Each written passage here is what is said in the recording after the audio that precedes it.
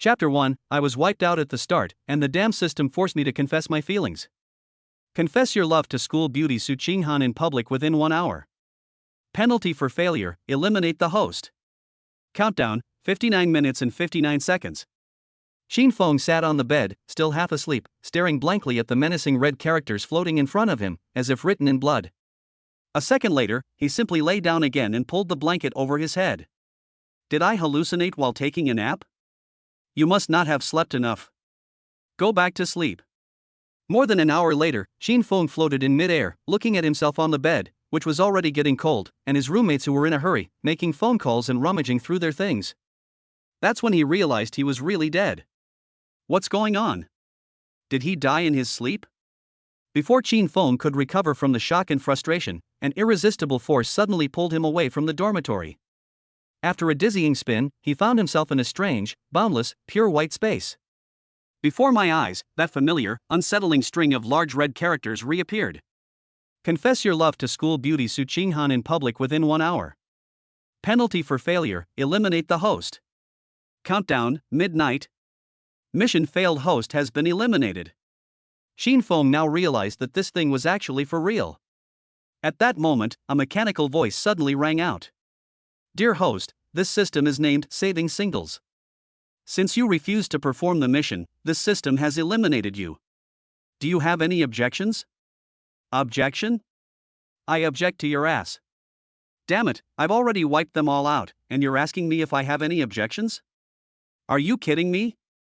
You damn system, get the hell out of here. Xin Feng was furious and pointed at the string of large red characters in front of him, cursing. Other people's systems are cheat codes, but his system is a death warrant. It sends him to his death right from the start. This isn't a system, it's practically an electronic version of the King of Hell's Book of Life and Death. What's the point of keeping this damn system? Get it out.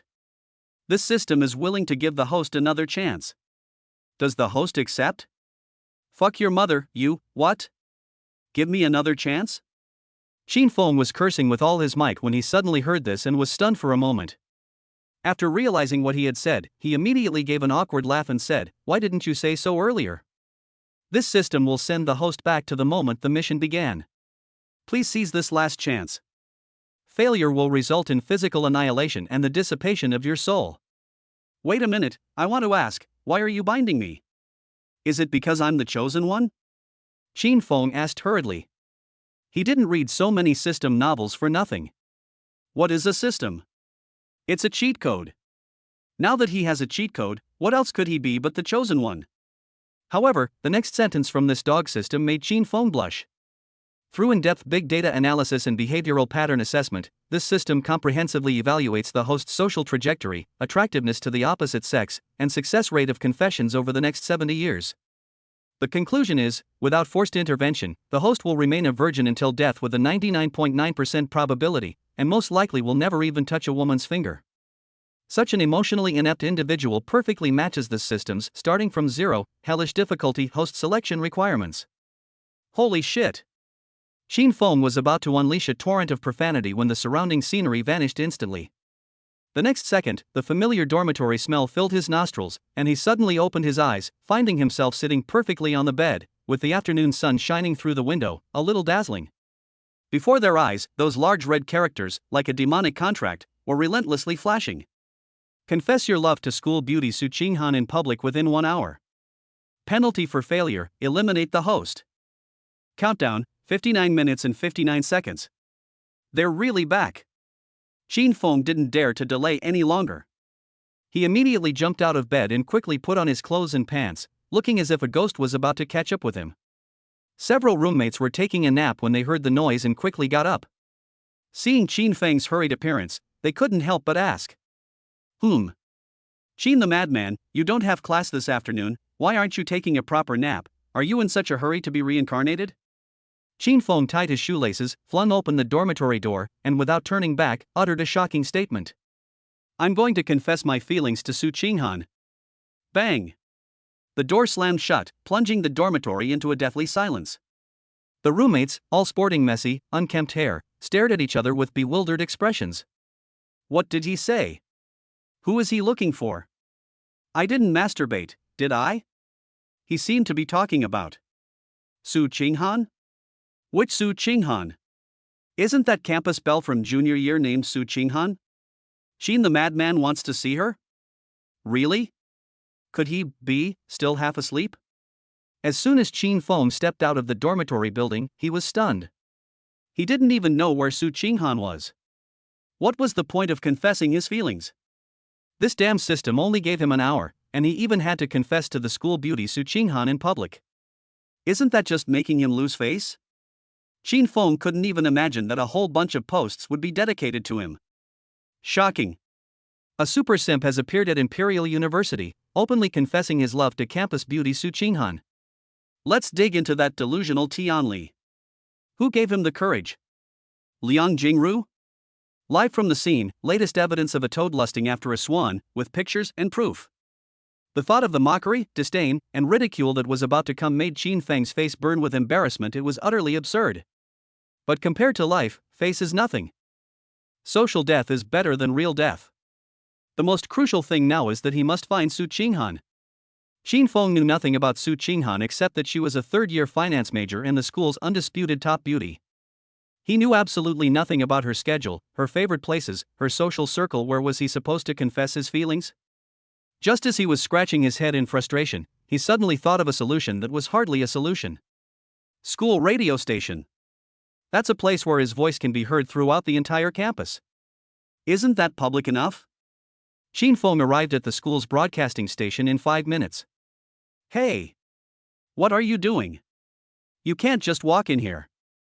The director, a girl wearing glasses, immediately stood up to stop her. I'm sorry. I have an emergency. A very urgent emergency. At this moment, Qin Feng no longer cared about rules. His survival instinct gave him immense strength. He spotted an opening, slipped through the gap between the two like an eel, darted to the front of the broadcasting platform, grabbed the microphone, and shouted. Hey! Su Qinghan, a junior majoring in finance, I like you. The incredibly clear sound, amplified by the loudspeaker, instantly resounded throughout the entire campus of Imperial Capital University. Whether they were studying in the classroom, exercising on the playground, resting in the dormitory, or strolling along the tree-lined path, almost all the students heard this earth-shattering confession, and the entire school was instantly in an uproar. Everyone knows Su Qinghan, the school beauty. Someone confessed their love to her in the broadcasting room? After Qin Feng finished speaking, he stared intently at the string of red numbers that appeared in front of him. 46 minutes and 32 seconds. 46 minutes and 31 seconds. What does this mean? Why is the countdown still going on? Didn't I already confess my feelings? Qin Feng was dumbfounded. He had already lost face, and the mission wasn't even complete yet? Inside the broadcasting room, the station manager and the director were both furious. Several people rushed forward, grabbed Qin Feng's shoulders and arms, and pulled him away with all their might. Hey! Let go! This is a serious violation of discipline. You will be punished. Unwilling to give up, Qin Feng mustered all his strength and broke free from his restraints once more. He lunged at the microphone a second time, letting out a final, almost roaring cry. Su Qinghan! Did you hear me? I, Qin Feng, love you. This time, as soon as he finished speaking, the station manager reacted quickly and cut off the main power supply with a snap, instantly silencing the microphone. The station master turned around, his face ashen, pointed at Qin Feng, and sternly rebuked him. Student, we will report your behavior to the school. This is outrageous. Qin Feng was pushed and shoved out of the broadcasting station by several people. He staggered a few steps and stood blankly outside the door. He ignored the pointing fingers and whispers around him. The immense sense of loss and fear of death chilled him to the bone. Is it over? Or, did it fail? Just as he was filled with despair, the large red characters before his eyes flashed suddenly, then vanished like fireworks. Immediately afterwards, a new line of text, radiating a soft glow, appeared. Congratulations, host. Mission complete. Reward, Chinese martial arts grandmaster level. Almost simultaneously, an indescribable surge of heat appeared out of nowhere in his body, like a rushing river, instantly flowing through his limbs and bones. Countless profound knowledge about fist techniques, leg techniques, body techniques, power generation techniques, and the circulation of qi and blood, like innate instincts, are deeply imprinted in his mind and muscle memory. Shin Fong could clearly feel that his strength, speed, reflexes, and even control over his body had undergone a tremendous and qualitative leap. He survived, and gained incredible power. Overjoyed at surviving the ordeal and excited about gaining extraordinary abilities, Shin Fong stood rooted to the spot, a complex smile, a mixture of lingering fear, excitement, and ambition uncontrollably spreading across his face. This damn system seems kind of interesting. Chapter 2, Seeking Advice from Netizens. Online success will earn you 50 vouchers. Imperial Capital University, first library, second floor study room. Upon hearing the announcement over the loudspeaker, a beautiful young woman in a white dress instantly showed a look of embarrassment and annoyance on her stunning face. Sitting next to her was her best friend, who was jokingly saying with a smile, "Hey, someone's confessing their love to you again. Ha, and they even used the loudspeaker. Whose subordinate is this?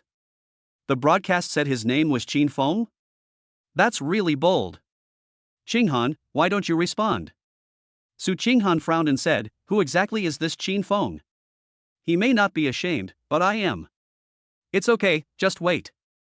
In less than a day, people on the campus forum will be digging into him, and then they'll know who he is," my best friend said nonchalantly. On the other side, Shin Fong came out of the broadcasting room but did not go back to the dormitory immediately. Instead, he went to the school's large playground. There weren't many people on the playground at the moment, so he found a quiet corner and began to try to feel the unparalleled physical skills within his body.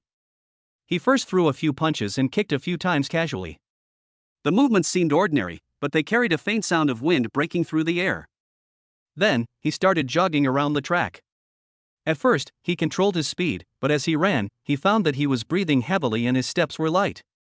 He used to be out of breath after running a kilometer, but now he could run 3 or 4 laps with ease. His whole body felt warm and comfortable, as if he had inexhaustible energy. He even tried a few difficult power-generating techniques from memory, executing them perfectly as if by instinct. This system, though it's a jerk, the rewards it gives are really tempting. Shin Fong only stopped, satisfied, after feeling his body slightly warm and fully adapting to this transformative change. Just then, he received a call from his counselor, Teacher Zhang, asking him to come to the office. As expected, what's meant to happen will happen. In the office, Teacher Zhang pushed up his glasses, looked at the rising star student in front of him, and gave him a serious half-hour lecture, from school rules and regulations to personal character, and finally took out a document. "Shin Fong, you trespassed into the broadcasting station and used the equipment without permission, causing a very negative impact on the entire school. After deliberation, the college has decided to issue you a serious warning. We hope you will reflect deeply on your actions and not repeat them." Shin Fong accepted the disciplinary notice with both hands. Far from showing the expected remorse or fear, his face betrayed a slight, uncontrollable smile, and he even unconsciously uttered, "Thank you, teacher." "Counselor Zhang?"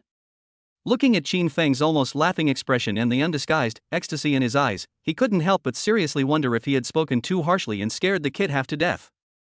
"A warning. Although it won't be recorded in your file, it will directly affect your scholarship, performance evaluations, and even your chances of getting a valuable postgraduate recommendation in the future. Which normal student wouldn't be devastated and weep uncontrollably upon receiving punishment, begging for leniency? Only this guy in front of me is smiling like he just found money on the street." Shin Fong didn't care what his counselor thought. Holding the disciplinary notice he had saved himself, he felt light and carefree. He arrived in high spirits and left with even more light steps, humming an off-key tune. He looked like he had just received a huge scholarship. "It's going to explode. It's melting. GNI is so beautiful. Bay Bay." Shin Fong hummed a little tune as he leisurely strolled back to his dormitory.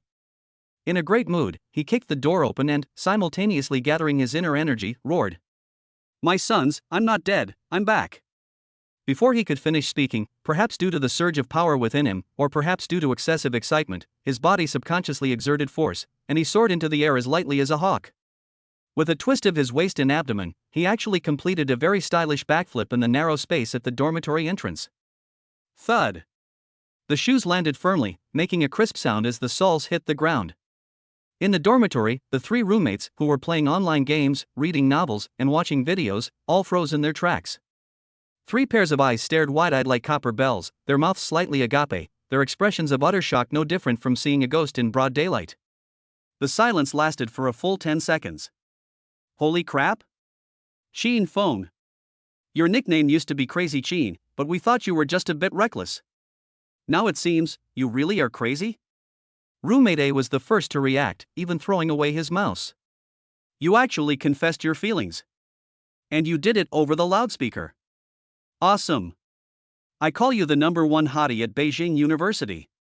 Roommate B jumped out of bed, gave a thumbs up, and his face was full of incredulous admiration. You're so arrogant. Do you know you've gotten yourself into big trouble? Many of Su Qinghan's suitors come from wealthy and powerful families. If you mess around like this, what if they hold a grudge and retaliate against you? My roommate C, who wears glasses, is more rational. He pushed up his glasses and looked worried. After saying that, roommate C added, and isn't it true that misusing the public address system can result in punishment?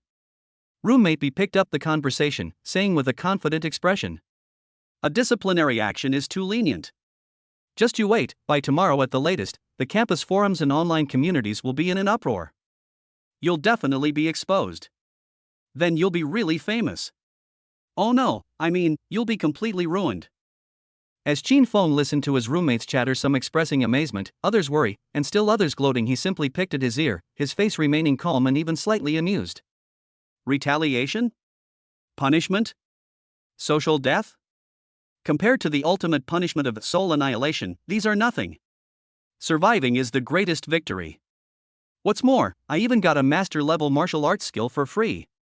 He now feels that the sky is bluer, the water is sweeter, and even his roommate's nagging sounds exceptionally pleasant. Qin Feng is not worried at all. On the contrary, he is secretly looking forward to it. He even hopes that the damn system will arrange a few more exciting confession or death-seeking tasks for him. Let the storm rage on. Perhaps sensing Qin Feng's strong provocation, the system immediately issued the next task. Please confess your feelings to school beauty Su Qinghan again tomorrow morning at 10:30 a.m. in front of the 10th teaching building in an unusual way. Mission failed, host eliminated. Note, the more unconventional and bizarre the way the host expresses their feelings, the higher the quality and level of the reward upon completion of the task. Please unleash your talent. Wow! We've got a job. And it really is instant response. Qin Feng was not surprised but delighted. His eyes lit up. He was not frightened by the word annihilation. Instead, he was like a gambler who had seen dice, rubbing his hands together and eager to try. Same recipe, same people, but with a weirder method? Qin Feng rubbed his chin, thinking, but he really couldn't come up with any strange methods for the time being. At this point, he felt he should ask those incredibly knowledgeable netizens. Qin Feng turned on his computer, went to the website, quickly created a new post, and after careful consideration, decided on the title. Urgent. Need help online. How to confess your feelings to a campus beauty in the most bizarre and memorable way. Seeking expert advice, I'll give you 50 vouchers if you succeed. Chapter 3 Senior, I'm Hua, let's be boyfriend and girlfriend. At 10:25 a.m. the next day, at the foot of building number 10 of Imperial Capital University. Qin Feng arrived right on time, carrying a small speaker. The thought of what he was going to do made him want to laugh, but he had no choice but to do it if he wanted to survive and get the rewards from the system. 5 minutes later, a faint commotion could be heard from inside the teaching building. It was 10:30, and the flow of students leaving get out of class was like a floodgate opening, pouring out from all the entrances. Qin Feng immediately entered hunting mode, his eyes scanning the crowd with tense speed, like the most sophisticated radar, not missing any similar figures. He had already repeatedly looked at Su Qinghan's photos on the campus forum and in the group chat, and that aloof and stunningly beautiful face was almost etched into his mind. Soon, a pretty girl wearing a beige knitted short-sleeved shirt and a light blue short skirt appeared in Qin Feng's line of sight.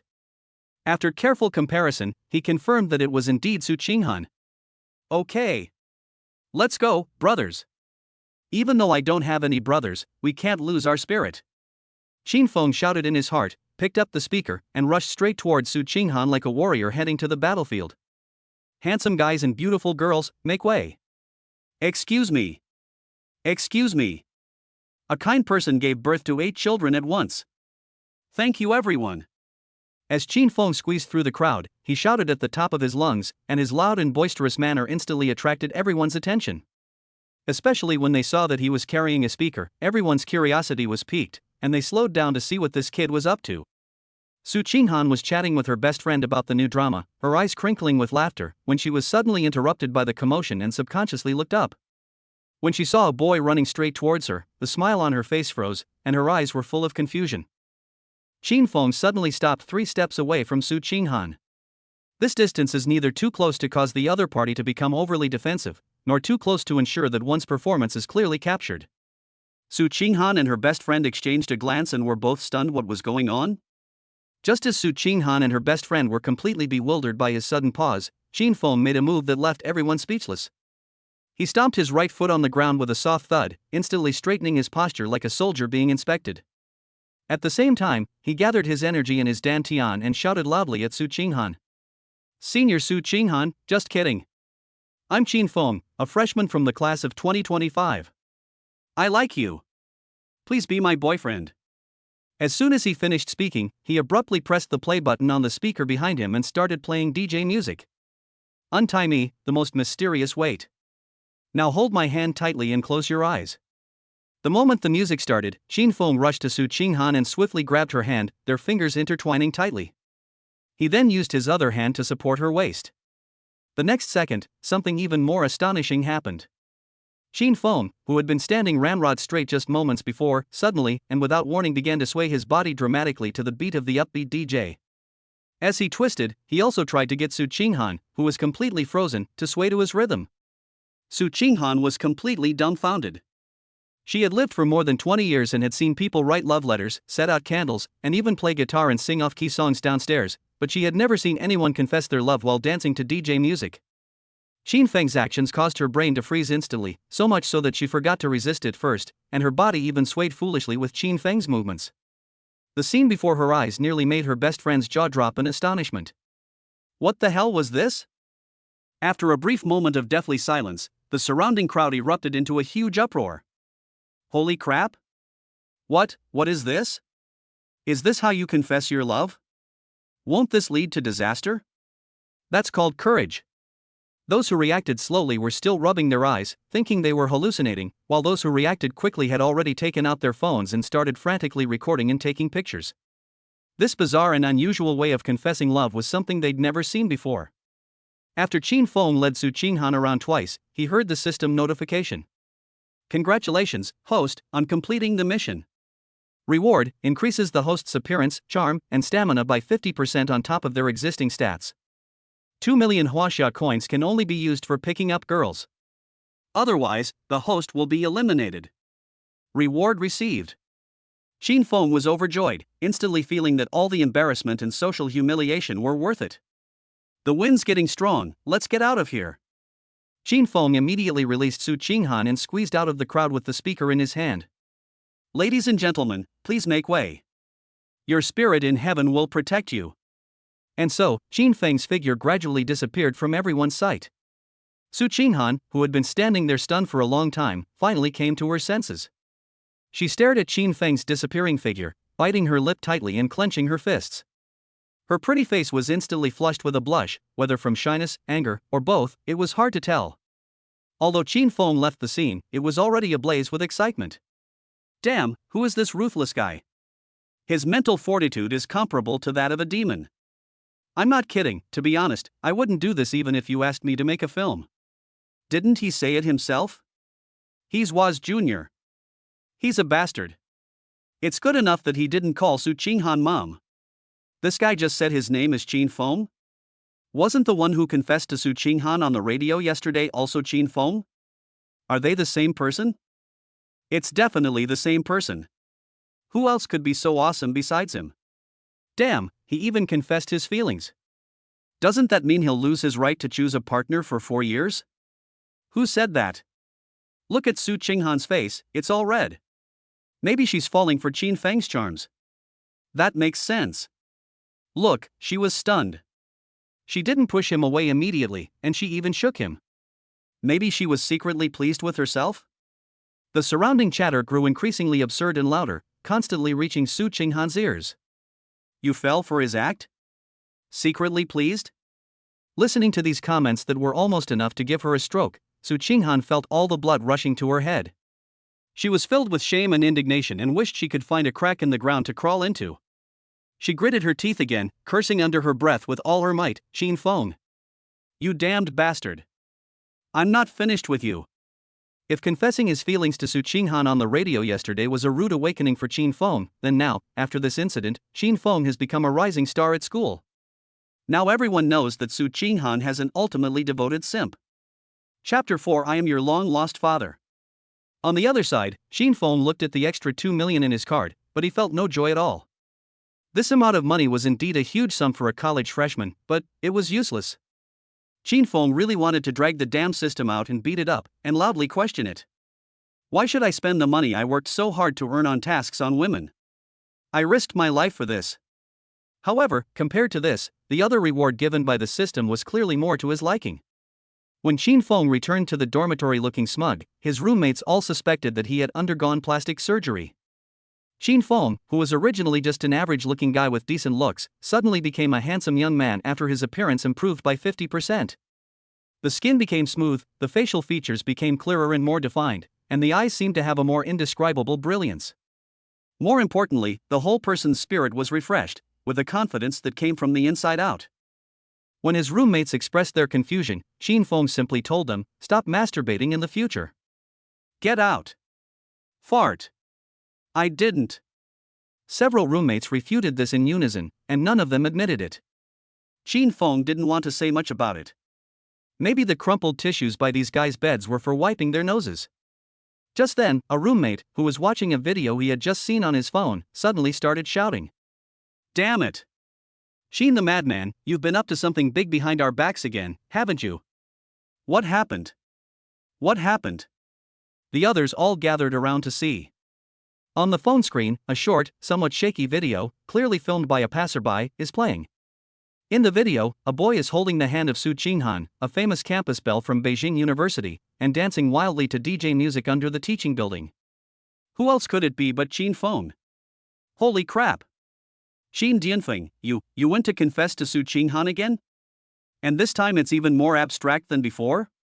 Although this video has already received over 200,000 likes on Douyin and gone viral, as your roommates, we feel deeply ashamed.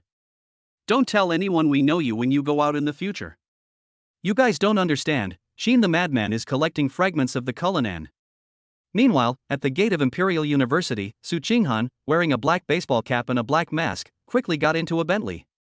After closing the car door, she finally let out a long sigh of relief, reached out and took off her hat and mask, revealing a stunningly beautiful face that was slightly flushed from the heat and her excitement.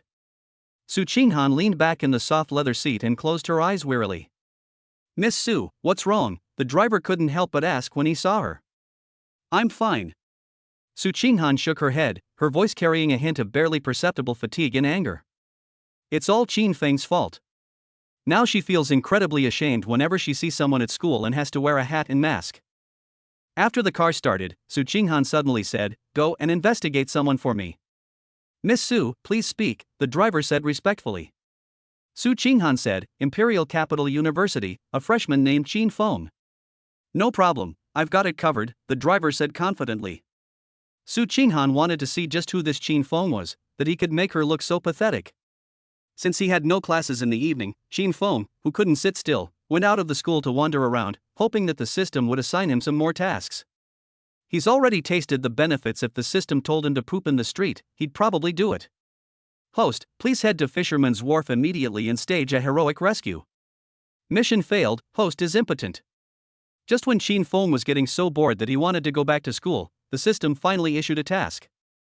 Damn this system. Impotence? What the hell do you mean? You can kill me, but can't you at least not make me impotent? This is worse than obliteration, you bastard. Qin Feng was furious when he saw the punishment details. For a hot-blooded young man, this punishment was like a precise strike to his most vital spot. This system was definitely doing it on purpose. After grumbling for a moment, Qin Feng didn't dare to delay and immediately took out his phone to search for Fisherman's Wharf. The map showed that it was only 3 kilometers away from his current location. Normally, he might have run over there, but considering that the mission was to rescue a damsel in distress, which meant the girl was in danger, Qin Feng decided to scan a shared bicycle and ride over instead. However, just as he locked his phone and put it away, preparing to push his cart, he looked up and, lo and behold, 4 or 5 shady-looking young men strolled out of the alley ahead.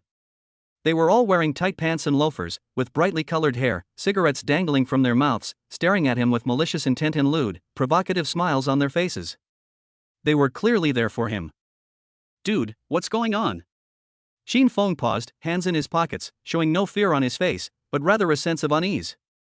At that moment, a man dressed in an extremely flashy manner, wearing a sequined shirt and with his hair slicked back, walked out from behind the thugs. He had his hands in his pockets, chin slightly raised, looking down at Shin Fong with his nostrils flared. He cracked his neck, making a soft crack sound, and began to speak in a deliberately deep voice. "You're Shin Fong? I haven't mistaken you for someone else, have I?" Shin Fong, expressionless and without any warning, launched into a tirade. "I am your long-lost father." The show-off was stunned for a moment, not expecting his opponent to start with 0 frames. Then, enraged, he shouted, "Damn it, get him! There are no security cameras here." Smack his mouth shut. He originally thought that saying "there are no surveillance cameras" would scare the other party, but to his surprise, Shin Feng's eyes lit up instantly when he heard those 3 words. "No CCTV footage? Doesn't that mean we can do whatever we want?" Ha ha ha. Great. That's fantastic. Shin Fong was not surprised but delighted. He laughed loudly and rushed over before the thugs who were eager to fight could make a move. Shin Fong, who possesses master-level martial arts skills, is like a dimensional reduction in strength when fighting these thugs who only know how to throw wild punches. Half a minute later, only the show-off and Shin Fong were still standing. Seeing Shin Fong act like a war god, taking down his men with just a few punches and kicks, the show-off was terrified and tried to run away. Shin Fong sneered, pushed off with his feet, and caught up in a few steps. He grabbed the back of the flashy man's expensive sequined shirt and pulled him back like a chick. Big brother, Dad. Have mercy. Have mercy. I didn't lay a hand on him. The show-off instantly turned into a coward, begging for mercy with tears streaming down his face. "Why are you stopping me here? I'll beat you to death if you don't talk." Shin Fong kicked him hard in the back of the knee, forcing him to kneel down.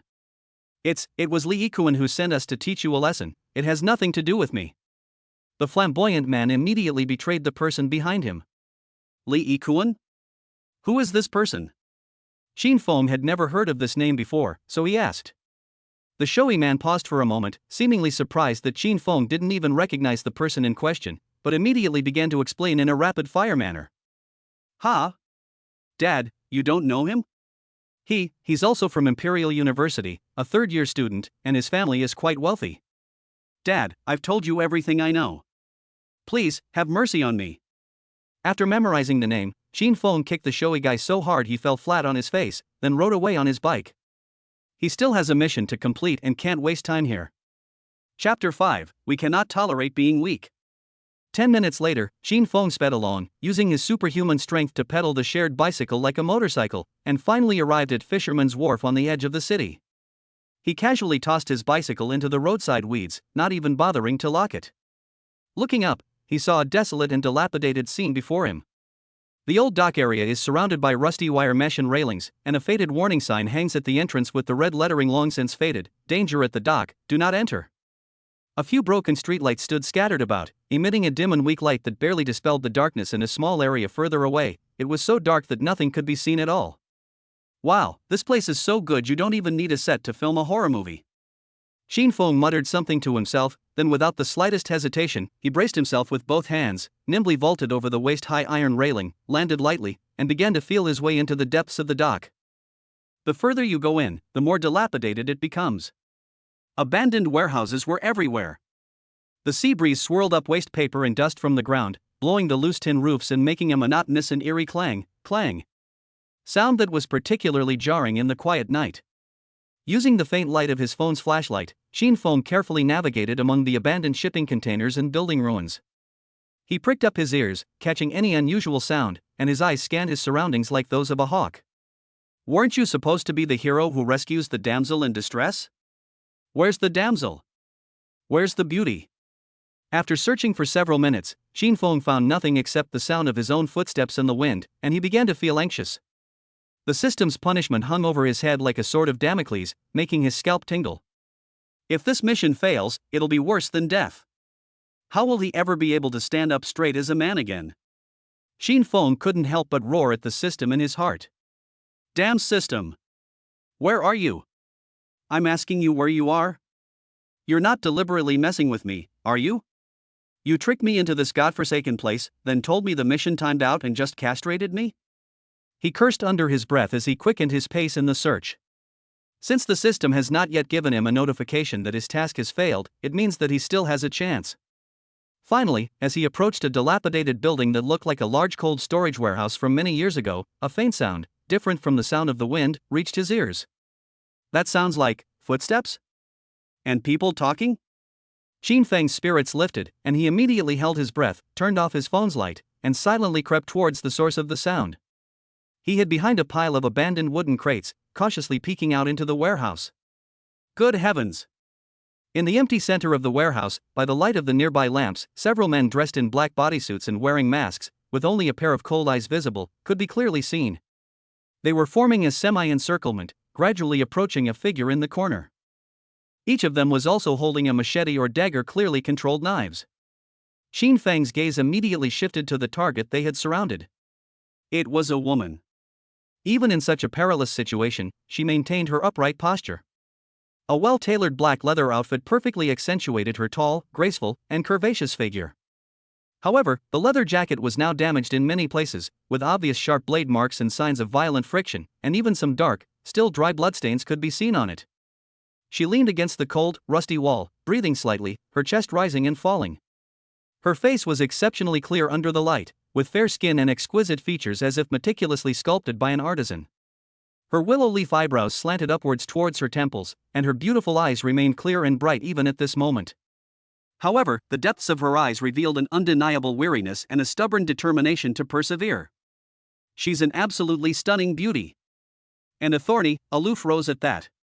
But at this moment, the rose has clearly reached its limit. She was breathing rapidly and seemed unsteady against the wall, clearly having gone through a fierce fight and possibly been injured, and was extremely exhausted.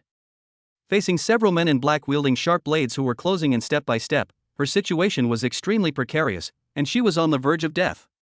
It must be her, right? Xin Feng thought to himself. Inside the warehouse, Long Fei Shue coldly surveyed the men in black before her, gripping her short knife tightly.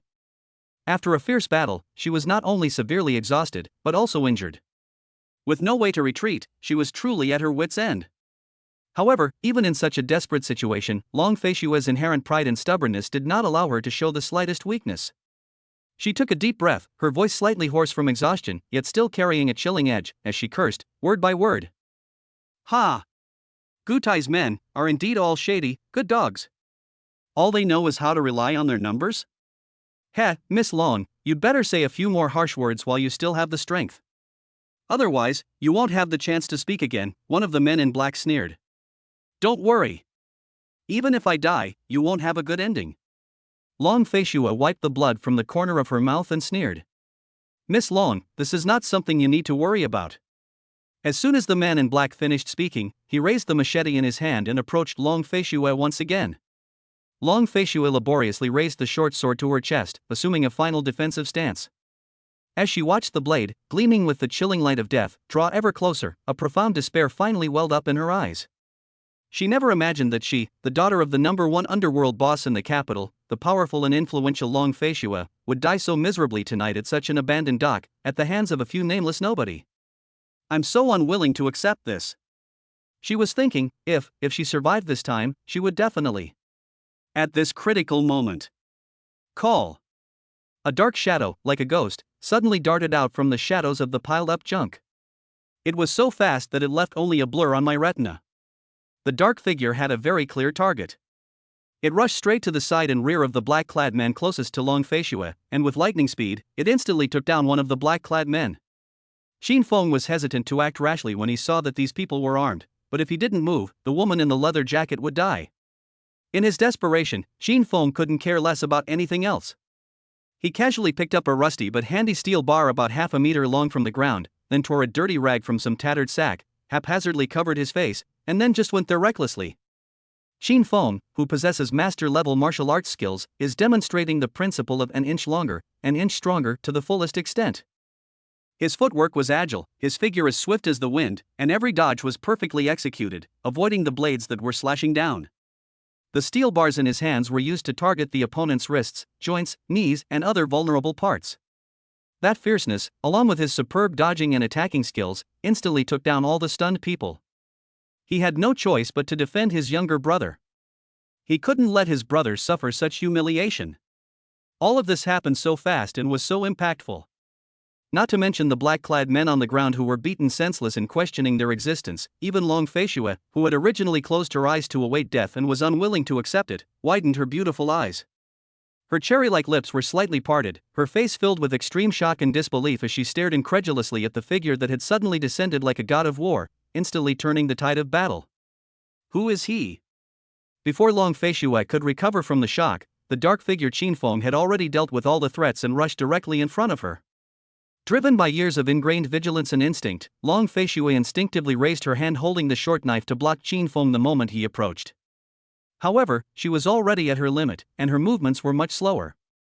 The knife in her hand was knocked away by Qinfeng with a single blow. Damn it!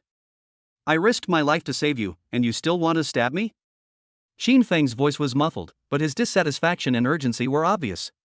He had no time for idle chatter and disregarded any secrecy between men and women. He grabbed Long Feishue's legs with one hand and wrapped his other arm around her back. With a little effort, he carried her in a standard princess carry, no, more like carrying a sack of potatoes, roughly hoisting her onto his strong shoulders. What are you doing? Put me down! Long Feishue cried out in alarm. The violent struggle aggravated her wounds, causing her to gasp in pain. In all her life, she had never been carried in such a humiliating position by a man. Shut up! If you want to live, don't move. Qinfeng let out a low growl, feeling the amazing elasticity and warmth on his shoulder, but his mind was filled with no romantic thoughts, only an urgent need to complete the mission. He carried Long Feishue on his back, and with a burst of speed, he sprinted like a nimble cheetah into the dark night outside the warehouse, disappearing into the shadows in an instant. Chapter 6 Long Feishue. Who exactly are you? Put me down. I can walk by myself. While carrying the soft, fragrant body on his shoulder, Qinfeng stumbled and ran wildly through the complex terrain outside the abandoned dock, all the while enduring her constant shouting and struggling in his ear. His long legs, tightly encased in leather pants, kept swaying, making running even more difficult and causing him to become increasingly agitated. Smack! Qinfeng raised his palm and lightly patted the round, perky buttocks that were naturally raised because he was being carried and outlined by the leather pants. It had an amazingly bouncy texture, but he had no time to savor it at the moment. If you want to die, then keep yelling, Qinfeng said in a deep voice. The moment those words were spoken, the surroundings became instantly quiet. However, even so, Qinfeng was still very agitated. Because this damn system hasn't even popped up the message that the mission is complete yet, even though he's already saved the person from the brink of death, doesn't that count as a hero saving a damsel in distress? Does he have to kill all those men in black to be considered right? As long as the system didn't pop up a task completed notification, he dared not relax for a moment. He could only wander around like a headless fly, carrying this huge burden, relying on instinct and the dim light, desperately trying to get as far away from the scene of the incident as possible from the broken roads and alleys outside the dock area. He didn't know how long he had been running. His lungs felt like broken bellows, his legs felt like they were filled with lead, and he was almost completely drained of energy. Sweat soaked his back. Qinfeng seriously suspected that this damn system was deliberately messing with him. It was forcing him to carry people around like an idiot. Just as he was mentally sending a warm greeting to the system's notification finally sounded. Congratulations, host, on completing the mission. Reward allows any part of the body to grow 2 centimeters. Upon seeing this reward, Qinfeng instantly deflated. What he wanted was a special ability. This damn system's reward seemed utterly useless. With the mission accomplished, Qinfeng's tense nerves suddenly relaxed. Only then did he remember that he was still carrying someone on his shoulder, and he hurriedly and clumsily put her down. Only then did he realize with surprise that the cold and beautiful woman who had been struggling just moments before had somehow fainted. His long eyelashes were tightly closed, his face was pale, and his lips were pale, clearly indicating that he had fainted due to exhaustion. Damn it! You're really giving me trouble. Qinfeng suddenly felt overwhelmed, looking at the pretty face so close to his face with a troubled expression. His original plan was to put down this hot potato as soon as the mission was completed, then go home and find their own mothers, and never meet again in the world of martial arts. He didn't want to get involved in this kind of trouble that was clearly a gangland feud. But now she has fainted, is unconscious, and has injuries. Although Qin Feng didn't consider himself a saintly good person, he had just saved her, and then turned around and dumped a stunningly beautiful woman who was unconscious and injured on the street in the middle of the night. That's just too beastly. If he were to be picked up by some thugs and hooligans again, wouldn't his heroic status be for nothing? Qin Feng squatted down, put his arms under her armpits and under her knees, and tentatively lifted her up. The woman's slender yet powerful waist, warm to the touch through her leather jacket, carried a faint scent of blood mixed with a peculiar, cool fragrance. Sigh. Qin Feng sighed, his mind in turmoil. Fine, I'll see this through to the end. I guess I'm just unlucky. I'll find you a place to settle down, and I'll leave once you wake up. He finally gritted his teeth and made the decision. Go to the hospital? No way. This woman's enemies seem ruthless. They probably guessed they would go to the hospital and set up surveillance there, so sending them there would be like walking into a trap. We can only go to a cheap hotel. Qin Feng thought for a moment, then carried the unconscious Long Feishue and walked towards the street in his memory that had many cheap hotels. He deliberately chose the most inconspicuous hotel, one whose signboard was not even fully illuminated. The receptionist was an old lady who was dozing off and seemed unfazed by the situation, so he lazily checked in.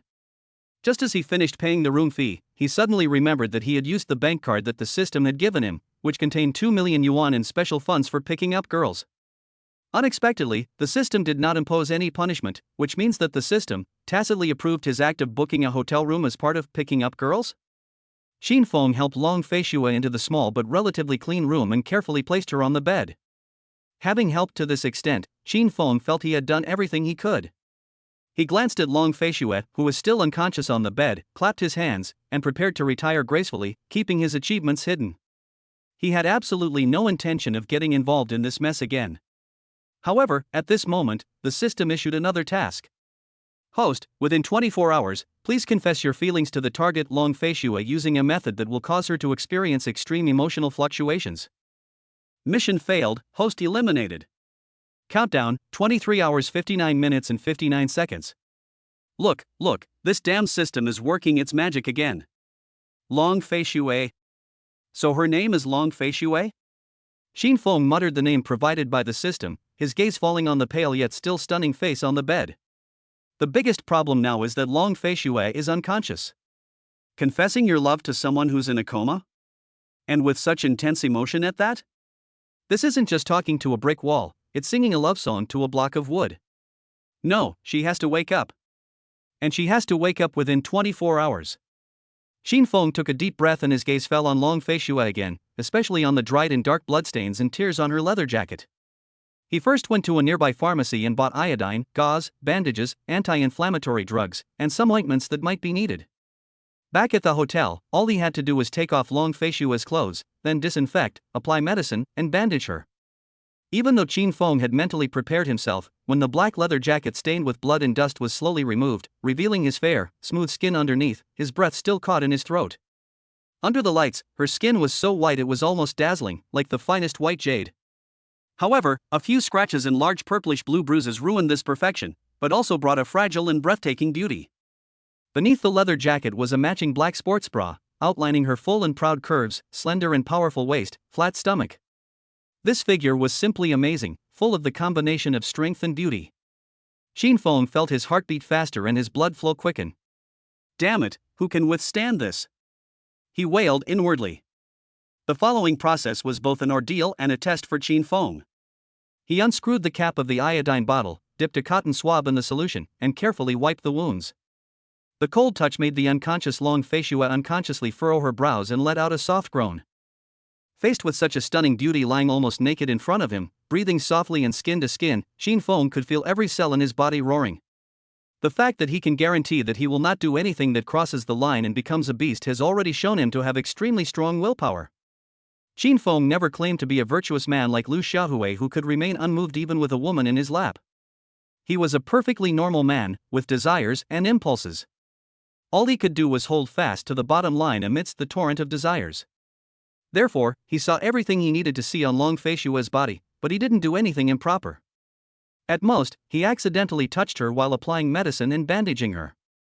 Of course, if the system issues some rather inhumane task, then he has no choice but to execute it. Because that would kill him. To survive, let alone confess his feelings, even if the system made him, cough cough, he would have no choice but to bite the bullet and go for it. When faced with survival, integrity can be temporarily and strategically abandoned. After a flurry of activity, the sky outside the window was already beginning to lighten.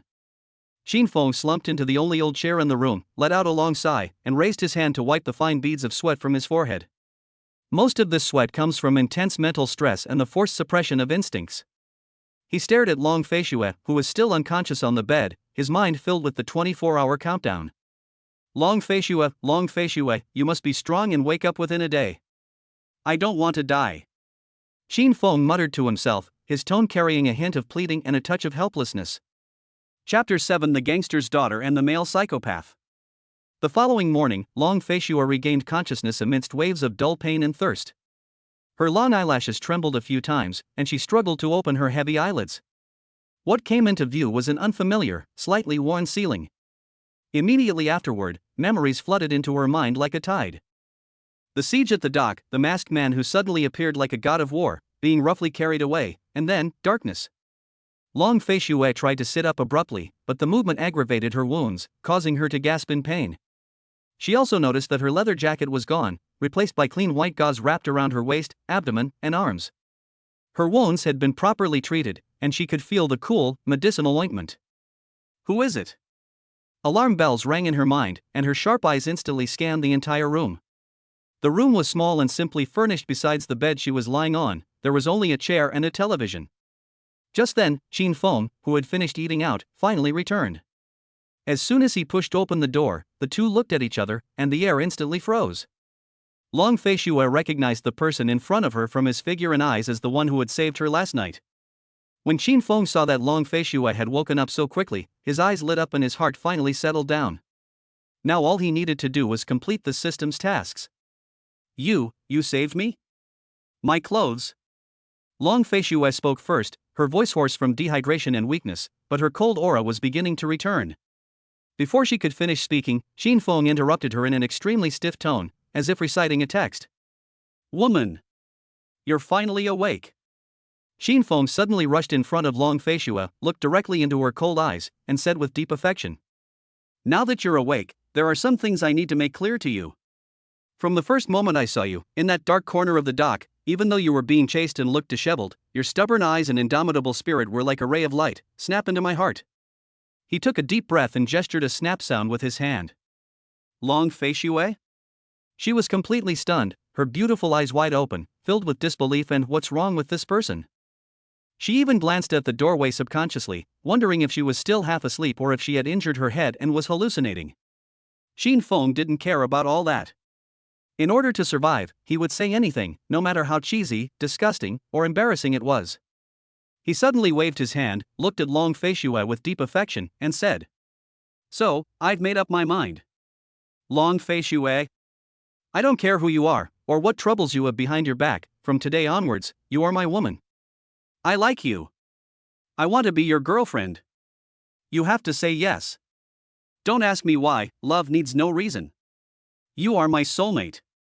As soon as he finished speaking, the room fell into a deathly silence. The expression on Long Feishue's face gradually changed from initial shock and confusion to an extreme sense of absurdity, and finally, all her emotions turned into a raging fire of anger. She had lived for over 20 years, as the daughter of a gangster, she had seen all sorts of suitors and experienced all kinds of conspiracies and schemes, but never had such an outrageous, such a humiliating, such an absurd experience. This man saw my naked body yesterday. Although it was to save my life, I was already holding back a lot of anger. Now, this bastard not only shows no respect, but also, while she is still recovering from her injuries and physically weak, he is using this method, which is like a mentally challenged child rehearsing a stage play, to carry out his so-called confession. What a disgrace! Absolutely a disgrace! Long Feishue was so angry that she began to tremble all over, and her pale cheeks flushed an unnatural red with rage. She tried to sit up, but the pain and weakness caused her to fall back down. She could only grip the sheets tightly with her hands, her fingernails almost digging into the fabric. Long Fei Shue stared intently at Qin Feng with fiery eyes. If looks could kill, Qin Feng would have been executed by slow slicing by now. You, shameless scoundrel. Get out of here. Her voice trembled with anger, her chest heaving violently as she gritted her teeth and spoke. Qin Feng was now somewhat puzzled. Wasn't Long Fei Shue's emotional fluctuation already intense enough? If that look could kill, he would have been dead tens of thousands of times over by now, right? But this damn system just hadn't said the mission was complete. How could Qin Feng dare to leave before completing his mission? Not only did he not leave, but he took another small step forward, imitating a domineering CEO tone he'd picked up from somewhere, and added, "Woman, don't try to test my patience. I'll challenge you my foot. Get out of here." Long Fei Shue finally snapped. Forgetting all about being a young lady, she grabbed the TV remote and threw it at Qin Feng. Qin Feng instinctively flinched, thinking to himself, damn it, the mission isn't finished yet? He's already this angry, isn't that enough? Since that's the case, he has no choice but to unleash his ultimate move. Qin Feng flashed and moved directly to the bedside. His face, which was filled with ready to die and willing to risk everything, was infinitely close to Long Fei Shue's rapidly widening pupils. You. Long Fei Shue was utterly astonished, completely unprepared for his sudden approach, and even more so for his next move. Qin Feng suddenly wrapped one arm around her body, which was somewhat limp due to injury and shock, and held her tightly. With his other hand, he swiftly reached out and precisely lifted her beautifully shaped chin. The next second, before Long Fei Shue could fully react, Qin Feng lowered his head and kissed her lips, which were pale from blood loss and anger but still soft and alluring, fiercely and firmly. Ugh! Long Fei Shue's eyes widened to their limit instantly, her mind went completely blank. All her anger, all her thoughts, all her reflexes, all froze at that moment. She was forcibly kissed? Qin Feng wasn't satisfied after kissing her. While Long Fei Shue was still in a petrified state, his soul seemingly leaving her body, he quickly turned his head and forcefully sucked on her fair and smooth cheek. Pop! A clear, bright red strawberry mark was instantly imprinted on Long Fei Shue's cheek. Having finished everything, Qin Feng abruptly released her, jumped back a step, and quickly stood up straight. He forced a complex expression onto his face, a mixture of deep affection, domineering attitude, and "I'm awesome." In an extremely exaggerated tone, he opened his arms and loudly proclaimed, "Long Fei Shue, since words cannot express even a fraction of my love for you, then I will prove it with my actions. Look closely. This is my burning, unchanging love for you." As soon as he finished speaking, Long Fei Shue's malfunctioning brain finally reconnected. She subconsciously raised her slightly trembling hand and gently touched her still somewhat numb lips, where the feeling of being forcibly invaded still lingered. Then, her fingertips touched the slightly raised mark on her cheek, which caused a strange stinging pain. Boom! An unprecedented, chilling killing intent erupted from her delicate body like a volcanic eruption. It instantly swept through the entire small room, and the temperature seemed to drop several degrees. She, Long Fei Shue, the heiress of the underworld, with such a prestigious status in the underground world, was actually kissed in such a humiliating way by some weirdo who appeared out of nowhere? And even left a hickey? Unforgivable. Absolutely unforgivable. Annoyed? That's not even enough to describe her emotions. It was an extreme sense of absurdity, a feeling of collapse from having one's worldview repeatedly trampled upon. It was also a destructive impulse to tear the man in front of me to pieces, shred his body, and grind his bones to ashes. Just then, Qin Feng finally received a notification that the mission was complete. Congratulations, host, on completing the mission. Rewards: stamina increased by 50%, appearance increased by 50%, charm increased by 50%, anti-stalking awareness and skills master level. Nice! Finally! Seeing that the mission was finally completed, Qin Feng couldn't help but raise his arms and shout. The mission reward was what he wanted, and it wasn't a waste of time being a lunatic here. Okay. Miss Long. Now that my intentions have been conveyed, you can handle the rest yourself. I'm leaving now. It was a pleasure working with you. Qin Feng was in a great mood. He gave Long Fei Shue, who had transformed into a walking, talking bomb on the bed, a dashing smile and waved. After saying that, he didn't dare to look at Long Fei Shue's murderous gaze anymore. He flashed like an eel and darted to the door. He opened the door and rushed out without looking back. The room was deathly silent. The next second, a roar that was filled with endless humiliation, rage, and murderous intent, and almost lifted the roof, burst out from the depths of Long Feishua's throat. "Who are you? I will kill you. I will tear you to pieces." Chapter 8 New Mission: Confess your feelings first, then ask for stockings. When Qin Feng returned to his dormitory, he looked at the mirror, which was stained with water, and was stunned for a moment. The boy in the mirror still had the same eyebrows and eyes, but his features were inexplicably clearer and sharper. His skin texture was a level higher, and even his eyes, which usually had a somewhat lazy look, now seemed particularly bright.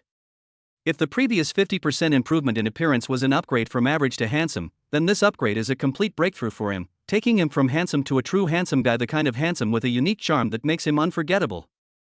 TSK, the system thing, it's a lousy thing, but its effects are really amazing. Qin Feng stroked his chin, and the guilt he felt for acting like a hooligan vanished instantly. He even felt that he could do it a few more times if the rewards were this generous. He was admiring his reflection in the mirror when a roommate pushed open the door. Seeing him, the roommate was about to say he looked even more handsome, but hesitated, looking him up and down before speaking with a hint of concern. "I'm telling you, Qin Feng, you'd better be careful lately. I have a feeling someone's planning to cause you trouble." Qin Feng snapped out of his self-absorption, paused for a moment, turned around and leaned against the sink, asking, "Who? Looking for trouble? I've been behaving so well lately." My roommate gave me a look that said, "Don't you have any self-awareness?" and explained helplessly, "Don't you even realize who you've messed with? Su Qinghan, our school's top beauty queen." The line of men chasing her could stretch from the cafeteria to the school gate, and there are plenty of rich and powerful guys among them. You've gone and confessed your feelings to her twice in public, now you're a celebrity on the forum. I heard, some rich second-generation guy is actually saying he wants to find someone to teach you a lesson and make you stay away from Su Qinghan. Upon hearing this, Qin Feng's mind instantly flashed back to the flamboyant man and the thugs he brought with him last night. He suddenly asked, "Do you know who Li Yikuan is?" Upon hearing this, the other roommates suddenly gathered around, one of them saying with a hint of disgust, "Li Yikuan? I know him. Our club president gossiped with us. Is this guy a sophomore or junior at our school? Anyway, he's a typical rich kid. His family seems to be in real estate, quite wealthy. But his reputation is terrible. This guy relies on his family's wealth and power. Playing with girls' feelings is the least of his worries. It's said that he also uses despicable means to force people to submit and has bullied many classmates. Anyway, if you ask the senior students in their second and third years, you'll hear a lot about the beastly things he's done." After saying that, he asked Qin Feng with some confusion, "Why did you suddenly ask about him?" "It's nothing, just asking casually. I've heard people mention this name before." Qin Feng waved his hand, a faint but cold smile appearing on his face. But in his heart he was thinking, "Good heavens, it seems this bastard is a repeat offender. Last night, someone came to mess with him." Although he managed to defuse the situation, Qin Feng felt that Li Yikuan probably wouldn't let it go and would definitely try to mess with him again. So that afternoon, Qin Feng went directly to an outdoor supplies and security equipment store in the city. Although he possesses master-level martial arts skills and physical strength far exceeding that of ordinary people, he knows that sometimes being unarmed and having a weapon are two completely different things, especially when the opponent may be armed. He carefully selected and bought a high-quality, portable, lightweight yet powerful steel baton. Holding it in his hand, he gave it a gentle flick, and with a whoosh, the black baton locked in place instantly, its weighty texture giving him a sense of security. "With this thing, I feel much safer." Qin Feng weighed it in his hand, then skillfully stuffed the retracted baton into his pocket, making it inconspicuous. As soon as Qin Feng left the store, he received another bizarre task from the system. Mission objective: within 4 hours, please go to Happy Bear Cafe, located 1.5 kilometers away, confess your feelings to the lady in blue sitting at table number 32 in the lobby, and successfully obtain the stockings on her legs. This must be given voluntarily. Stealing them will not work. Mission failed, host eliminated. Countdown, 3 hours 59 minutes and 59 seconds. Confessing your feelings? And you want stockings too? And they're given voluntarily? Qin Feng's newly accumulated heroic spirit vanished in an instant, and he stood frozen on the bustling street as if struck by lightning. Confessing his feelings isn't difficult. After the radio station incident and the Long Feishue incident, his resistance to social death has reached its peak. Confessing in public is something he can just grit his teeth and shamelessly do. But, stockings? What kind of insane mission is this? System, are you finally not satisfied with just killing me and starting to veer towards criminal activity? Damn this system. You want me to become a pervert? Why would anyone give me stockings? I'll fing. Shin Fong was so angry that his face turned pale and then red. He cursed the system in his mind with all the knowledge he had ever learned, wishing he could rip it out of his brain and stomp it to pieces. Regardless of whether the other person is beautiful or ugly, the act of giving stockings itself is simply impossible in normal social logic. He'd seen couples hugging and kissing in public, and he'd seen men and women behaving intimately, but who the hell had ever seen a strange man in a coffee shop ask a woman, "Can I have your stockings?" and actually succeed? Even if you pretend to be crazy and say something like, "Junior Wan needs to complete a task given by his mother," or even just shout, "Mom, please give me your stockings," people will most likely call the police to arrest the pervert, right? How could they possibly give them to him? What's more, what if the system's target is a burly middle-aged woman, or a hot-tempered older sister? The image is too beautiful. Just thinking about it makes Shin Fong feel nauseous and disgusted. Shin Fong scratched his hair vigorously, turning his once handsome hairstyle into a bird's nest in an instant. He felt as if a million ants were crawling all over him. This mission is utterly hopeless. It's even more despairing than sending him to fight 10 knife-wielding thugs. After struggling, agonizing, and wrestling with his inner turmoil for a good 10 minutes on the street, Shin Fong looked at the relentlessly ticking countdown and finally bowed his noble head to the cruel reality and the tyranny of the system. He took a deep breath, forced a smile that looked more like a grimace, and tried to communicate with the system in his mind, his tone humble and earnest. "Dog, oh no, respected system, can we discuss this? Could we change the mission? This mission doesn't align with the core values of us modern young people. No one else will give it to me. What if I lose face in my life, and you lose such a loyal and hard-working host?" He used almost all his sincerity and sycophantic spirit. However, the only response he received was the string of even more glaring, seemingly mocking, red countdown numbers flashing coldly in his mind. Task countdown, 3 hours 42 minutes and 58 seconds. Task countdown, 3 hours 42 minutes and 57 seconds. Shin Fong, password dog system. Chapter 9: The Woman at Table 32. The capital city, a high-tech villa district, the Su family residence. Su Qinghan sat upright in front of an expensive Steinway grand piano, her slender, fair fingers gracefully dancing across the black and white keys, producing a soothing yet slightly awkward melody. She stood tall and straight, with a long neck. Her profile, as she immersed herself in the music, was as beautiful as a meticulously crafted work of art, resembling a well-educated noblewoman. In fact, she really is. The Su Group, renowned throughout Beijing and even the entire country, is her family's business, with its influence extending into multiple fields such as finance, real estate, and technology. Before the piece was finished, there was a gentle knock on the door of the music room, and then an old butler dressed in a sharp suit with his hair neatly combed entered silently. He patiently waited until Su Qinghan finished playing a section before bowing slightly and whispering in a perfectly measured voice, "Miss, there are results regarding the matter you instructed us to investigate." Su Qinghan's fingers paused slightly on the piano keys, and the beautiful music came to an abrupt end. She looked up and gave the piano teacher, who was patiently instructing her, an apologetic yet polite smile. "Teacher Wang, I'm sorry, I have something to take care of." The piano teacher immediately understood, nodded respectfully, tidied up the sheet music, quietly left the practice room, and carefully closed the heavy solid wood door behind her. Once she confirmed that there was no one else in the room, Su Qinghan's formulaic elegance vanished instantly, replaced by a look of urgency. The butler immediately presented a neatly prepared paper document with both hands. Su Qinghan took the document and eagerly opened it. At first, her gaze was scrutinizing and curious, but the further she looked down, the more tightly her carefully trimmed eyebrows furrowed. Too ordinary. The Shin Fong described in the documents was as ordinary as could be. Born into an ordinary family with working-class parents, his life was unremarkable from childhood to adulthood, and his grades were average. Getting into a university in Beijing seemed to be the highlight of his life. There was no special background, no hidden identity, and even the personality description was extremely introverted, with ordinary relationships with classmates. How could someone so ordinary, almost mediocre, possibly have the audacity to do something as shocking and shameless as a city wall, such as confessing one's love on the radio or engaging in an awkward dance in public? The scene outside the teaching building uncontrollably resurfaced in Su Qinghan's mind. Upbeat DJ music played, and that guy named Shin Fong forcibly grabbed her hand, twisting his body under countless gazes and phone cameras. A surge of emotion, a mixture of extreme shame and raging anger, rushed to her head, flushing her fair cheeks with a faint blush. In her 20 years of life, Su Qinghan had never been so speechless at a man. This lunatic, she couldn't help but mutter under her breath, her slender fingers squeezing the edges of the documents so tightly they wrinkled slightly. If she hadn't used the Su family's influence to suppress the related videos and topics circulating online immediately, she would probably be famous throughout the country by now, becoming the subject of ridicule across the internet. You, Qin Feng, may be shameless, but Su Qinghan is. The butler, observing Su Qinghan's changing expression and furrowed brows, cautiously inquired.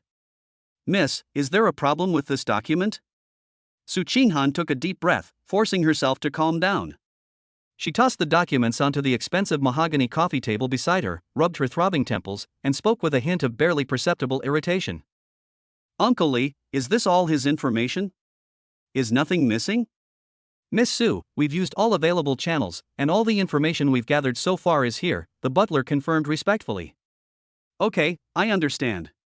You can go ahead and get busy, Su Qinghan said thoughtfully. After the housekeeper left, she was left alone in the music room. She leaned back against the soft piano chair, gazing at the neatly manicured garden outside the window, her expression complex. That guy named Qin Feng was like a bug that didn't play by the rules, forcibly barging into her well-ordered world. She clenched her fist slightly, bit her lower lip gently, and murmured to herself. Next time if this guy dares to act crazy in front of me again, I'm going to give him a good slap across the face. Meanwhile, outside Le Xiong Cafe. Qin Feng stood on the street, facing the bright floor-to-ceiling windows of the coffee shop, tidying up his hair, which he had just messed up and then barely managed to smooth out. Achoo! He sneezed out of the blue, startling a little girl passing by. He rubbed his itchy nose, muttering to himself in dissatisfaction, hiss. Who is it? Why are they so concerned about me? It's not my mom, is it? He shook his head, trying to shake off the ominous premonition. At this moment, the system's damn countdown is still relentlessly ticking away, with only 3.5 hours left. Qin Feng took a deep breath and decided to stop hesitating and go in first to investigate the situation, to see who the target at table number 32 was and whether it would be convenient for him to make a move. Ding-a-ling. Pushing open the heavy glass door of the cafe, the wind chimes above the door rang crisply. Good afternoon, sir. Do you have an appointment? A hostess in an apron immediately came forward with a sweet smile. No, Qin Feng said with a light cough. Okay, please follow me. The young woman smiled and gestured to guide him. Qin Feng followed her into the coffee shop lobby, his eyes quickly scanning the entire space. In the afternoon, there were quite a few guests, sitting in twos and threes, chatting quietly. As he followed the hostess inside, he casually asked, Excuse me, miss, how are the table numbers assigned here? I don't quite understand. The hostess explained enthusiastically, Sir, seats 1 to 20 are on the right-hand side, and seats 21 to 40 are on the left-hand side. Also, seats 11 to 20, and seats 31 to 40, are window seats with a view. Left side, 31 to 40, by the window. After the hostess's detailed introduction, Qin Feng immediately settled on table number 32. There, two women were sitting opposite each other at the table by the window. One of them had her back to Qin Feng, wearing an elegant and well-tailored blue and white porcelain cheongsam that perfectly outlined her slender and graceful figure. Her long, black hair, styled in an updo, revealed her graceful swan-like neck. Even just this silhouette exuded an air of gentle elegance and scholarly refinement. Just looking at her back view and her aura, she's definitely a stunning beauty. Qin Feng breathed a slight sigh of relief. At least the target's appearance wasn't too outrageous, which reduced some of his resistance to carrying out the mission. Of course, if it's a back-view killer, he can only accept his bad luck and bite the bullet. His gaze then shifted to the woman opposite the woman in the cheongsam, who was facing him. Qin Feng glanced at it and exclaimed, Wow! Sitting opposite the beautiful woman in the cheongsam was none other than the man he had just rescued yesterday, who had confessed his feelings in an extremely forceful and self-destructive manner, and who had nearly exploded with anger at the end. Long Fei Shui. Chapter 10, Lin Wan, a mature woman. At this moment, Long Fei Shui had changed out of her sharp leather jacket and was wearing a simple black knit sweater. Her long hair was casually draped over her shoulders. She had lost some of the coldness of yesterday and gained a more lazy and easygoing air. She was tilting her head slightly, seemingly listening to the woman in the cheongsam, and didn't notice Qin Feng. Seeing this, Xin Feng did not make the first move. Instead, he found a place not too far from them and sat down, taking out his sunglasses from his pocket and putting them on. There was no way around it. It wasn't that he was a coward or afraid of making a fool of himself, but rather that Long Fei Shue knew him. Just thinking about the murderous look in Long Fei Shue's eyes in the hotel room yesterday, a look that seemed to want to devour him alive, sent a chill down Qin Feng's spine. If he were to rashly rush up now to carry out that perverted confession task, given the extent of Long Fei Shue's resentment towards him, she would definitely jump up and expose him immediately. Therefore, confessing your feelings is easy, but getting the stockings is difficult. The system's willing requirement further eliminated any thought he might have had of robbing or stealing. Therefore, Xin Feng could only wait and see. In any case, the system had given him more than 3 hours, which should be enough time. Auntie, you have no idea how bizarre that person is. I've seen all sorts of people in my life, but I've never seen anyone so shameless and whose behavior and logic are completely different from ordinary people. Even though this person did save me. Long Fei Shue seemed to have finally found someone to confide in, and poured out all the bizarre experiences she had had the night before, from being rescued at the dock to Qin Feng's shocking forceful confession at the hotel. Her tone was filled with an unbelievable sense of absurdity and barely suppressed anger. Sitting opposite her was the woman wearing a blue porcelain cheongsam. Listening to Long Fei Shue's indignant narration, instead of sharing her indignation, she raised her slender hand, gently covered her lips, and let out a very soft laugh, like the swaying of a wind chime. Fei Shue, now that you mention it, I think this person is quite interesting. Her eyebrows curved, and her eyes shone with a gentle and curious light. Auntie. Long Fei Shue's beautiful eyes widened instantly, filled with accusation that asked, whose side are you on? She almost slammed her hand on the table, forcefully correcting him. What's so interesting about this? This is clearly insane. It's like the sea breeze at the dock has damaged your brain. Okay, he's a lunatic. The woman in the cheongsam, Lin Wan, gently soothed her agitated niece, but the gentle smile on her face did not fade. She gracefully picked up her cappuccino, took a small sip, and continued, so, have you found out his identity? Long Fei Shue snorted coldly, a sharp and angry glint flashing in her eyes. I've already sent people to investigate.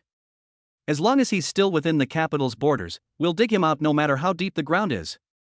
When that happens, I'll definitely have to properly repay his life-saving grace and confession of love. She emphasized the word response with particular force, conveying a chilling aura. Seeing this, Lin Wan put down her teacup and said gently, Fei Shue, no matter what, they did save you in a critical moment. You need to be more careful in your actions and not repay kindness with enmity. Savior? Long Fei Shue scoffed, crossing her arms over her chest, a gesture that made her appear somewhat cold and wary again. Auntie, before we thoroughly investigate his background, who knows if he's a spy sent by another force to stage a hero saves the beauty act? Maybe last night's ambush was actually a stage set up for him to get close to me. His goal was to gain my trust and infiltrate our Long family. Upon hearing this, Lin Wan gently tapped the pristine white porcelain cup with her slender fingertips, pondered for a moment, and then nodded. Your concerns are not without merit. People can be treacherous, so it's always good to be cautious. She changed the subject, asking with concern, then, what about Gu Tai, the one who sent someone to assassinate you? Any news? Long Fei Shue's expression softened, and her tone became much calmer, yet it still carried a chill. That guy? After things were exposed, he ran away abroad. But it's okay, my dad's men have already gone after him. You know his temper. Since Gu Tai dared to try to kill me, my dad will never let it go until he's completely eradicated. Qin Feng, who was not far away, could only see the elegant profile of Lin Wan's face. She was a very charming and beautiful woman with fair skin, a delicate nose, and her hair styled in an updo that revealed a long, slender neck, like an elegant swan. She possesses a composure and gentleness refined by time, with an elegant temperament and an attractive mature charm. She looks to be around 30 years old, which is the most charming age. As for what they were talking about, Qin Feng couldn't hear clearly even with his ears perked up. He could only guess at their expressions and body language. It seemed that Long Fei Shue was quite agitated, while the woman in the cheongsam maintained a gentle and soothing demeanor. Are you done talking? You've been rambling on and on. Qin Feng began to feel impatient, his fingers tapping unconsciously on the table, feeling that every minute and every second was passing exceptionally long. He now only hoped that Long Fei Shue would end the conversation quickly, leaving him time and space to complete his mission. Chapter 11 Online Science Popularization for Junior Hua. About an hour later, as Qin Feng was cursing in his mind, Long Feishua's phone on the table suddenly vibrated. She glanced at the caller ID, and her lazy expression instantly vanished, replaced by a sharp glint in her eyes. She quickly answered the phone, whispered a few "okay, I know, and I'll be right there," and then stood up decisively. "Auntie, something urgent has come up at home, I have to go now." She picked up her handbag from the side, her tone tinged with apology. Lin Wan nodded understandingly and said gently, "Go ahead and get busy. Important matters are important. Be careful on the road." Long Feishua said no more and hurriedly left the coffee shop. "They're finally gone. It'll be my turn to go on stage soon." Qin Feng breathed a sigh of relief upon seeing this. He observed carefully. The system hadn't specified that he had to publicly confess his feelings to the target in public for this mission, so he could keep his voice down to avoid embarrassing himself. If you have to lose face, you have to lose face. If you don't have to lose face, you definitely can't lose face.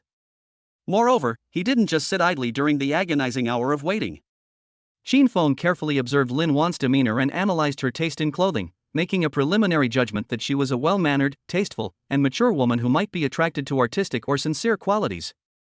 A preliminary script for striking up a conversation had already taken shape in his mind.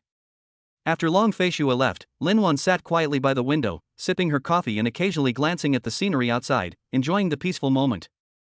Just then, a gentle, slightly immature male voice cautiously broke the silence in her ear. "Sister, may I bother you? Oh no, may I disturb you for a moment?" Lin Wan turned her head in surprise upon hearing the voice. What comes into view is a young, handsome face with a clean smile. Before she knew it, the boy had naturally sat down in the empty seat opposite her, the same seat where Long Feishua had just been, and was looking at her with a clear yet slightly shy gaze. "You are."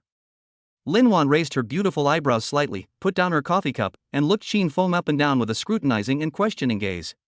She was certain she did not know the young man. Qin Feng tried to appear serious and said, "Sister, my name is Qin Feng, and I'm a freshman at Imperial University." "What's your name, sister?" Lin Wan. She stated her name truthfully, then found it somewhat amusing, her red lips curving slightly as she turned the tables on him. "However, you called me sister right away? We don't seem to know each other, do we?" Her tone was slightly playful, as she wanted to see how this young man who had suddenly appeared would respond. "Actually, I shouldn't call you sister. After all, a woman is dignified, elegant, and graceful as you should, according to common sense, be called." After hesitating for a moment, Qin Feng slowly uttered two words, "Mom." Lin Wan was suddenly stunned, her beautiful eyes widening involuntarily as she stared in disbelief at the young man who had uttered such astonishing words. Calling her sister is one thing, but calling her mom? What kind of nonsense is that? Even though Lin Wan is usually knowledgeable and composed, her mind went blank for a moment. She was caught off guard by this completely unconventional way of addressing her, and even wanted to laugh a little. She had lived for 30 years without ever being in a relationship, and yet a strange young man called her mom to her face. Seeing Lin Wan's shocked yet slightly absurd expression, Qin Feng knew the time was right. He immediately stopped while he was ahead, a mischievous, slightly roguish smile on his face, and explained softly. "Hee, just kidding, don't mind me, sister. This is how junior brother Wat behaves, not how I, Qin Feng, behave." "What? Junior brother Wa? What's that?" Lin Wan was indeed attracted by this novel term, and asked him a question, her surprise gradually replaced by curiosity. She leaned forward slightly, indicating that she was listening attentively. "Great, you've got the rhythm going." Qin Feng was secretly delighted, but on the surface, he began to fabricate a story with a straight face. This is a relatively new, cultural group on the internet." He carefully chose his words and slowly explained, "The characteristic is that he likes to call the women he particularly admires and likes mom, but." Lin Wan frowned slightly. This explanation was clearly beyond her usual understanding. She tilted her head playfully, a gesture that made her seem more lively than her actual age. Why? I don't quite understand. This sounds a bit strange." Before she knew it, she had been completely drawn into the rhythm of the conversation that Qin Feng had set up. Qin Feng felt much more at ease and immediately began to imbue this absurd joke with a lofty meaning. Because in their view, the identity of mother is sacred, holy, and great. It is the symbol of the most selfless love in the world. His tone became slightly more serious, and his eyes appeared exceptionally pure as he continued. Therefore, in the minds of the Hwa juniors, calling the woman they like and admire the most mom means that their love and respect for this woman has reached a peak that cannot be described by ordinary words. It is an ultimate expression of emotion. After hearing this profound interpretation, Lin Wan was first taken aback, then realized what it meant and couldn't help but chuckle. She quickly raised her slender hand to cover her red lips, but her eyes and brows were already brimming with laughter. He, so there's such a saying? Calling someone you like mom to express the ultimate love? That idea is really interesting. Lin Wan suddenly became interested in the young boy in front of her. Although his behavior was a bit eccentric and his words were a bit surprising, he didn't seem annoying at all. On the contrary, he had a kind of inexplicable sincerity and humor. Chapter 12 The Artist, Qin Feng. After exchanging words, the two became quite familiar with each other, as if they had known each other for a long time. Looking at the young man in front of her, whose thoughts were unconventional yet whose words were so certain, Lin Wan's wariness had largely dissipated, replaced by a sense of amusement and a faint curiosity. She picked up her coffee cup, gently blew on it, and gazed intently at Qin Feng with a faint smile in her beautiful and gentle eyes. She parted her red lips slightly, her tone carrying a hint of understanding and amusement, and asked softly, "Little brother, you have a really interesting way of talking, with your wild imagination. But, you came to me on your own initiative and said all that, it can't just be to tell me a few internet jokes, right?" When Qin Feng saw that the other party had taken the initiative to ask about his purpose, he remained outwardly calm and even deliberately showed a hint of embarrassment that you saw through me, but inwardly he had already entered battle mode. He knew it was time to use his persuasive skills. Qin Feng first straightened his collar, and then a unique expression of melancholy and passion, characteristic of an artist, suddenly appeared on his face. "Sister Lin, I've recently been researching a topic called How to Deconstruct the Performance Art of Modern Interpersonal Relationships and Material Emotional Connections. Your elegant temperament, especially the unique aura that blends classical and modern elements, instantly captivated me." At this point, Qin Feng made an even bolder move. He suddenly reached out and grabbed Lin Wan's slender hand that was on the table. Qin Feng looked at Lin Wan with a mixture of fervor and ambiguity in his eyes, and solemnly said, "It's no exaggeration to say that, Sister Lin, you are the muse I've been searching for." Lin Wan was startled by the sudden contact and her body trembled slightly. She subconsciously tried to pull her hand back, but Qin Feng held it tightly. She looked up and met Qin Feng's gaze, which was now filled with undisguised fervor, adoration, and a certain almost pious ambiguity. Lin Wan was completely stunned by Qin Feng's series of combined punches. First came the lofty and sophisticated topic title, then the most gorgeous and flowery words of praise, then the sudden physical contact, and finally this direct and brutal attack by the muse. Especially Qin Feng's eyes, the fervor in them was almost overflowing, making her feel as if her face was on fire, and her heart skipped several beats. Little brother, you're exaggerating." She was speechless for a moment. Her usual composure and poise in dealing with people had vanished, and the corners of her mouth twitched slightly involuntarily. Upon closer inspection, one would notice that a rare blush, like that of a young girl, had appeared on Lin Wan's exquisitely beautiful face at a speed visible to the naked eye, spreading all the way to her ears. At this moment, deep within this mature woman's heart, even a hint of, a subtle blush and secret joy at being so strongly affirmed and needed, rose inappropriately. "Is that an exaggeration? No. I just feel that my vocabulary is too limited. I haven't been able to fully express what's on my mind." Qin Feng gripped Lin Wan's hand even tighter, and the expression on his face began to evolve, subtly transitioning from initial fervent admiration to a deep, faithful regret. That look was as if he were gazing at a treasured heirloom that had been covered in dust, heartbroken by the world's ignorance of its value, yet relieved that he had finally discovered it. Lin Wan was moved by his highly infectious emotions and his deeply regretful eyes. As an art teacher herself, she has been immersed in the art scene for many years and has seen too many students who forget to eat and sleep for the ideal picture in their hearts. She also deeply understands the fervor and piety of a believer when inspiration strikes, just like seeing a miracle. In that instant, she seemed to resonate with Qin Feng's artistic soul. Lin Wan suddenly felt that she completely understood the young man in front of her. He wasn't talking nonsense, nor was he trying to curry favor. He was a true seeker of the way, burning with the fire of inspiration. And I happen to be lucky enough to become the catalyst for his inspiration. It's a dedicated, compatible part.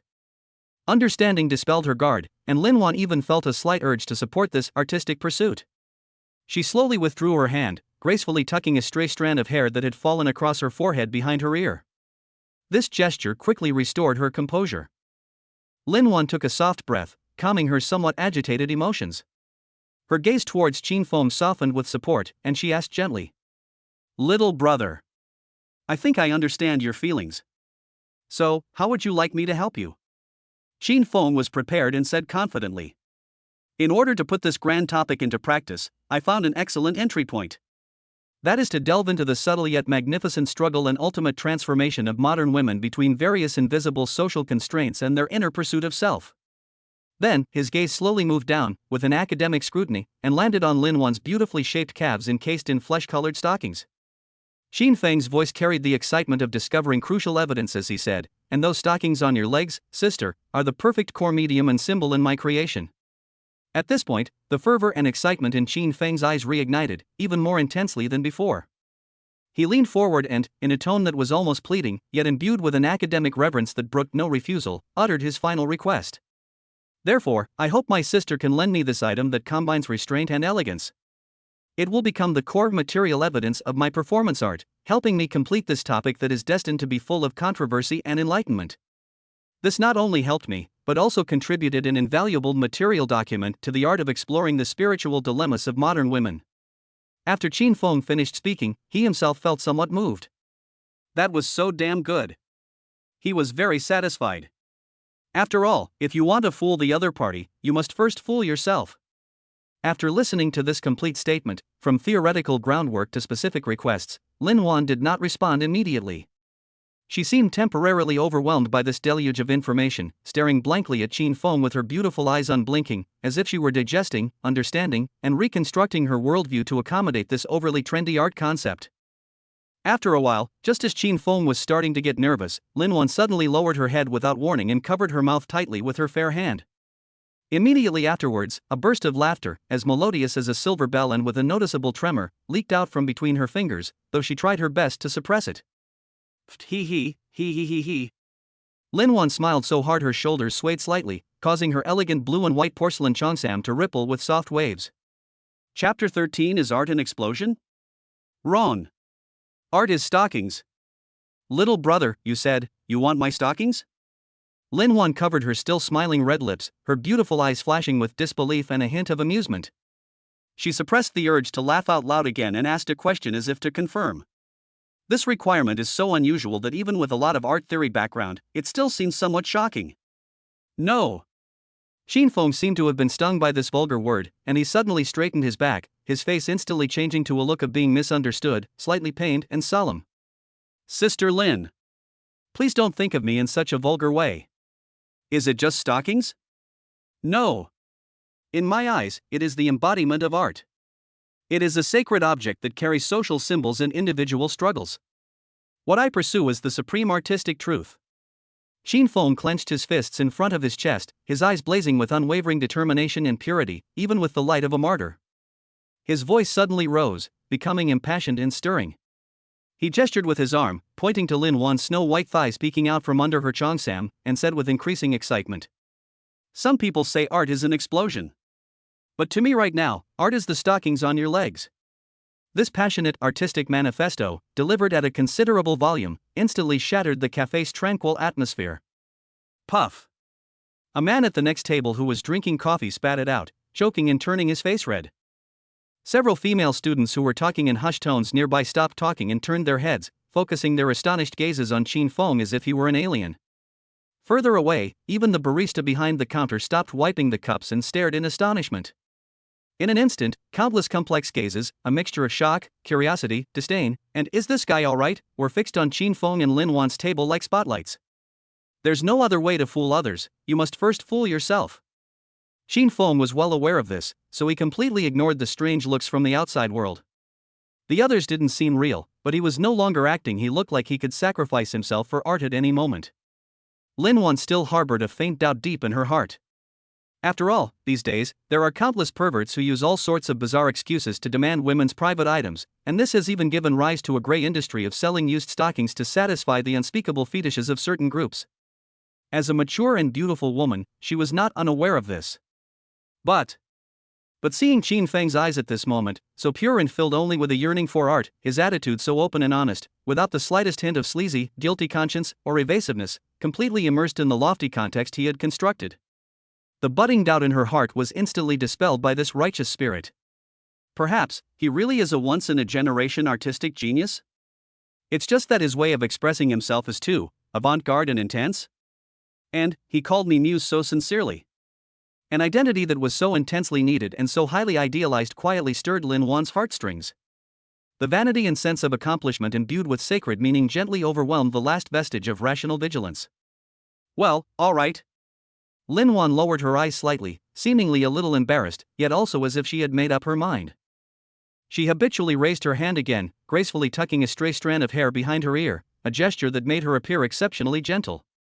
Lin Wan stood up, picked up her handbag from the side, and whispered in a voice barely audible to the two of them, with a hint of shyness. You wait here for a moment, I'm going to the restroom. After saying that, she stopped looking at Qin Feng's burning gaze, lowered her head slightly, and walked briskly toward the coffee shop's restroom. Watching Lin Wan's slender figure and swaying hips disappear behind the bathroom door, Qin Feng's tense nerves and muscles instantly relaxed, and he almost collapsed into the chair as if he were exhausted. Holy crap, this should be a success, right? Qin Feng breathed a huge sigh of relief, thinking to himself. About 5 minutes later, a crisp and rhythmic clatter of high heels approached from afar, breaking Qin Feng's anxious wait. He looked up and saw Lin Wan walking gracefully towards him from the direction of the restroom. At this moment, the thin flesh-colored stockings on her legs were gone, replaced by her already fair and delicate skin directly exposed to the air, outlining the slender, long, straight and perfect smooth lines of her legs. To be honest, with Lin Wan's naturally beautiful legs, the visual impact of taking off the stockings is not diminished in the slightest compared to when she is wearing them, except for the loss of a layer of hazy luster. On the contrary, it adds a touch of natural, unadorned beauty. In her hand was a rather exquisite-looking small black gift box, just the right size to hold a pair of rolled-up stockings. Back at her seat, Lin Wan still had a faint blush on her face, and her eyes were slightly daring as she didn't dare to look Qin Feng in the eye. She gently placed the small box on the table and pushed it towards Qin Feng, her voice even softer than before, carrying an indescribable shyness. This is for you. She paused, as if feeling the need to explain, and added in a barely audible voice, I just changed into it at noon, it's very clean. Qin Feng suppressed his inner elation and an almost absurd sense of success, trying his best to maintain an expression of solemnity and gratitude towards the art materials. He reached out his hands, as if receiving a fragile and precious work of art, and carefully held the small box, which still carried the warmth of the other person's body and a faint fragrance. He didn't open it immediately. Instead, he first felt the texture of the box with his fingertips before gently lifting it a crack and quickly peeking inside. That's right. A neatly folded flesh-colored stocking is lying quietly on the velvet lining. He quickly closed the lid, looked up, his face beaming with excitement and gratitude that the research materials had finally arrived. He patted his chest and confidently assured them. Thank you, Sister Lin. Don't worry, I'll return it to you intact after I've used it. No need, I'll just take it. Lin Wan did her signature move again, reaching out to flick her hair, and said softly. Upon hearing this, Qin Feng was overjoyed, for a string of large red characters appeared before him. Task: obtain Lin Wan's stockings completed. Task: confess your feelings to Lin Wan incomplete. The task of getting Lin Wan to willingly give him stockings is complete, so what's next? A sly smile appeared on Qin Feng's lips. Compared to the absurdity of obtaining the stockings, this task was like a bonus dessert, so easy it couldn't be easier. It's just a simple confession, especially to a gentle and beautiful woman who just helped him. Isn't that just something he says without thinking? Chapter 14 Dog System. Where's my reward? Just as Lin Wan was still immersed in the subtle embarrassment of giving away a special work of art, the sly smile on Qin Feng's face quickly disappeared, replaced by the focused concentration unique to an artist. Ahem. Sister Lin, could I have your contact information so I can return your stockings later? After Qin Feng put the box away, he coughed twice and then said to Lin Wan in a serious tone. No need. Since you're using it for art, consider it a gift from me, no need to return it.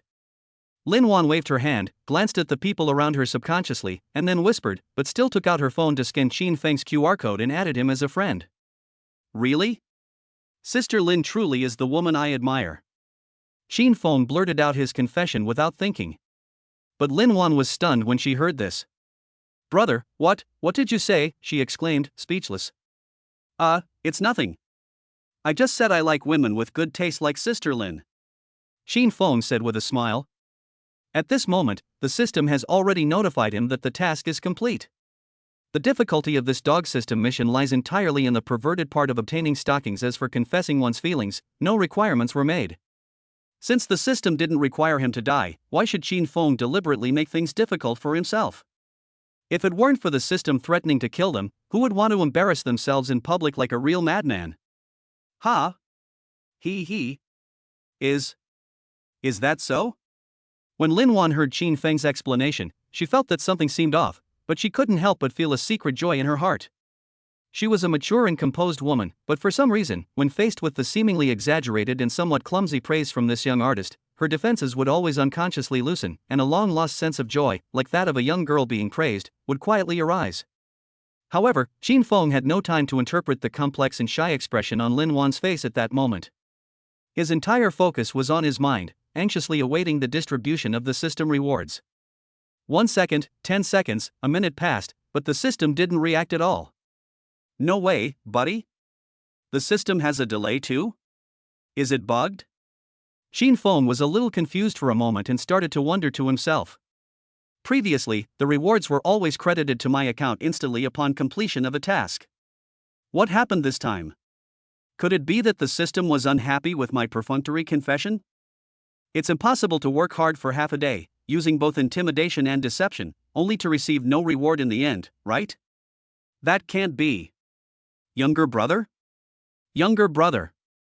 Seeing that Qin Feng had been staring at her intently with a constantly changing expression after adding her as a friend, Lin Wan couldn't help but feel worried. She stretched out her slender hand and waved it in front of his eyes, calling his name softly twice. Ha! What's wrong? Qin Feng snapped out of his rant about the system and looked at Lin Wan with a blank expression. Are you alright? Lin Wan asked. It's nothing. Oh, something's wrong. Qin Feng subconsciously waved his hand, then his peripheral vision caught a glimpse of a familiar figure getting out of a black luxury car by the roadside outside the coffee shop's floor-to-ceiling window. It was Long Fei Xue.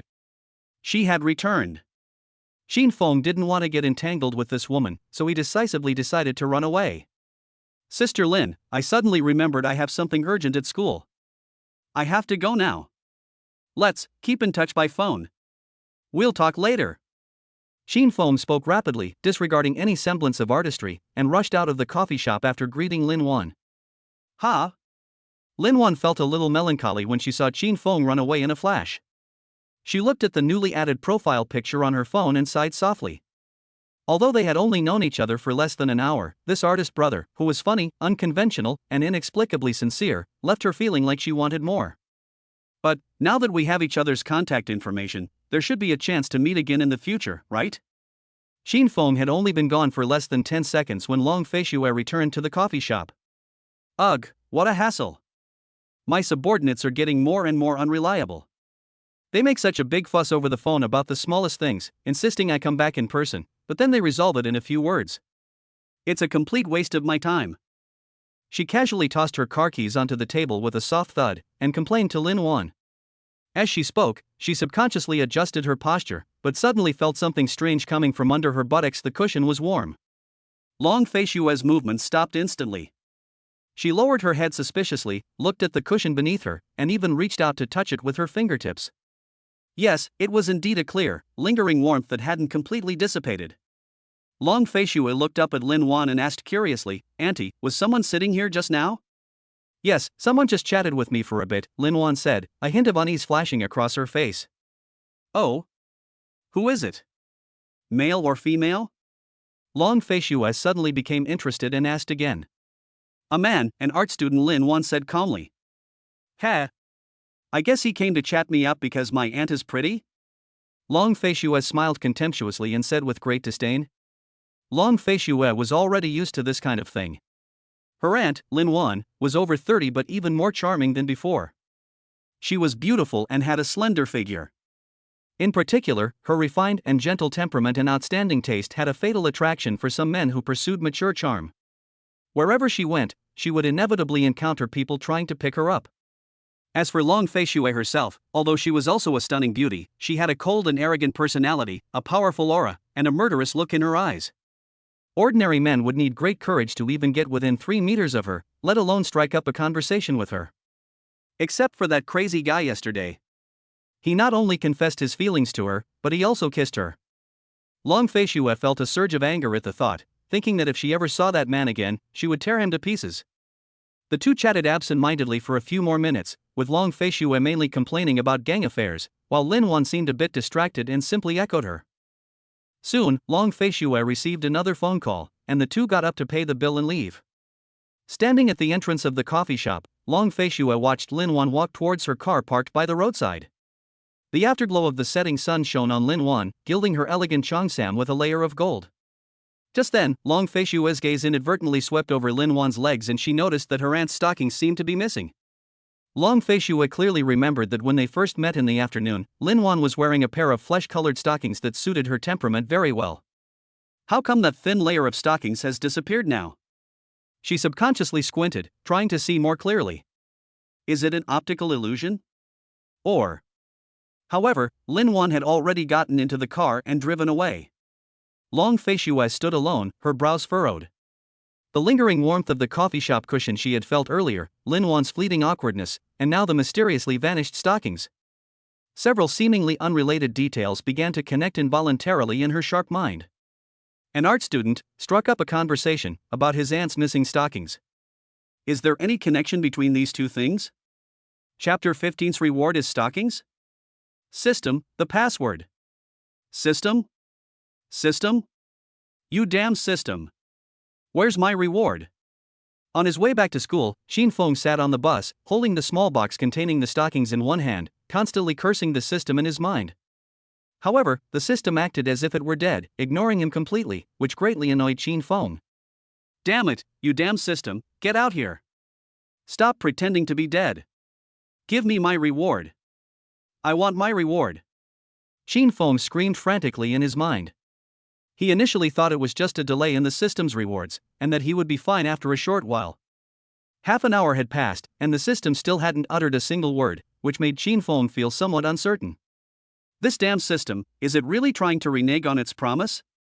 Did I risk my life, risk being labeled a psychopath, and finally complete this mission just to survive? And I don't even get a single extra benefit? Having tasted the benefits of improved personal stats and the skills of a martial arts master, Xin Feng simply could not accept this outcome of working for nothing. It's easy to go from frugality to extravagance, but difficult to go from extravagance to frugality. A task without reward is like a soulless shell, making him feel that his previous sacrifices have become a joke. Damn system. If you don't give me a reward soon, believe me, I'll find a way to rip you out of my head. Tear you apart. Smash you. Sell you as scrap metal. Xin Feng roared in his mind, even starting to threaten. Perhaps annoyed by the utterly ineffective threats, or perhaps feeling it had enough of toying with its host, the system, silent for over half an hour, finally replied with just 2 words, Xin Feng. I don't believe it. Holy shit. When Xin Feng saw those 2 words, he almost spat blood onto the bus window. He was so angry that his vision blurred and his head was buzzing. This system is fucking awful. Stop with all this nonsense. Hurry up. Quickly. The reward. My reward. Xin Feng practically roared through gritted teeth, abandoning all pointless negotiations and getting straight to the point. The reward has been issued. Has it already been issued? Xin Feng was a little confused for a moment. When was the reward issued? How come he didn't know? Are you kidding me? When was this sent out? What exactly are the rewards? He hurriedly asked himself the same question, feeling a sense of humiliation as if he were being made a fool of. Rewards will be distributed upon completion of the task. Reward, Lin Wan's stockings. Silence, a deathly silence, spread through Qin Feng's mind. The next second. Cough, cough, cough. Qin Feng felt his true energy almost veer off course, choking him and causing him to cough violently. His entire face turned bright red from extreme shock, absurdity, and anger. This damn system actually gave me the stockings I got from the mission as a reward? What the hell is going on? Isn't this like your boss asking you to carry bricks, and then telling you, this brick is your paycheck, you're welcome? What use does he have for those stockings? Tell me. What good are those stockings to him? Some people will definitely say, I'll save it to reward myself in the middle of the night. Reward you, my ass. Aren't I happy watching porn? Do I need this thing? Can this thing be eaten or used as money? Sheen Fong looked down at the incredibly hot black box in his hand. The thought that the stockings inside, which he had painstakingly and shamelessly begged for, were the only reward he had received for his life or death experience, filled him with an unprecedented sense of frustration and a desire to die. However, fate seemed to think that it hadn't played enough tricks on him. Just as he was filled with grief and indignation and was in a daze, the bus suddenly braked to avoid a pedestrian who suddenly darted out. Squeak crunch. Due to the immense inertia, the passengers in the carriage involuntarily leaned forward. Sheen Fong, who was on the verge of a mental breakdown, was caught completely off guard and suddenly lunged forward. The black box that he had been gripping tightly in his hand suddenly slipped out of his grasp. Snap! The box fell onto the ground in the bus aisle. If that were all, perhaps it could still be covered up. But misfortune never comes singly. The impact of the box hitting the ground caused the already not very sturdy lid to pop open. And so, amidst the still shaken yet curious gazes of the surrounding passengers, a pair of flesh-colored stockings, folded fairly neatly and with a delicate texture, lay quietly and undisguised in the open black box, exposed to the public. In an instant, almost all the passengers who noticed the situation focused their attention on the box, or more precisely, on the stockings inside the box. An eerie, awkward silence suddenly filled the air. Sheen Fong remained frozen in place, leaning forward, staring at the exposed reward on the ground and feeling the burning, ambiguous gazes around him. For a moment, he really wanted to go home, grab a block of tofu, and smash his head against it to die. Young man, you dropped something. A kind-hearted middle-aged woman sitting diagonally in front of Sheen Fong pointed to the open box in the aisle and the conspicuous stockings inside, and said to him. The woman's voice wasn't loud, but in the relatively quiet bus, it was all too clear. At that moment, Sheen Fong felt that at least 80% of the passengers' gazes instantly shifted from the stockings on the floor to his face. Sheen Fong was inwardly screaming at the old lady's kindness, Auntie. I thank you so much. Can't you just pretend you didn't see it? I'm not blind. Facing the strange looks from the crowd, Sheen Fong coughed lightly and said without changing his expression, Ma'am, this isn't mine. The older woman said earnestly, Hey. Young man, why won't you admit it? I saw it fall from your hand. And from the moment you got on the bus and sat down, you were holding this black box tightly in your hand, like it was a treasure. How can it not be yours now? Sheen Feng's lips twitched, and for a moment he didn't know how to refute her. His face clearly showed two words, speechless. Mom, are those socks? I think I've seen them in your closet before. At this moment, a little girl who looked only 5 or 6 years old, sitting to the side and behind, blinked her innocent big eyes, curiously pointed to the stockings on the ground, and tugged at the hem of the young mother's clothes next to her to ask a question. The young mother's face instantly turned extremely embarrassed and ugly. She hugged her daughter tightly and covered the child's eyes with her hand. At the same time, she raised her head and glared at Sheen Fong with a look that was a mixture of extreme disgust, contempt, and a warning that said, Stay away from my child. She lowered her voice and educated her daughter, Be good, baby, don't learn bad things from those kinds of people. Sheen Fong. Chapter 16 The one who slept with the underworld heiress was actually just a college student? Sheen Fong didn't even know how he got off that damn bus. Perhaps it's true that, the more debts you have, the less you worry, the more lice you have, the less they itch. When embarrassment accumulates to a certain extent, the thickness of one's skin will passively increase. Under the complex gazes of the passengers, a mixture of disdain, curiosity, and sympathy, Sheen Fong managed to maintain an almost numb calm. He bent down, picked up the damned black box, closed the lid, and then, as if nothing had happened, steadily stepped off the bus at the next stop. There was no reward for this mission, so it was like doing it for nothing. This reminded Sheen Fong of the last mission, where the system rewarded him with the ability to grow any part of his body by 2 centimeters. Any part? This tempting option revitalized Sheen Feng's weary spirit, and he began to let his mind wander. Height? He's already 1.8 meters tall, so growing another 2 centimeters wouldn't make much difference. When it comes to the issue of length, besides height, what men care about most is. Sheen Fong didn't think twice and used the precious 2 centimeters of amplification on that crucial part that concerned male dignity and future happiness. For men, this aspect is still very important. Although it's still in the theoretical stage and hasn't been tested in practice yet, it will come in handy sooner or later. It's always good to be prepared, having more skills is never a bad thing, and having more tools, it's all good in the end. The imperial capital, Konglin Temple. Before the morning mist had completely dissipated, several black cars silently parked outside the temple gate. The door of the first car opened first, and two burly men wearing well-tailored black suits and communication headsets got out. They stood tall and straight like pine trees, their eyes sharp as eagles. They scanned their surroundings at lightning speed without making a sound, and only after confirming that there were no potential risks did they walk with well-trained steps to the black Bentley Mulsanne in the middle and respectfully open the heavy rear door. A jade-like foot, clad in a black suede stiletto, stepped out first, landing steadily on the slightly rough cement ground. The shoe's surface gleamed with a soft yet cool luster in the hazy morning light. Long Fei Shui got off the bus. Today she wore a knee-length black double-breasted trench coat, cinched at the waist with a belt that accentuated her slender waist and dashing figure. A pair of large black sunglasses covered most of her face, revealing only her beautifully shaped jawline and tightly pursed cherry lips. Her long, smooth hair cascaded over her shoulders, swaying gently in the cool morning breeze of the mountains. Despite being in a sacred Buddhist sanctuary, she still exuded a cold and arrogant aura that kept strangers at bay, as if she had drawn an invisible barrier around herself. This made the occasional early rising pilgrims feel intimidated when they saw her from afar, and dare not approach her even a little. Having learned her lesson from the ambush at the dock last time, she has been traveling with bodyguards ever since.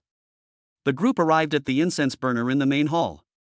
Long Fei Shui walked alone to the offering table, then picked up 3 incense sticks, lit them on the candle flame, and gently extinguished them as the flames rose.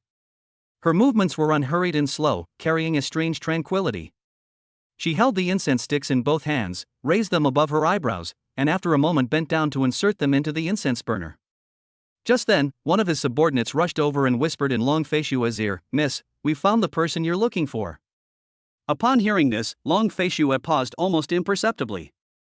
She finally raised her hand and slowly took off the sunglasses that had been obscuring her vision, revealing a stunningly beautiful face that could captivate all, yet now seemed to be covered with a layer of frost.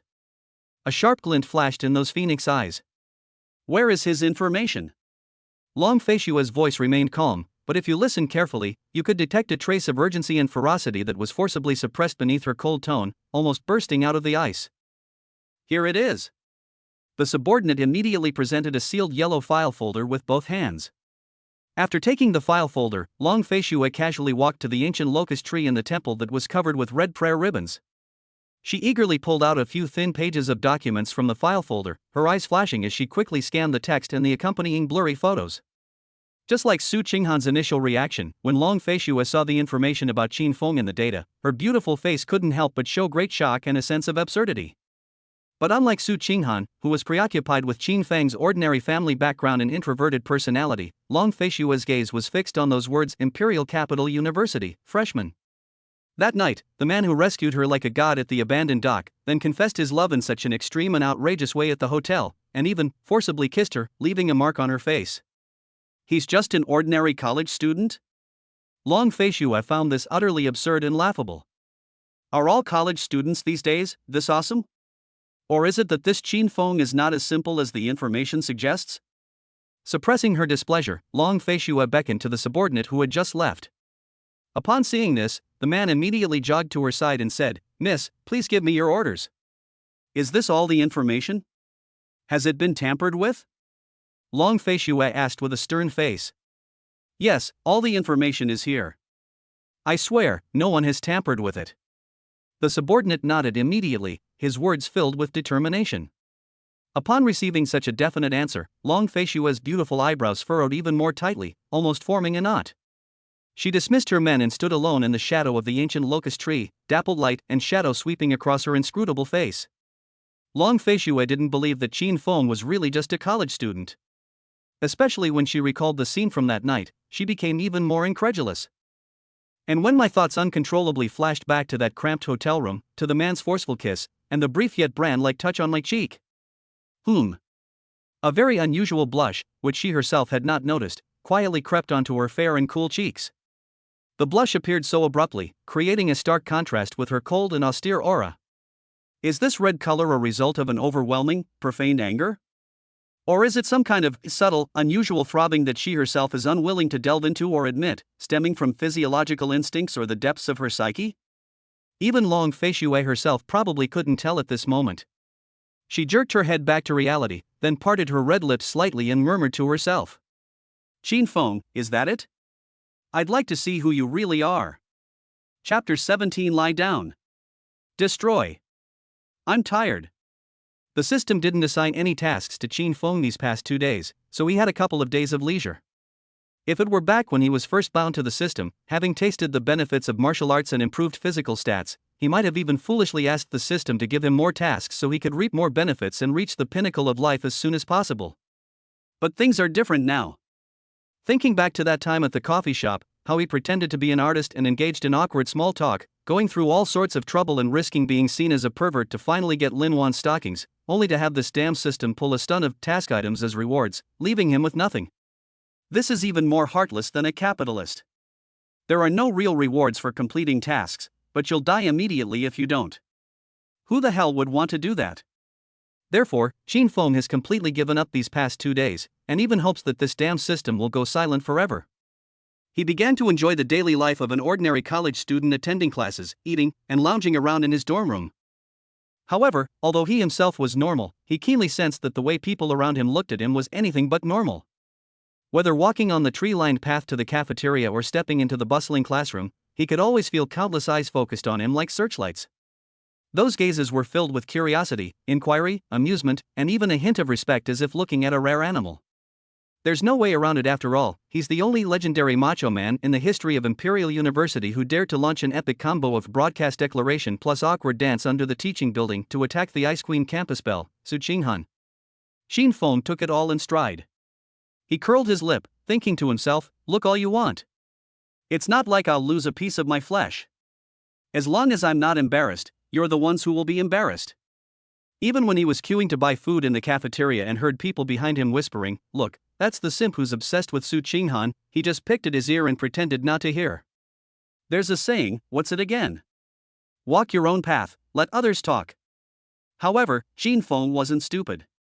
Although things had been calm these past 2 days, he knew very well that trouble would come knocking sooner or later. That rich second-generation guy named Li Yikuan, who sent people to ambush him last time but failed, will definitely not let this go so easily. Given that spoiled brat's vindictive nature, his subsequent retaliation would likely be even more insidious and fierce. Qin Feng kept calculating how to deal with it. However, to his surprise, the first person to come to his door was not Li Yikuan, but another acquaintance who gave him an even bigger headache. On Saturday night, Qin Feng went for a walk outside the school and was about to buy some fruit to take back to school when, as he walked near a park, he keenly sensed that someone was following him, thanks to his awareness and skills in counter-surveillance. He didn't alert the enemy, nor did he choose to run back to the busy main road. Instead, he changed his mind, deliberately took a detour, and casually slipped into the dark depths of the park where it was almost impossible to see his hand in front of his face. Qin Feng, who was hiding in the bushes, soon spotted 2 blurry black figures. He cautiously and with obvious vigilance followed them into the park.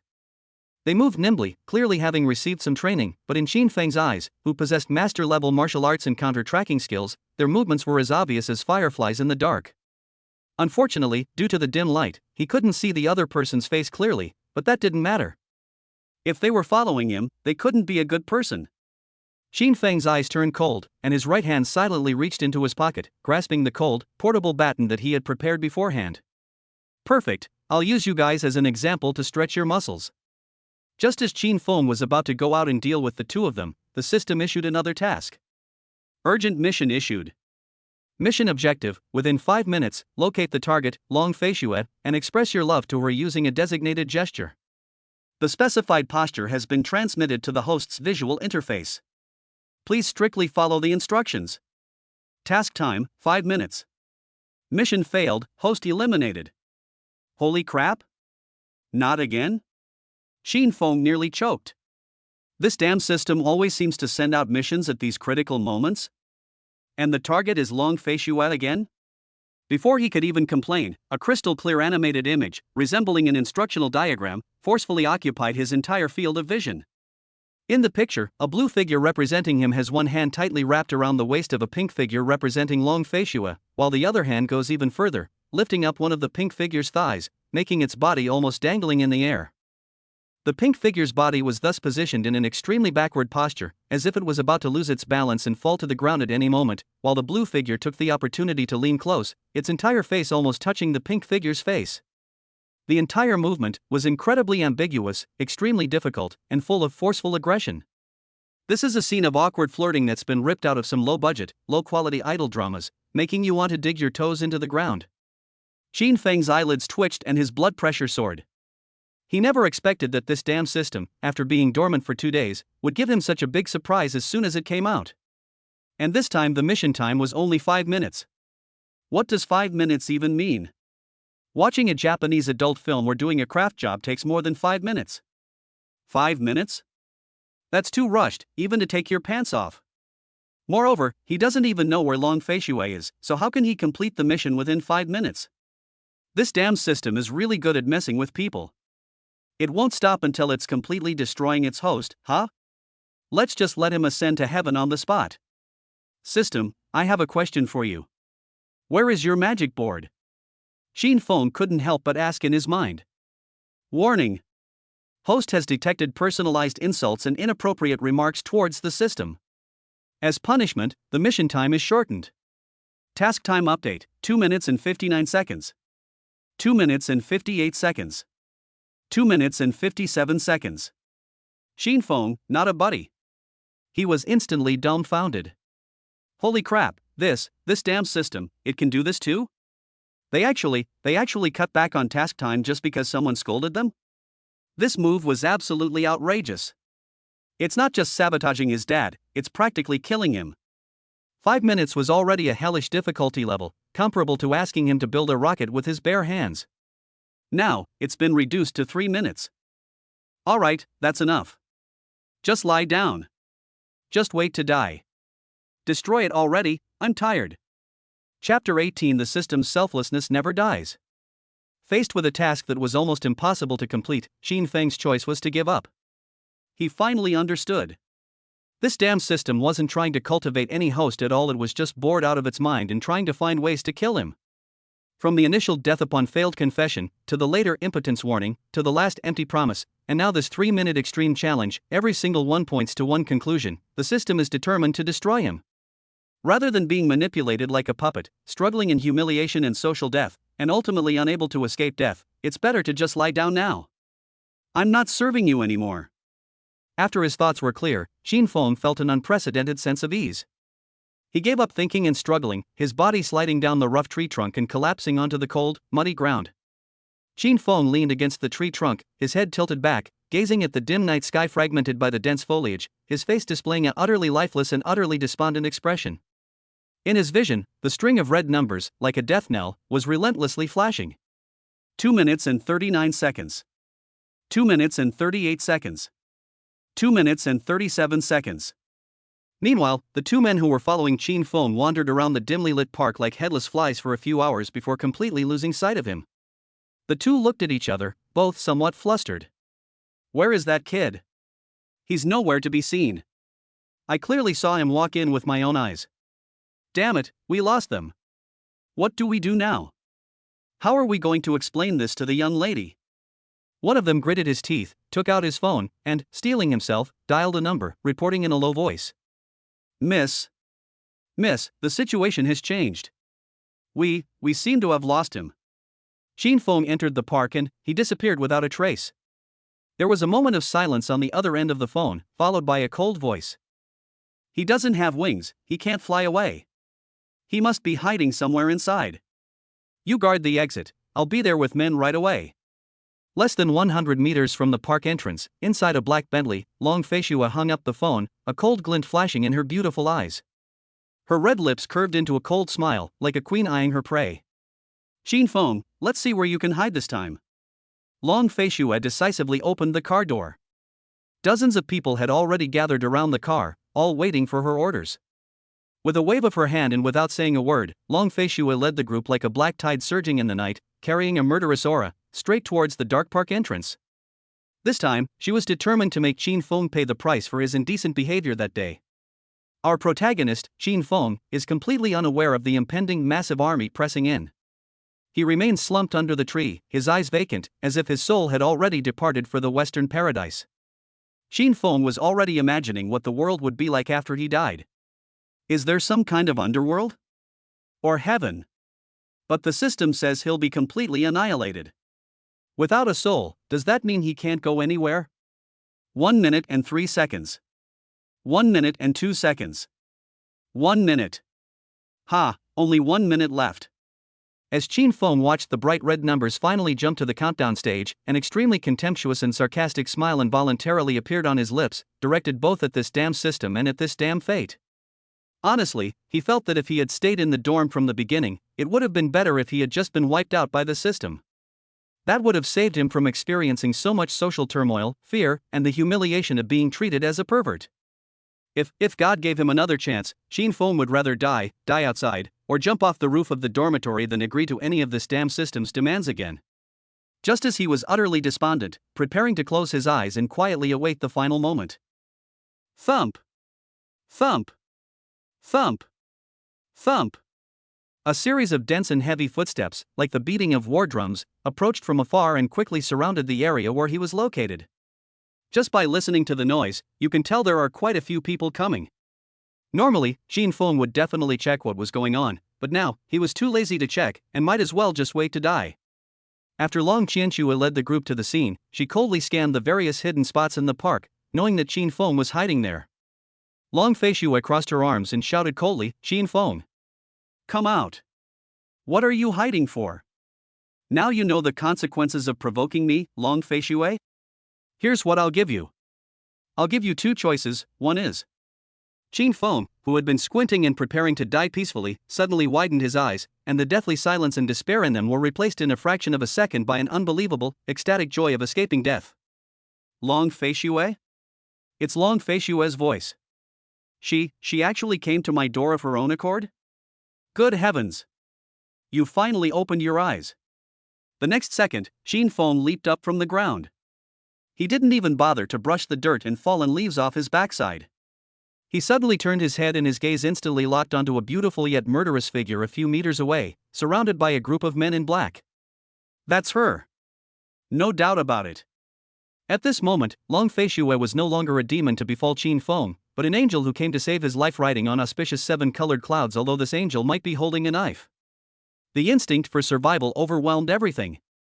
Qin Feng's brain automatically blocked out the cold aura emanating from that group of people. All he could see in his eyes was the red countdown and Long Feishue, his mission target. Flying snow. Qin Feng let out a shout that contained extreme excitement, grievance, joy, and urgency. His voice even changed tone. Without any further hesitation, he took off at top speed and charged towards Long Feishue at the speed of a 100-meter sprint. Overwhelmed with emotion, tears welled up in his eyes, glistening in the dim light. Before Long Feishue could finish speaking, she was shocked to see a dark shadow suddenly burst out from the dense bushes beside her. Upon closer inspection, who else could it be but Qin Feng, whom she had been searching for so desperately? However, the expected scene of the other party running away with their head in their hands and begging for mercy on their knees did not occur. On the contrary, Qin Feng was pouncing towards him with his arms outstretched, his face flushed red, his eyes filled with tears, and his expression was so excited and fanatical that it was almost distorted. The way they were acting didn't seem like enemies, it was more like long-lost lovers finally reuniting. This bizarre scene caused Long Feishue, who had been exuding confidence and seemingly invincible, to momentarily lose her composure. Her cold phoenix eyes were filled with immense confusion and bewilderment. All the threatening words and follow-up measures she had prepared were stuck in her throat. Long Feishue, subconsciously and with a slightly bewildered look, uttered 3 words full of question marks from her red lips. WH. What the hell? What's going on in Chapter 19? Why did he suddenly confess his feelings? 40 seconds. 39 seconds. 38 seconds. It's not too late. It's not too late. I can still live. Qin Feng shouted as he rushed toward Long Feishue. Stop right there. Stop right now. When Long Feishue's men saw Qin Feng approaching aggressively, their expressions changed drastically. They instantly spread out in a fan shape, blocking her way, and their hands went to the weapons at their waists, issuing stern warnings. At this moment, all Qin Feng could think about was the ever-decreasing numbers and the posture required by the system. Now that we have a chance to live, we must live. Even if it were the emperor himself standing in his way, let alone just a few bodyguards, he would still charge right through them. Relying on the superior numbers of her side, Long Fei-Shue remained calm despite knowing in advance that Qin Feng was skilled. Her face showed a confident and composed demeanor, like a cat catching a mouse, and she even wanted to utter a few harsh words. "Qin Feng, if you behave yourself." However, she was so shocked by what she saw that her pupils shrank drastically. Qin Feng rushed forward without saying a word, his figure moving like a ghost, elbowing, kneeing, and hooking with his feet, his movements so fast that no one could see his moves. The three guards at the front didn't even have time to react before they collapsed to the ground, clutching their stomachs or knees and groaning. In the blink of an eye, a gap was torn open in the human wall. 13 seconds. 12 seconds. 11 seconds. As the countdown drew closer, Qin Feng's mind went blank. All distracting thoughts were cleared away, leaving only the action shown in the picture provided by the system, hugging the waist, hugging the legs, and leaning forward. He had just complained about this pose 100 times, thinking it was stupid and ridiculous, but now it had become his lifeline. Long Fei-Shue was startled by Qin Feng's swift and unexpected attack. She instinctively reached for her waist, drew a gleaming dagger, and stabbed at him with her backhand. Qin Feng was prepared. The moment she raised her hand, he took a half step with his left foot and turned his body at an odd angle. At the same time, his right foot lashed out like a whip and accurately kicked Long Fei-Shue's wrist, which was holding the knife. With a clang, the dagger slipped from his hand, arcing through the air before landing far away on the ground. "Qin Feng, how dare you!" Long Fei-Shue felt a pain in her wrist and staggered back half a step, both shocked and angry. Just as she was about to rebuke him, she saw Qin Feng already following her like a shadow. He suddenly wrapped one arm around Long Fei-Shue's slender waist, holding her firmly in place. His right hand then moved downwards, passing under her knees, and forcefully lifted one of her long, beautiful legs. At the same time, he pressed his entire upper body forward forcefully, causing Long Fei-Shue's body to inevitably lean backward. Thus, a Princess Carrie pose that's so sweet and melodramatic you only see in idle romance dramas was forcibly used by Qin Feng on Long Fei-Shue. Long Fei-Shue froze, her body suspended in mid-air. She could only instinctively grab Qin Feng's clothes. The color drained from her face instantly, then flushed red again a few seconds later. Her eyes were filled with shock, shame, and disbelief. With only 5 seconds left in the mission, Qin Feng's adrenaline surged to its peak. Forgetting all logic and rhetoric, he roared incoherently at the top of his lungs, like a machine gun firing. "Fei-Shue! You're finally here! Did you drink water today? Did you eat? Did you sneeze? Did you yawn? Did you cough? Did you drink any beverages? Did you take a shower? Do you like me?" A series of inexplicable questions were thrown out, and the entire room fell into a deathly silence. Long Fei-Shue's subordinates initially thought Qin Feng was going to harm their young lady and were about to rush to her rescue, but they never expected that this guy would actually confess his feelings to her. The expressions on their faces instantly shifted from anger and tension to utter shock, bewilderment, and utter confusion. What's going on? Wasn't this an attack? How did he suddenly confess his feelings? And in such a unique way with such distinctive lines? What the hell is going on here? For a moment, no one dared to move, and no one knew what Qin Feng would do next. Moreover, now that Long Fei-Shue has fallen into Qin Feng's hands, they dare not make any rash moves. The moment Qin Feng uttered his last word, the breathtaking string of red numbers in his vision finally froze at midnight. Time is up. Did he succeed? After all, he struck a pose and made his declaration, so logically there shouldn't be any problems, right? It can't be a failure, can it? If it's not considered complete, then that's utter nonsense. Qin Feng maintained that strenuous posture, forcing a tender and affectionate expression as he looked down at Long Fei-Shue, who was trapped in his arms in an embarrassing position.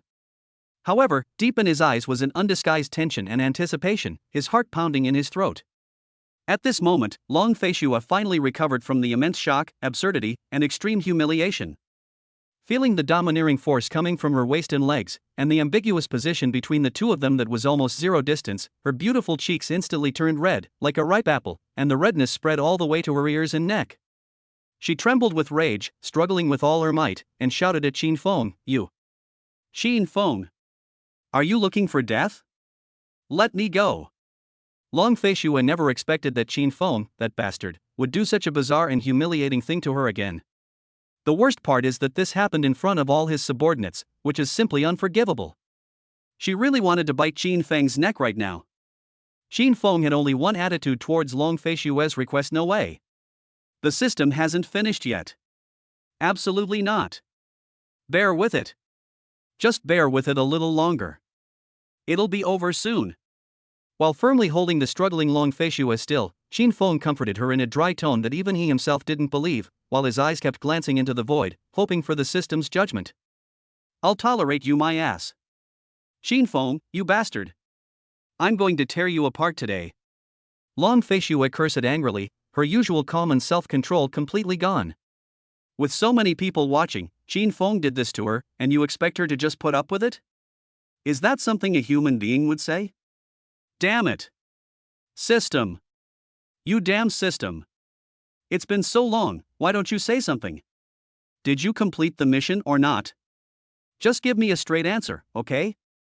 Stop messing with me.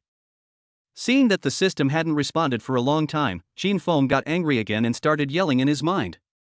Chapter 20. What exactly is this pervert looking at? Congratulations, host, on completing the mission. Reward: X-ray vision skill can only be used once per day, maximum duration 30 seconds. Additional effect, allows observation of a designated target's current affinity towards the host, requires actively staring at the target for more than 20 seconds. Holy crap! X-ray vision? Qin Feng couldn't help but exclaim in surprise. This time, the dog system not only didn't cheat, but actually gave him such an amazing skill for the first time ever. All his previous complaints, insults, and slacking attitude toward the system were instantly forgotten at this moment. Qin Feng started fawning over the system again. System, I was just young and ignorant before, I spoke too rashly and didn't recognize your greatness. Please forgive me, please don't hold it against me. Just treat all the nonsense I said before as a fart and let it go. As for the mission, don't worry. As long as there's a reward, everything will be fine. I, Qin Feng, will face any danger without flinching, or I'll consider myself defeated. He perfectly exemplified the law of true fragrance through his actions. Don't be fooled by the fact that this skill can only be used once a day and lasts for only 30 seconds. It's like seeing through walls. A legendary divine skill. With this thing, cheating on exams, oh no, I mean, getting ahead of the curve. Gambling on stones and appraising treasures, probably won't be useful for now. However, the strategic significance and practicality of this skill are beyond doubt. However, in stark contrast to Qin Feng's ecstasy was Long Fei Shui's raging fury. She was already embarrassed and angry by Qin Feng's inexplicable pounce and strange posture. Now, seeing that Qin Feng not only did not explain, but also shouted and made a fuss, his expression changing unpredictably, sometimes shocked and sometimes laughing like an idiot, completely ignoring her, her anger suddenly broke through the critical point. That bastard! After taking liberties with me, how dare he ignore me like this? Let go of me! Long Fei Shui roared angrily, channeling all her pent-up shame and indignation into power, and raised her hand to slap Qin Feng's hateful face hard. The force of her palm strike was fierce, showing that she was truly enraged. Although Qin Feng was still immersed in the joy of acquiring the divine skill, his physical instincts brought about by the master-level martial arts were still present. Sensing the attack, he instinctively tilted his head back, easily dodging the slap that carried a fragrant breeze. But he forgot that he was still in the position required by the system, with one hand around Long Fei Shui's waist and the other hand holding her thigh. As he leaned back, he lost his balance, and his grip on Long Fei Shui loosened. Long Fei Shui suddenly lost her support, cried out in surprise, and couldn't maintain her balance at all. She fell solidly onto the cold, hard ground with a thud. Her buttocks hit the ground first, and the fall was quite a hard one. Ugh!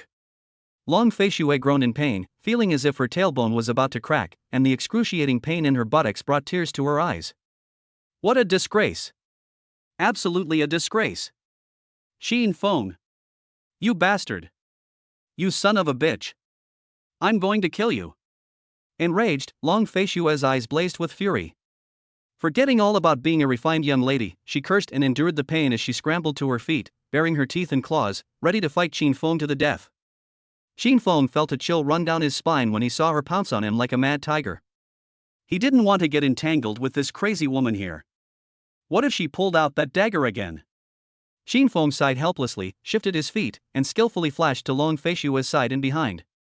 He used a simple and effective grappling technique to instantly grab her wrist and joints, firmly restraining her and making her unable to move. Miss Long, can't you be reasonable? I'm your savior, after all. How can you treat your benefactor like this? Qin Feng tried to reason with her, although he knew his reasoning was somewhat flawed. Am I crazy? My benefactor? Upon hearing this, Long Feishue was so angry that she laughed, her chest heaving violently. She struggled a few times, but found that the other person's hand was as firm as an iron clamp, and her sense of humiliation intensified. Family members, tell me yourselves, who's really acting crazy? Let me go. Do you believe I'll kill you? Long Feishue struggled desperately with all her might, uttering cold threats. If looks could kill, Qin Feng would have been executed by slow slicing long ago. Go ahead and do whatever you want, let's see how you kill me. Qin Feng curled his lips disdainfully. Although he spoke toughly, the struggle he felt from his hands secretly alarmed him. This woman is indeed very strong, and her fighting skills are also very solid. If I hadn't undergone 2 physical enhancements by the system and acquired master-level martial arts, I might not have been able to subdue her today. Just as the two were locked in a struggle, an unexpected change occurred. Qin Feng didn't know what was going on. Perhaps it was because he was emotionally agitated, or perhaps it was because the skill was still unstable after he had just acquired it. He didn't activate it on his own, but the scene in front of him began to change without warning. As he looked, Long Feishue's expensive black trench coat and the knitted sweater underneath began to become transparent and blurred, like paper soaked in water. The texture and color of the clothes faded quickly, as if an invisible veil had been quietly lifted. Soon, in the place where clothes should have been covering, a jade-like body, like a masterpiece of God, was presented clearly and without reservation to Qin Feng's eyes. Her skin was fair and delicate, like the finest mutton fat jade. Her undulating curves were breathtaking, with full breasts, a slender and powerful waist, and a flat abdomen, every part of her body outlined an extremely alluring curve. Especially those legs, long and shapely, exuding both strength and beauty. Holy shit. Ding, ding, holy shit. Bye. Qin Feng suddenly exclaimed, his face full of astonishment. Although he had stripped Long Feishue of her clothes when he applied the medicine last time, he had at least left her underwear on. This time, he saw the essence directly through the phenomenon, letting Qin Feng know that this ruthless underworld heiress was actually White Tiger. And last time Long Feishue wasn't wearing a ding. Good heavens! Good heavens! This really gave Qin Feng a beautiful view. The sudden, intense visual impact and physiological reaction caused his muscles to stiffen, and he unconsciously loosened his grip on Long Feishue's hand. Long Feishue immediately and keenly sensed the loosening of the restraints. Although she didn't understand why, she seized the opportunity, struggled, and successfully broke free from Qin Feng's grasp. Long Feishue took several steps back, rubbing her wrist which had been pinched red, and looked at Qin Feng with a look of surprise and uncertainty. Qin Feng, you just now. She was about to angrily curse Qin Feng when she suddenly realized that he was staring intently at her body with an extremely strange gaze. That gaze, so intense and burning with primal desire and awe, seemed to want to devour her whole. Its intensity was even more scorching than the midday sun in summer. Long Feishue instinctively thought she had accidentally exposed herself while struggling, and a wave of panic washed over her. She quickly looked down to check her clothes. Although the trench coat was a bit disheveled from the struggle and 1 or 2 buttons were loose, it was still on her body properly, and the clothes underneath were not damaged or shifted, covering all the areas that needed to be covered. But why was Qin Feng looking at her like that? Long Feishue raised her head and looked at Qin Feng, whose eyes were still fixed on him, his face flushed, as if his soul had been stolen away. A strange chill and an even greater sense of humiliation welled up in her heart. This pervert, what on earth is he looking at? Chapter 21. What are you babbling about? I'm your savior. If you look at me again, I'll kill you. Long Feishue felt uneasy under Qin Feng's gaze, as if she were naked. A surge of anger, a mixture of shame, resentment, and murderous intent, rushed to her head, causing her to clench her teeth and forcefully utter this threatening statement, attempting to mask her inexplicable panic with her imposing manner. In the blink of an eye, 30 seconds had passed. The strange light in Qin Feng's eyes slowly faded, and the scene before him returned to normal. He withdrew his aggressive gaze with a hint of lingering smirk, even clicking his tongue, a roguish grin on his face that made one's teeth itch with hatred, and said, "Are you going to kill me again? How many times have you said that? But then again." He abruptly changed the subject, deliberately drawing out his words as he continued. "I happen to have a little secret about you, a very private little secret. Do you want to hear it?" Long Fei Shue narrowed her cold eyes. This guy was too cunning. Truth and lies all sounded the same to him, and for the time being, she couldn't tell the difference. Come on. Come over here and listen. Or are you scared? There are so many of you. Are you afraid that I, a nobody, will eat you up? Seeing her hesitation, Qin Feng immediately used a clumsy but often effective tactic of provocation, and deliberately glanced around at the dark mass of bodyguards. Long Fei Shue let out a cold sneer and said arrogantly, "Afraid of you? What a joke!" Even so, her damned pride and curiosity were still piqued. After saying that, she actually stepped out from the crowd and walked up to Qin Feng, crossed her arms over her chest, and looked down at him with extreme contempt, as if she were looking at an ant. A little closer. This secret is of utmost importance. It absolutely cannot be overheard by anyone. Otherwise, the consequences will be unimaginable. Qin Feng made an exaggerated expression as if the situation was urgent and of great importance, then beckoned to Long Fei Shue with his finger and said in a low voice. A strong sense of vigilance instantly appeared on Long Fei Shue's face. At this moment, Qin Feng was like a time bomb that could explode at any moment in her eyes. Who knew what outrageous thing this guy would do next? So she hesitated instinctively. Qin Feng clicked his tongue, his face full of exasperation, as if saying, "Why are you so uncooperative?" and urged. "Come here. Why are you being so cautious?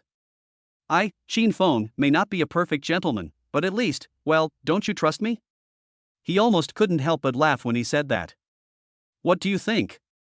Long Fei Shue responded with an even colder sneer, asking in return. Nevertheless, her aroused curiosity and competitive spirit prevailed. Long Fei Shue slightly raised her beautifully shaped chin and said with a look of condescension and impatience. "Qin Feng, don't say I didn't give you a chance. Speak up. Get to the point. Otherwise, when a knife's to your throat, you won't have another chance." "You really want me to say that?" Qin Feng glanced at the bodyguards around him who were listening intently, feigning hesitation.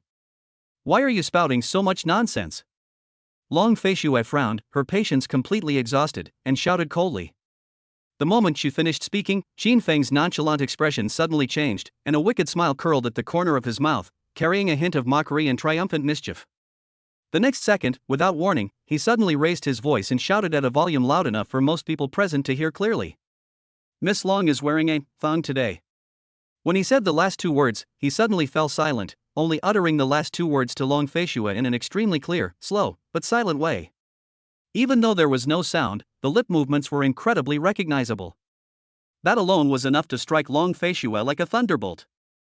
Her face turned deathly pale in an instant, then flushed red with extreme shame and indignation.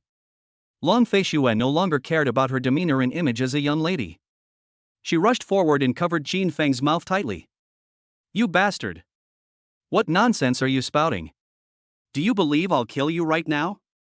Long Fei Shue's beautiful eyes widened, filled with shock, shame, anger, and unbelievable killing intent. Her face was ashen, and she almost gritted her teeth as she forced the threat out from deep in her throat, her voice unusually sharp due to her excitement and lowered voice. The others at the scene were completely bewildered and dumbfounded when they saw this. They watched helplessly as their usually cold and ruthless young lady first whispered to the target, then the target suddenly shouted half a sentence, and the young lady pounced on him as if her tail had been stepped on and covered his mouth. What kind of show is this? Weren't they ordered by the young lady to arrest Qin Feng? But judging from the current situation, it doesn't seem like an arrest, but more like flirting? Should they arrest this person or not? The group of subordinates looked at each other, completely at a loss for what to do. The subordinates were completely baffled, and the boss, Long Fei Shue, was even more so. When Qin Feng accurately read her lip movements and described the style of her underwear for the day, she was completely stunned. Her mind went blank. How is this possible? She was wearing long, fully covered trousers today. And over that, she wore a knee-length trench coat. There wasn't a single part of her body that could possibly be exposed. How did Qin Feng find out? Qin Feng pried her hands off and said seriously, "Didn't you tell me to tell you?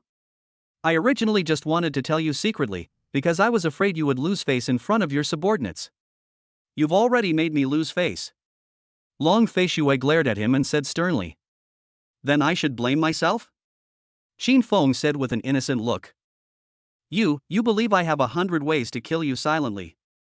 Long Fei Shue was so angry that she couldn't stand it anymore, her eyes and tone filled with murderous intent. I don't believe you. Because I'm your savior. Qin Feng shook his head naturally. But you forcibly kissed me at the hotel. Long Fei Shui said angrily. When she mentioned the word forcibly kissed, her face showed not only anger but also a fleeting hint of embarrassment. I am your savior. Qin Feng repeated his words again. You just made inappropriate advances towards me. I am your savior. Now, you know my secret again. I am your savior. No matter what reasons Long Fei Shui gave, Qin Feng always said the same thing, which made her so angry that she almost died on the spot. Chapter 22, Testing the Mafia Heiress's Favorability. Shut up. Long Fei Shui practically spat out those words through gritted teeth, her chest heaving violently with anger. She found herself completely outmatched by this scoundrel when it came to verbal sparring. His sharp tongue always managed to find all sorts of tricky angles to provoke her, causing her usual composure to crumble repeatedly, and she quickly reached the brink of losing her temper. Qin Feng casually put his hands in his pockets, leaned slightly forward, and wore a playful smile that made you want to punch him. He deliberately said, "No, Miss Long, what are you so angry about? It's just underwear, everyone wears underwear. What style and color you wear is your personal freedom, isn't it? I didn't laugh at your unique taste." He also emphasized the phrase unique taste as if he were giving a truly objective evaluation. You. Get out. Right now. I don't want to see you, you bastard, anymore. Long Fei Shui took a deep breath, trying to suppress the rage that was about to burst out of her head, and roared with all her might. She abruptly turned around, leaving Qin Feng with only a cold back view wrapped in a black trench coat, yet still visibly trembling with anger, demonstrating her refusal to communicate. Tisk, I've wanted to leave for a while now. I wonder who it was that insisted on bringing so many people to stop me. Qin Feng shrugged, muttering to himself at a volume just loud enough for her to hear, his tone filled with helplessness and grievance. He strode past Long Fei Shui with a leisurely pace. Just as Qin Feng was about to pass her by, Long Fei Shui suddenly turned her head, her icy eyes fixed on his back, and she clenched her fists as she asked, "How did you know that?" Qin Feng paused, understanding perfectly well what Long Fei Shui was asking, but his face instantly switched to a blank, innocent expression. He turned around, blinked, and asked in return, "No? No what?" Long Fei Shui didn't speak, but the coldness in her eyes intensified, as if she was about to be killed by Qin Feng at any moment. Qin Feng looked at her, who was about to explode with anger but was trying her best to hold back, determined to get to the bottom of things, and found it inexplicably funny. He deliberately made a sudden realization, or you should have said so earlier expression, nodding exaggeratedly twice and drawing out his words. "Oh, you mean, you're T-shaped?" He drew out the last syllable, then extended a finger, pointing boldly and rudely at Long Fei Shui's crotch, a half-smile on his face that was a mix of mockery and a hint of smugness, as if he knew it. "Enough!" Long Fei Shui interrupted him abruptly, feeling that her nerves had been stretched to the limit. In her more than 20 years of life, no one had ever dared to provoke her so brazenly with words and actions time and time again. If this happened to anyone else, even the slightest hint of disrespect would have resulted in them being dragged into the sea by her men to be fed to the fish. But for some reason, no matter how much Qin Feng angered her or teased her, Long Fei Shui never intended to truly harm him. This realization made her feel a little flustered. Could it really be as Qin Feng just said, because he is her savior? Speak. If you don't, I'll kill you. Long Fei Shui once again resorted to this threat, which already seemed a bit blustering but actually weak, and even she herself felt that she lacked confidence in saying it. Qin Feng looked at her, who was clearly furious but was trying to act fierce, and grinned, revealing a smile that was a bit roguish, a bit mysterious, and even a bit wicked. He slowly raised his hand, pressed his index and middle fingers together, and gently tapped his temple. Then he pointed to his eyes, staring intently at Long Fei Shui, and said in a half-serious, half-joking tone, "Because I have X-ray vision." Long Fei Shui was startled, then her face turned even colder, and she replied with 3 words, "You're a lunatic."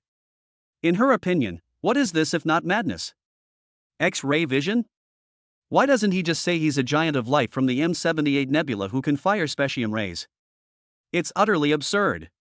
Seeing Long Fei Shui's disdainful expression that seemed to say I'd be a fool to believe you, Qin Feng could only shrug helplessly, his face filled with innocence and disappointment, as if to say, "See?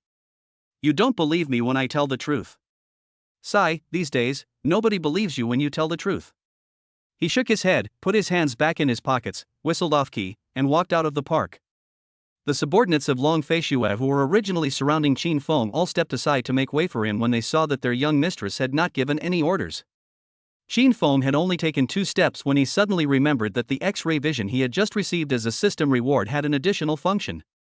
If he remembers correctly, it was something like, can observe the current favorability of the specified target towards the host.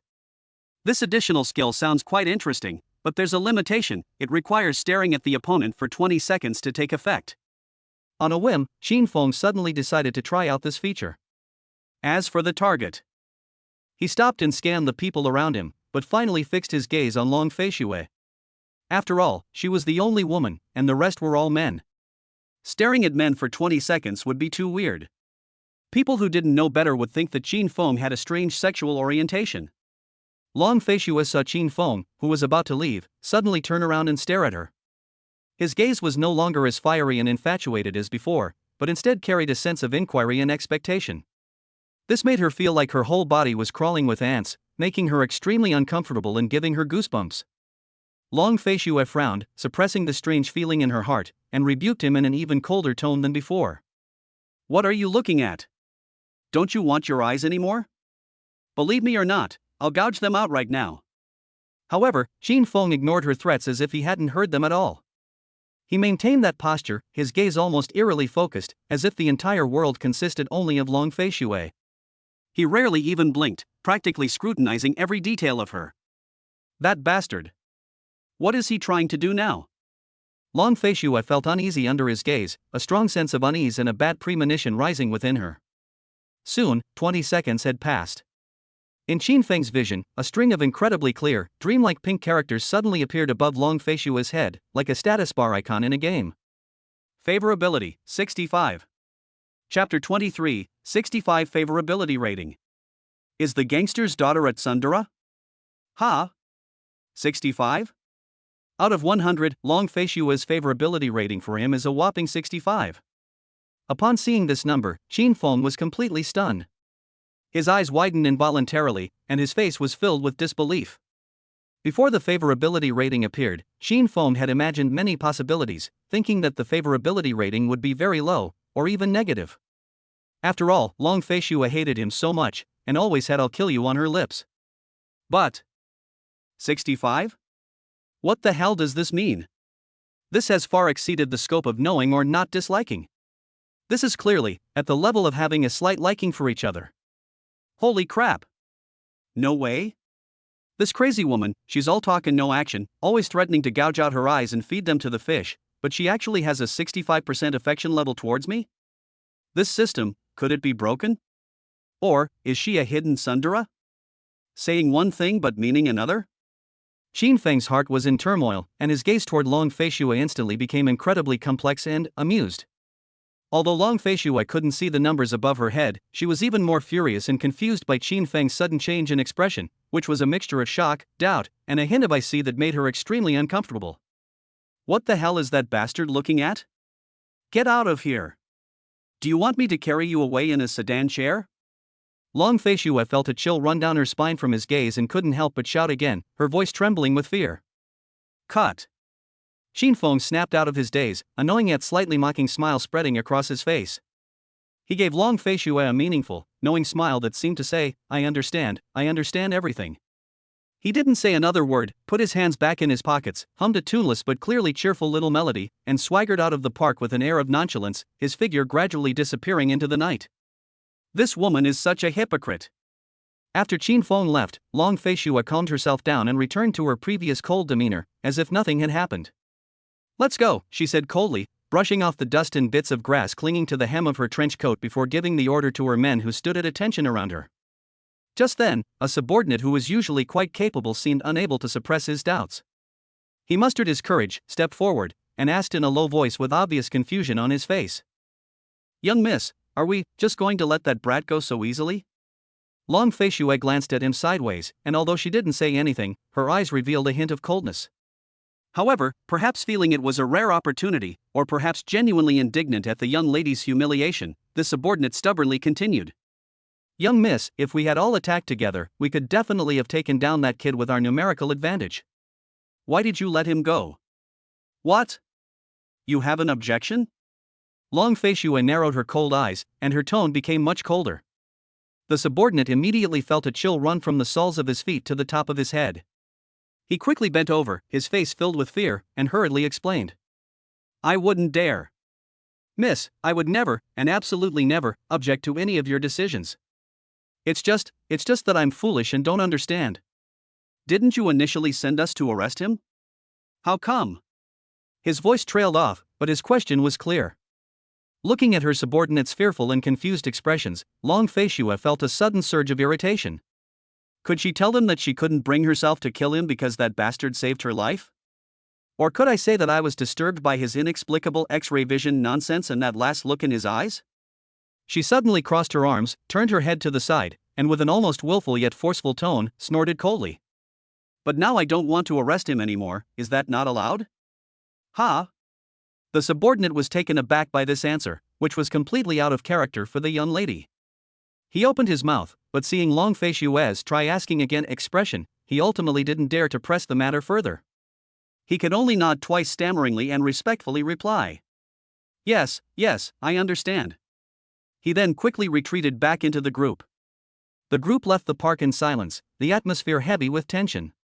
Sitting in the back seat of the black Bentley, Long Fei Shue leaned back in the soft leather seat, rubbing her throbbing temples.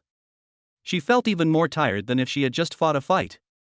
Just then, her phone rang, and the name displayed on the screen was Auntie. She took a deep breath, composed herself, and answered the phone. Hello, Auntie.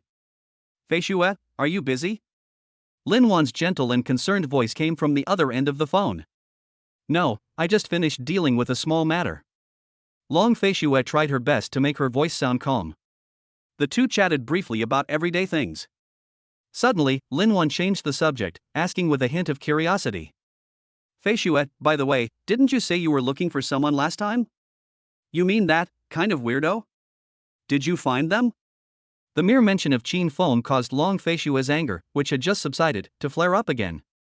She almost gritted her teeth as she said. Auntie, don't even mention it.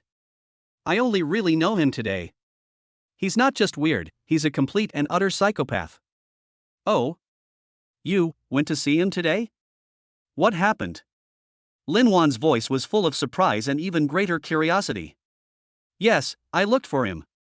And then, ugh. Never mind, I don't want to talk about him.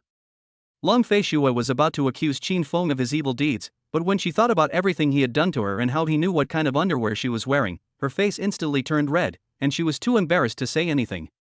Lin Wan keenly sensed Long Fei Shue's unusual tone and the complex emotions contained in her unfinished words over the phone. She couldn't help but chuckle softly, her tone carrying a hint of inquiry. Who is this person? How could they be so capable as to turn our fearless little princess into this state? I'm getting more and more curious. Long Fei Shue scoffed, her tone filled with dissatisfaction and an indescribable sense of frustration. Auntie, can you believe it? This person is actually a student at Imperial University. I really want to ask Imperial University, have they lowered their admission standards? When did they start accepting even a pervert like this? Auntie, you'd better not ask, it'll ruin your mood. Upon hearing this, Lin Wan smiled. Although she was even more curious about the abnormal student who could anger her niece to such an extent, she tactfully refrained from asking further questions when she saw that Long Fei Shue really didn't want to talk about it. After chatting for a few more minutes, the two ended the call. After hanging up the phone, Lin Wan put down her phone, but her gaze drifted thoughtfully out the window. Suddenly, as if she remembered something, the corners of her mouth turned up slightly, revealing a gentle yet playful smile. A student from Imperial Capital University. She immediately picked up her phone, skillfully found the newly added friend, and with a light tap of her slender finger on the screen, sent a message. Hello? Little brother, how's your academic research going? Cute emoji. Chapter 24, will failing the mission result in a sex change? Meanwhile, Qin Feng, who had already finished showering and was about to go to bed, heard his phone notification sound and lazily picked it up to take a look. Lin Wan? When he saw the sender's name and the message, he was jolted awake and sat up in bed instantly, all sleepiness gone. This is a message from that elegant, stunningly beautiful woman in a cheongsam from the coffee shop that day? Since adding him as a friend that day, he was extremely depressed because the system reneged on its promise, and he went into a do-nothing mode. He didn't even think about contacting this muse at all, to the point that he almost forgot that there was such a person in his WeChat list. Upon seeing this unexpected greeting, Chin Feng blinked, a look of surprise on his face. He thought for a moment and replied with this message: "Thanks to my sister, it's a complete success." Shortly after the message was sent, Lin Wan replied, "Oh, congratulations in advance, sister." Clapping, "By the way, are you free this weekend? I'd like to see you, there's something I'd like to talk to you about." "This weekend? That's tomorrow or the day after, isn't it?" Although Chin Feng didn't know why Lin Wan wanted to see him, he still agreed, and the two arranged to meet on Sunday, the day after tomorrow. Urgent mission issued. Task objective: within 24 hours, invite school beauty Su Qinghan to lunch and, during the lunch, get her to say to you, "I don't dislike you." Task time: midnight. Punishment for mission failure: forced physiological and social gender reassignment, commonly known as sex reassignment. Holy shit! Chin Feng was about to lie down and go to sleep when he was startled awake by the task suddenly issued by the system. Failure on a mission results in gender reassignment? Holy crap! Isn't that punishment a bit too outrageous, too inappropriate? He realized that none of the tasks given by the system allowed for any mistakes. It was either death, castration, or gender reassignment, which meant that Chin Feng couldn't afford to fail even once. And having lunch with the school beauty Su Qinghan? Will they agree? What if Su Qinghan doesn't agree? Wouldn't he just explode? Moreover, getting Su Qinghan to say "I don't hate you" is quite difficult. "Sheen the madman, the lights are all off. What are you doing sitting there like a zombie in the middle of the night? It's really scary." The roommate in the opposite bed was disturbed by the noises coming from Chin Feng's side. By the dim light from the window, he saw Chin Feng sitting upright on the bed, and the dark figure didn't move for a long time. He couldn't help but complain. However, Chin Feng was completely absorbed in his anxiety and planning regarding the mission, paying no attention to his roommate's words. His brow was furrowed, and he muttered to himself unconsciously, his mind racing. Tomorrow is Saturday. Where will Su Qinghan go? How can I find her? Who? Su Qinghan? Swish, swish, swish. In an instant, the roommates who had already lain down to rest all poked their heads out of the mosquito net. Their eyes, gleaming with gossip in the darkness, focused on Chin Feng, looking excitedly like a group of people watching a juicy spectacle.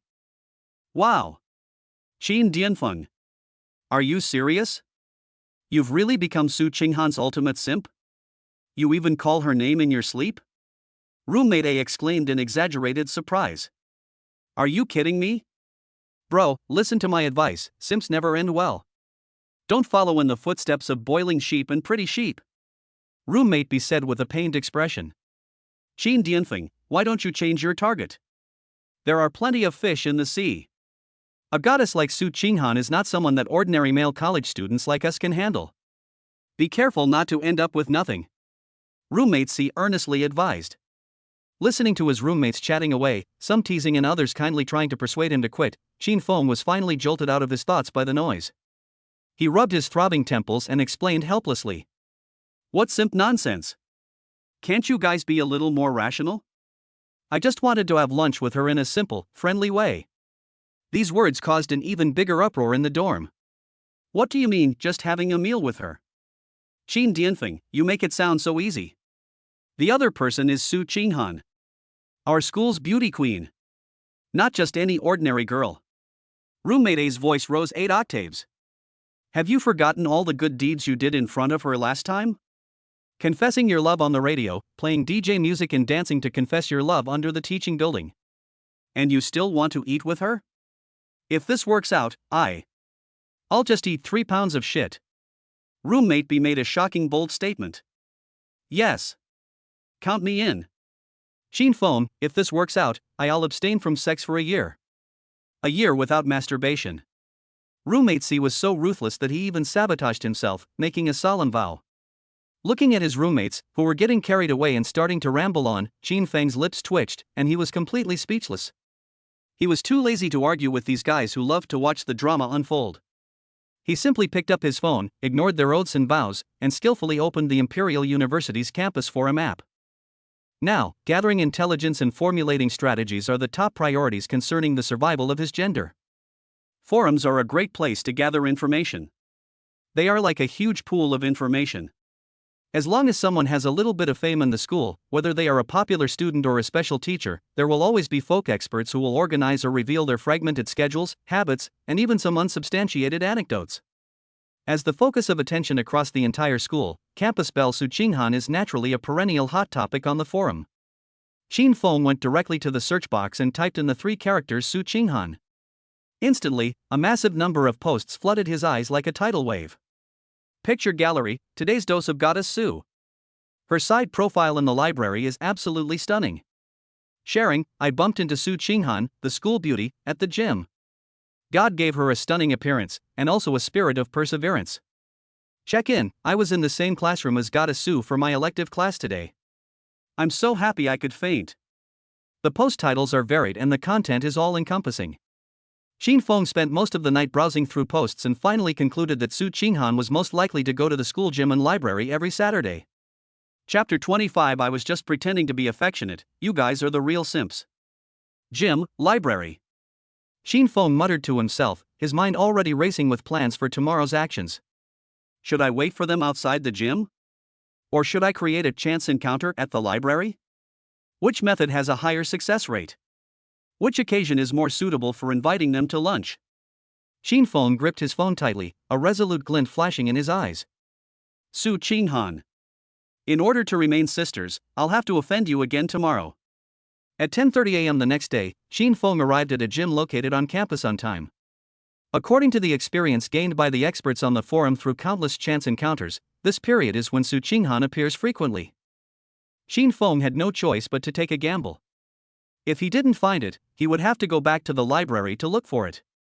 But this time, God was clearly on his side. Shin Fong had only been there for less than a minute when Suchinghan appeared in his line of sight. She changed out of her usual dress and wore a light gray professional sports vest and leggings, which accentuated her well-proportioned and beautiful figure. Her usually flowing long hair was neatly tied into a high ponytail, revealing her smooth forehead and graceful swan neck. At this moment, Suchinghan had lost some of her usual tranquility and elegance, but gained a refreshing, capable, and vibrant energy. The moment she entered the gym, she instantly attracted everyone's attention. Amazement, admiration, appreciation, jealousy, a variety of emotions silently intertwined in the air. Suchinghan was already used to all sorts of stares. She continued her standard warm-up exercises without looking to the side, then walked straight to an empty treadmill, put on her headphones, and began running at a steady pace.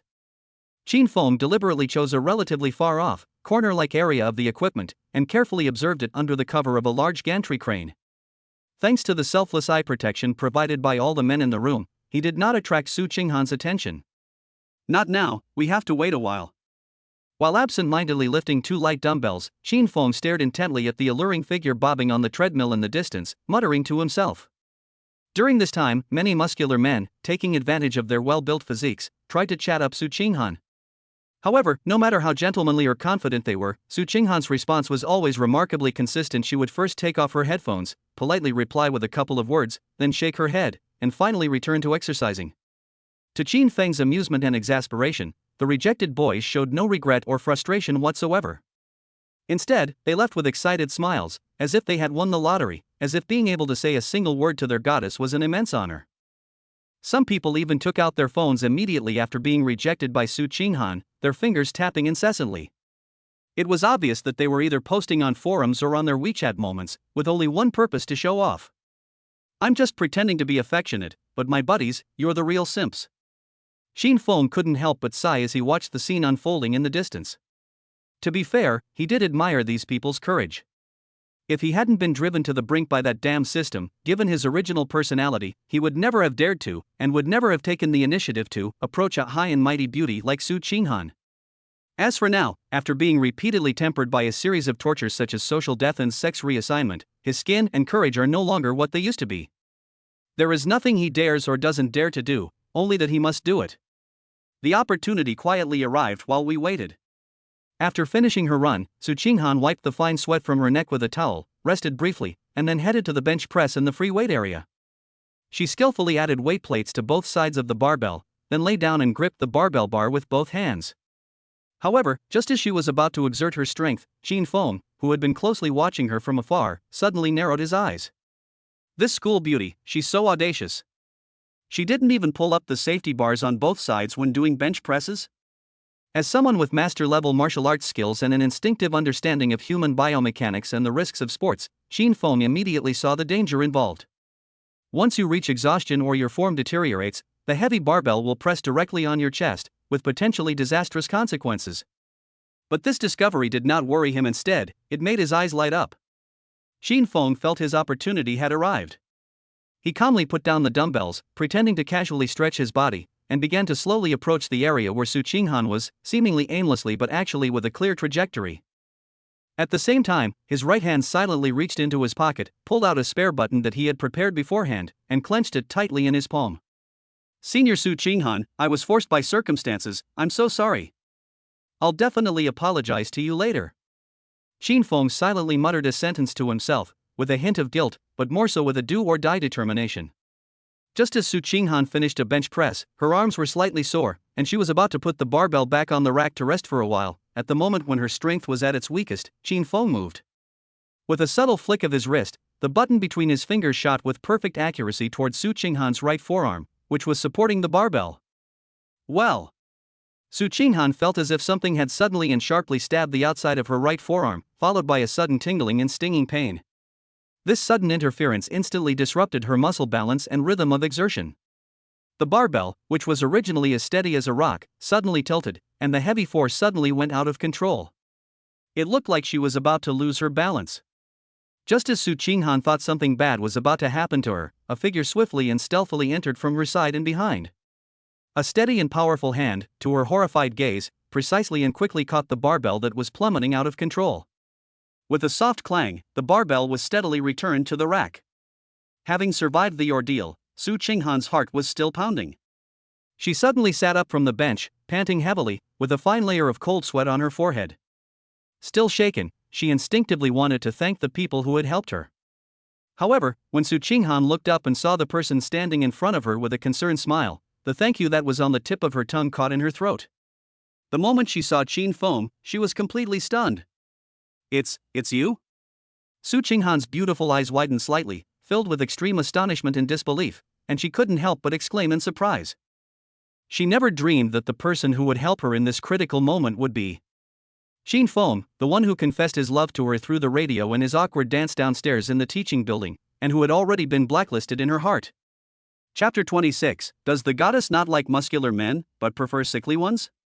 Just as Su Qinghan was still reeling from the shock of discovering that her savior was actually her number one enemy, her mind a complete mess, and before she could even process this bizarre situation, Shin Feng, who was standing in front of her, suddenly began his performance without warning.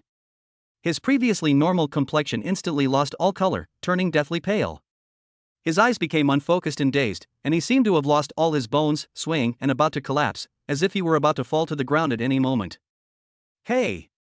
You, what's wrong? What happened?"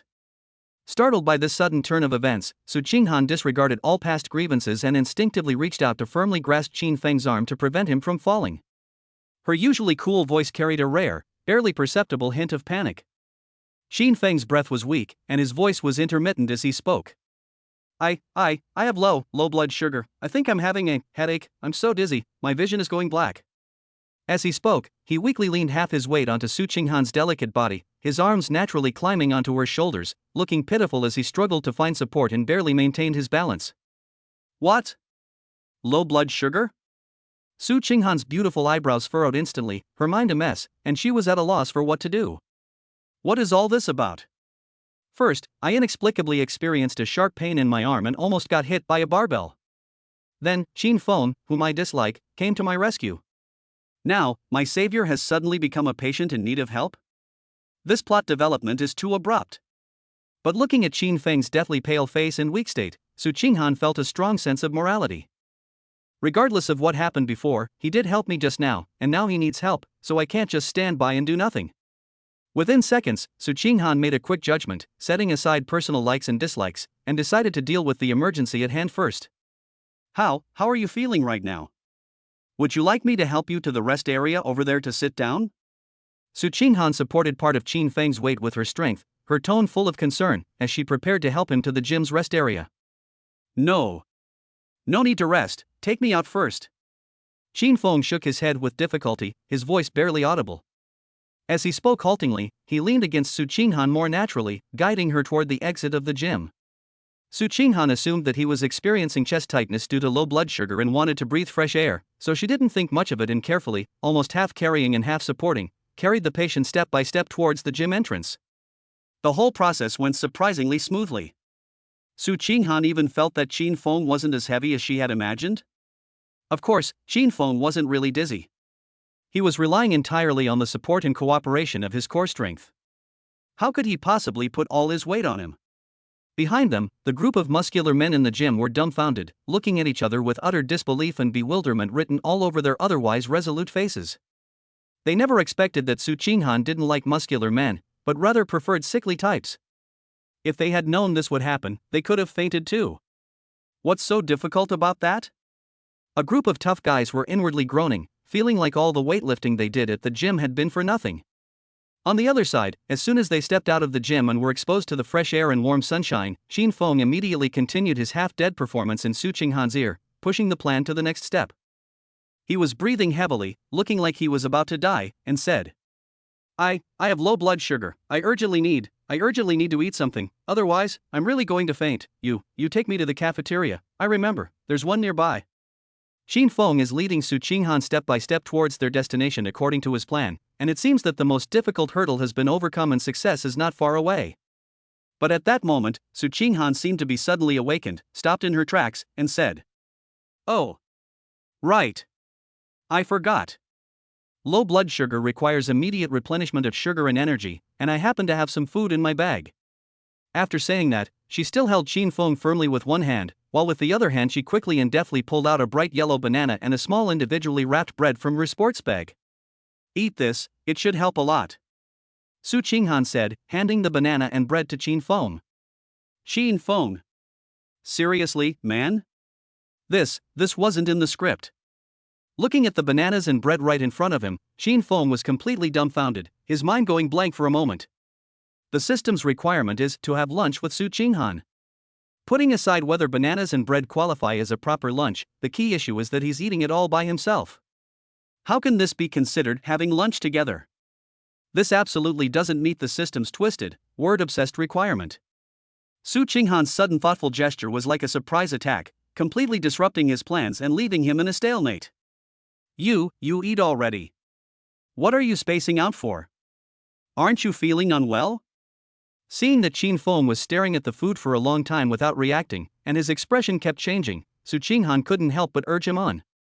Qin Feng's brain was working at an unprecedented speed, his CPU was almost overheating. In a flash, he steeled himself and blurted out a reason that even he himself didn't quite believe, his voice still weak. I'm allergic to bananas. I get rashes all over my body as soon as I eat them. As for bread, I feel nauseous just looking at it. I can't swallow it. Qin Feng is the kind of person who was not suited to making odes to the heavens, because with his ability to make up lies so easily, even the heavens would chase after him and strike him with hundreds of bolts of lightning. Ha! No, what a coincidence! Su Qinghan was stunned upon hearing this, her beautiful eyes widening in disbelief, her stunning face filled with utter astonishment and a sense of absurdity. Qin Feng nodded powerlessly and miserably, his face showing a helpless and painful expression that said, I didn't want this either. Sigh. Never mind, let's go to the cafeteria then. Su Qinghan had no choice but to put the things back in her bag and continue to help Qin Feng walk towards the cafeteria. Qin Feng breathed a long sigh of relief, but a fine layer of cold sweat broke out on his back. That was close. We almost failed. Chapter 27 Su Qinghan's female strategist best friend, Sun Qianshan. On the second floor of the cafeteria, in a slightly secluded corner. Su Qinghan looked at Qin Feng sitting opposite her, noticing his trembling hands as he held his chopsticks, his weak appearance as if he needed all his strength to pick up a piece of potato.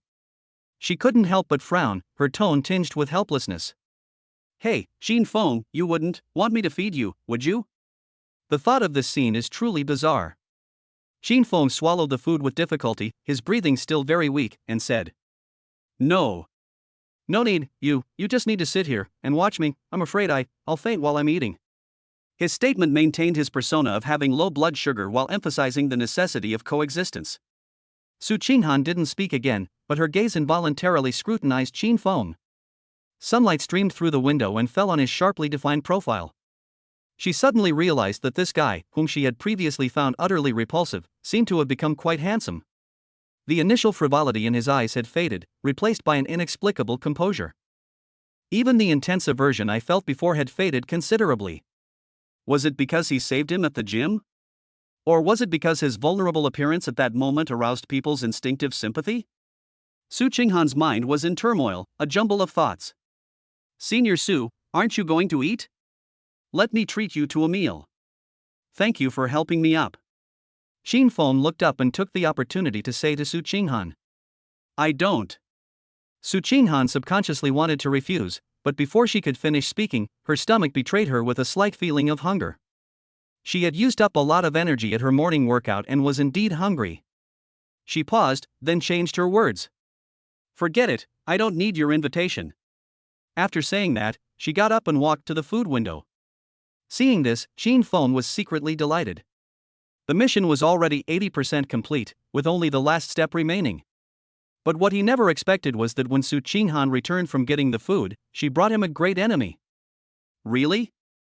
Qinghan, could this be a self-directed and self-acted ploy by that guy?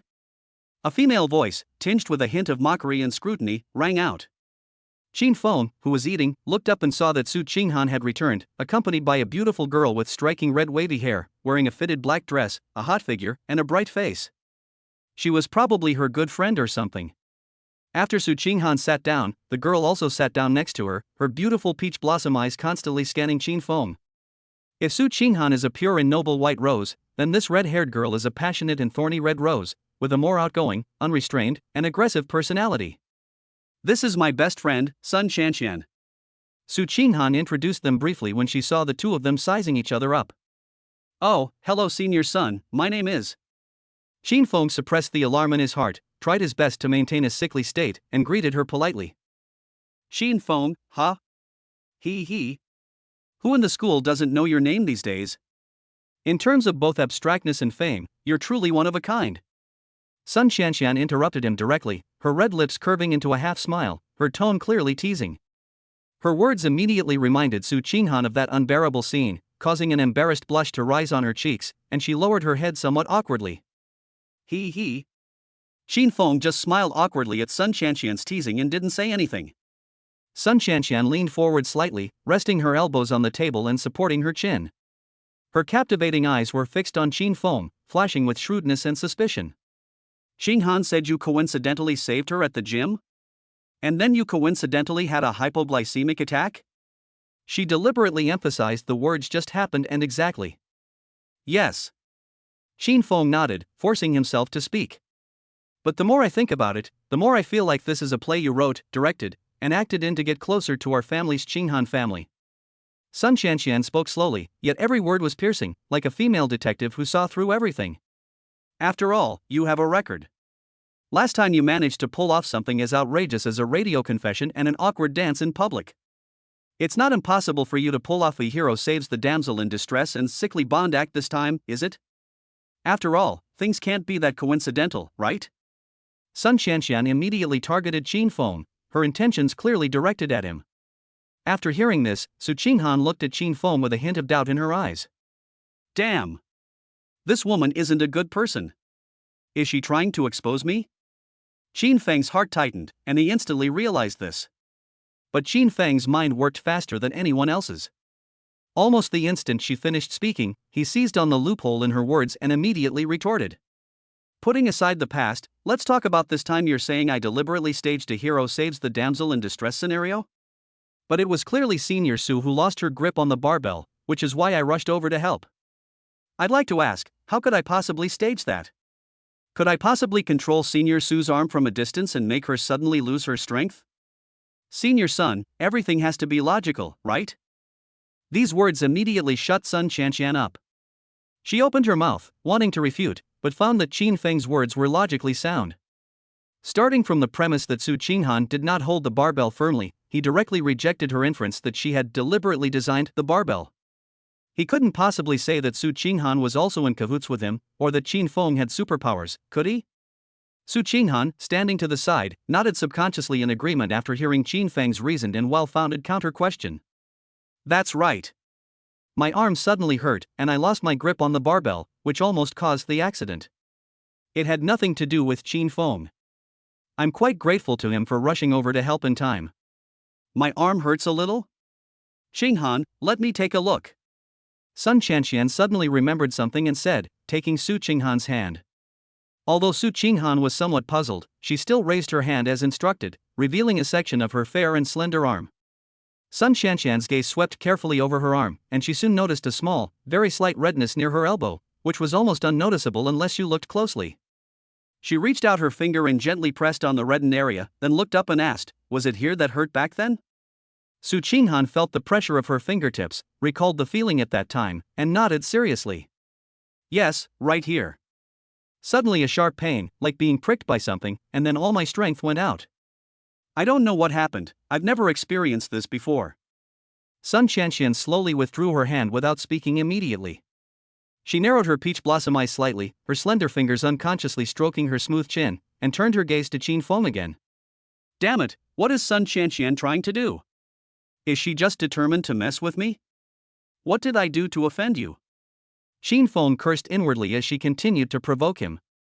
Chapter 28, Are you trying to force me to use my ultimate move? Sun Chanxian crossed her arms, her fingertips unconsciously tapping her elbows. She hesitated for a full half-minute before raising her eyes. Although she spoke to Su Qinghan, her gaze was fixed intently on Qin Feng.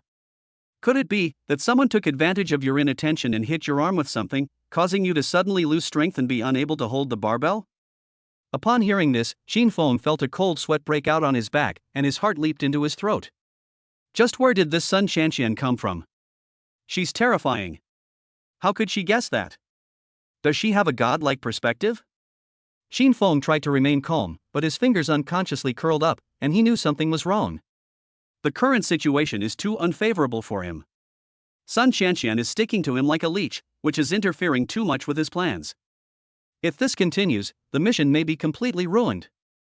Senior Sun, what do you mean by that? Qin Feng suppressed the turmoil in his heart, his face quickly showing a mix of grievance at being misunderstood and a perfectly measured anger, his brows furrowed tightly. The meaning is very simple. Like I said, I think this happened too coincidentally. What if you used something to hit Qinghan's arm when she wasn't paying attention? Then, wouldn't all of this make sense? Sun Chanxian's eyes were still full of doubt and distrust when she looked at Qin Feng, and she spoke without any beating around the bush.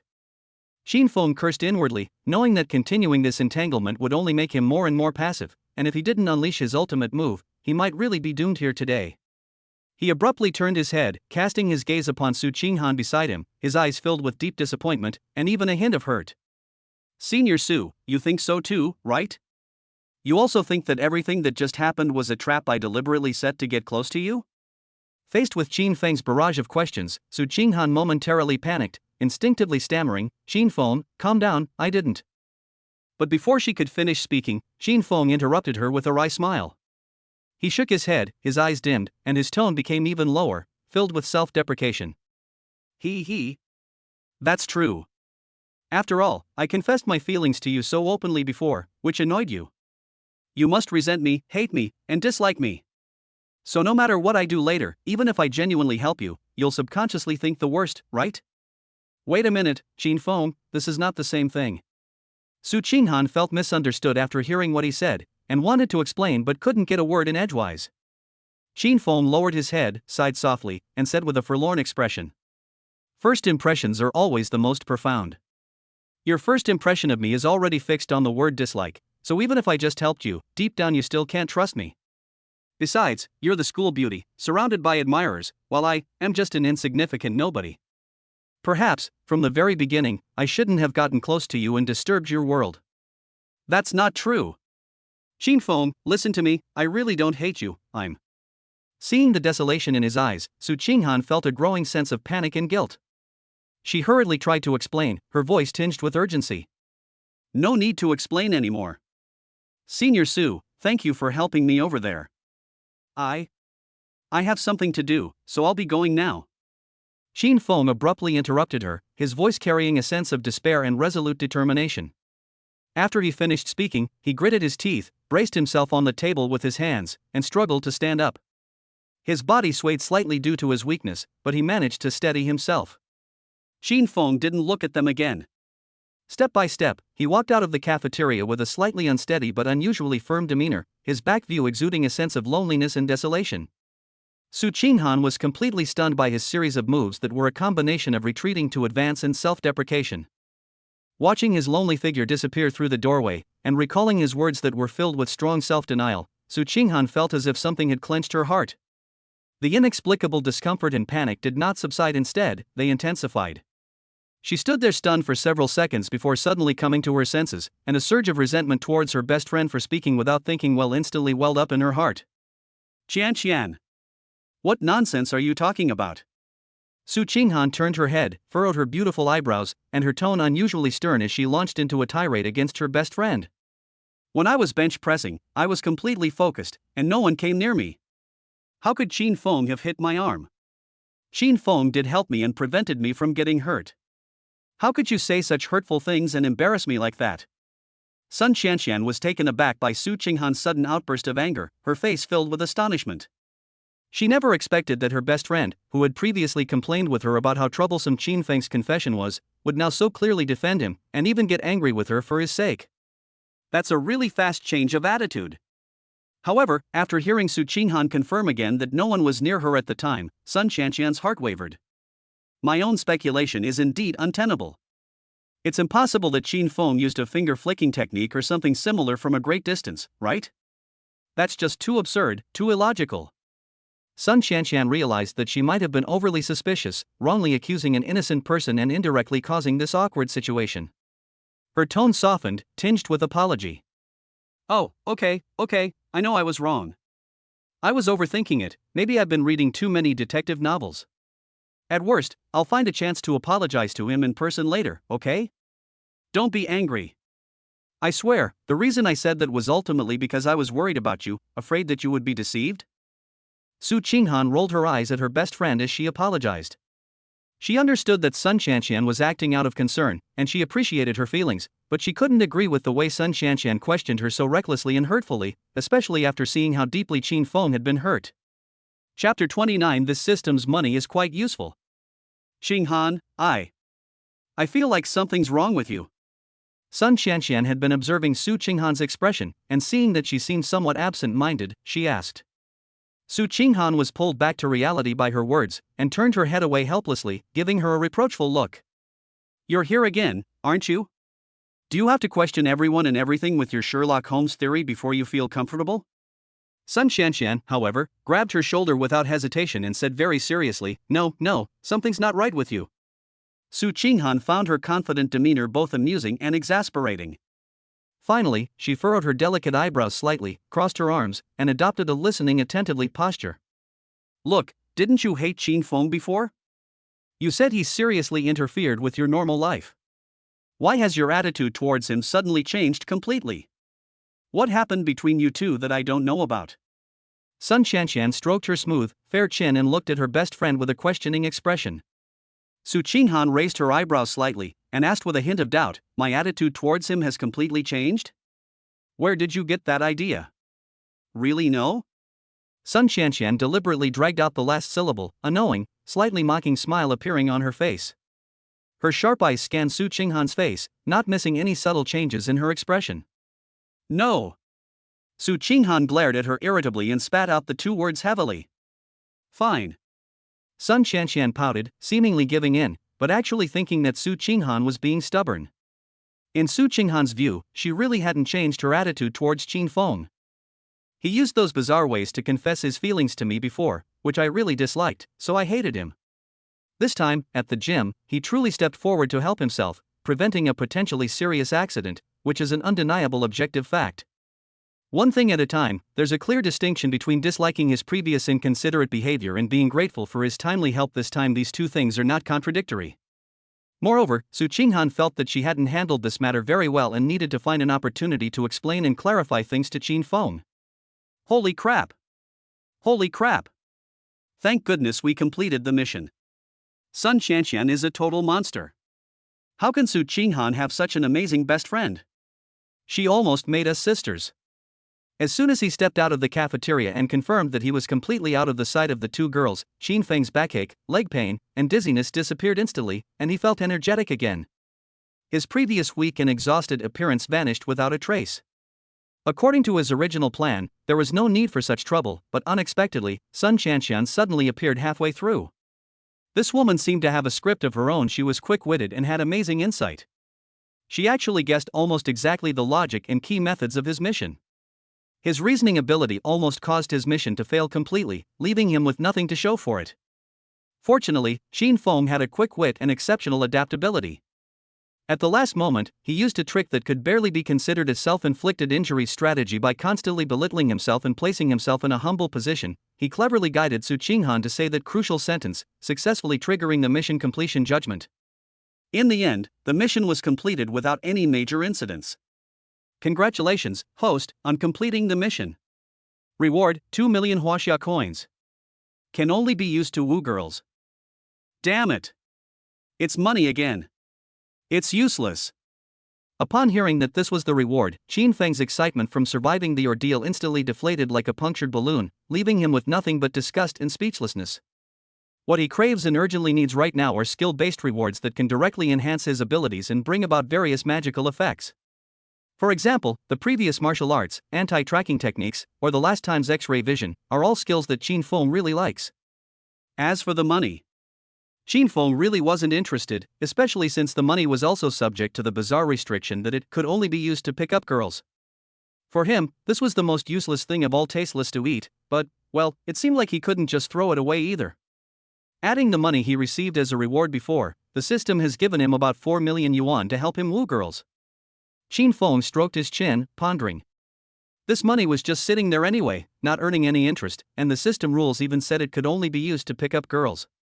So instead of leaving it idle, you might as well spend it slowly, and you might even be able to complete some hidden tasks along the way. He suddenly remembered that he was going to see the Cheongsam-clad older sister Lin Wan tomorrow, so why not take this opportunity to bring her something? As soon as the idea came to mind, Qin Feng immediately took action, hailed a taxi, and headed straight for the most bustling commercial street in the city center, a street teeming with brand name stores. Stepping into the dazzling, high-end shopping mall, where the air seemed to be filled with the scent of money, Qin Feng's gaze swept over the various luxury brand shop windows. Those dazzling jewelry watches are priced from tens of thousands to hundreds of thousands or even millions of dollars. Qin Feng walked in and looked around. His gaze lingered for a moment on a necklace inlaid with small diamonds. The tag had a number followed by a long string of zeros. He clicked his tongue, wondering to himself, will Lin Wan accept such an expensive gift? Qin Feng knew that Lin Wan was a worldly person, and if the gift was too expensive, she might think he had ulterior motives. More importantly, as an ordinary college student, suddenly spending so much money on luxury goods would inevitably raise suspicions about the source of the funds, and it would only cause more trouble if I couldn't explain it clearly. After lingering in the high-end area for a while and struggling internally, Qin Feng finally sighed helplessly and turned to walk towards the relatively affordable mid-range brand area. Buying something worth a few thousand yuan should be reasonable, right? Qin Feng muttered to himself, feeling that this would not seem too deliberate, but would still express his feelings. He wandered between the counters of various brands, carefully comparing them. Finally, Qin Feng stopped in front of the Louis Vuitton counter, his eyes drawn to a simple yet exquisite collarbone necklace.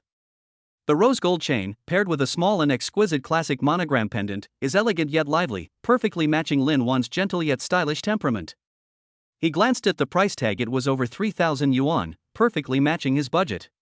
This one, please wrap it up for me, Qin Feng said to the saleswoman behind the counter, pointing to the necklace.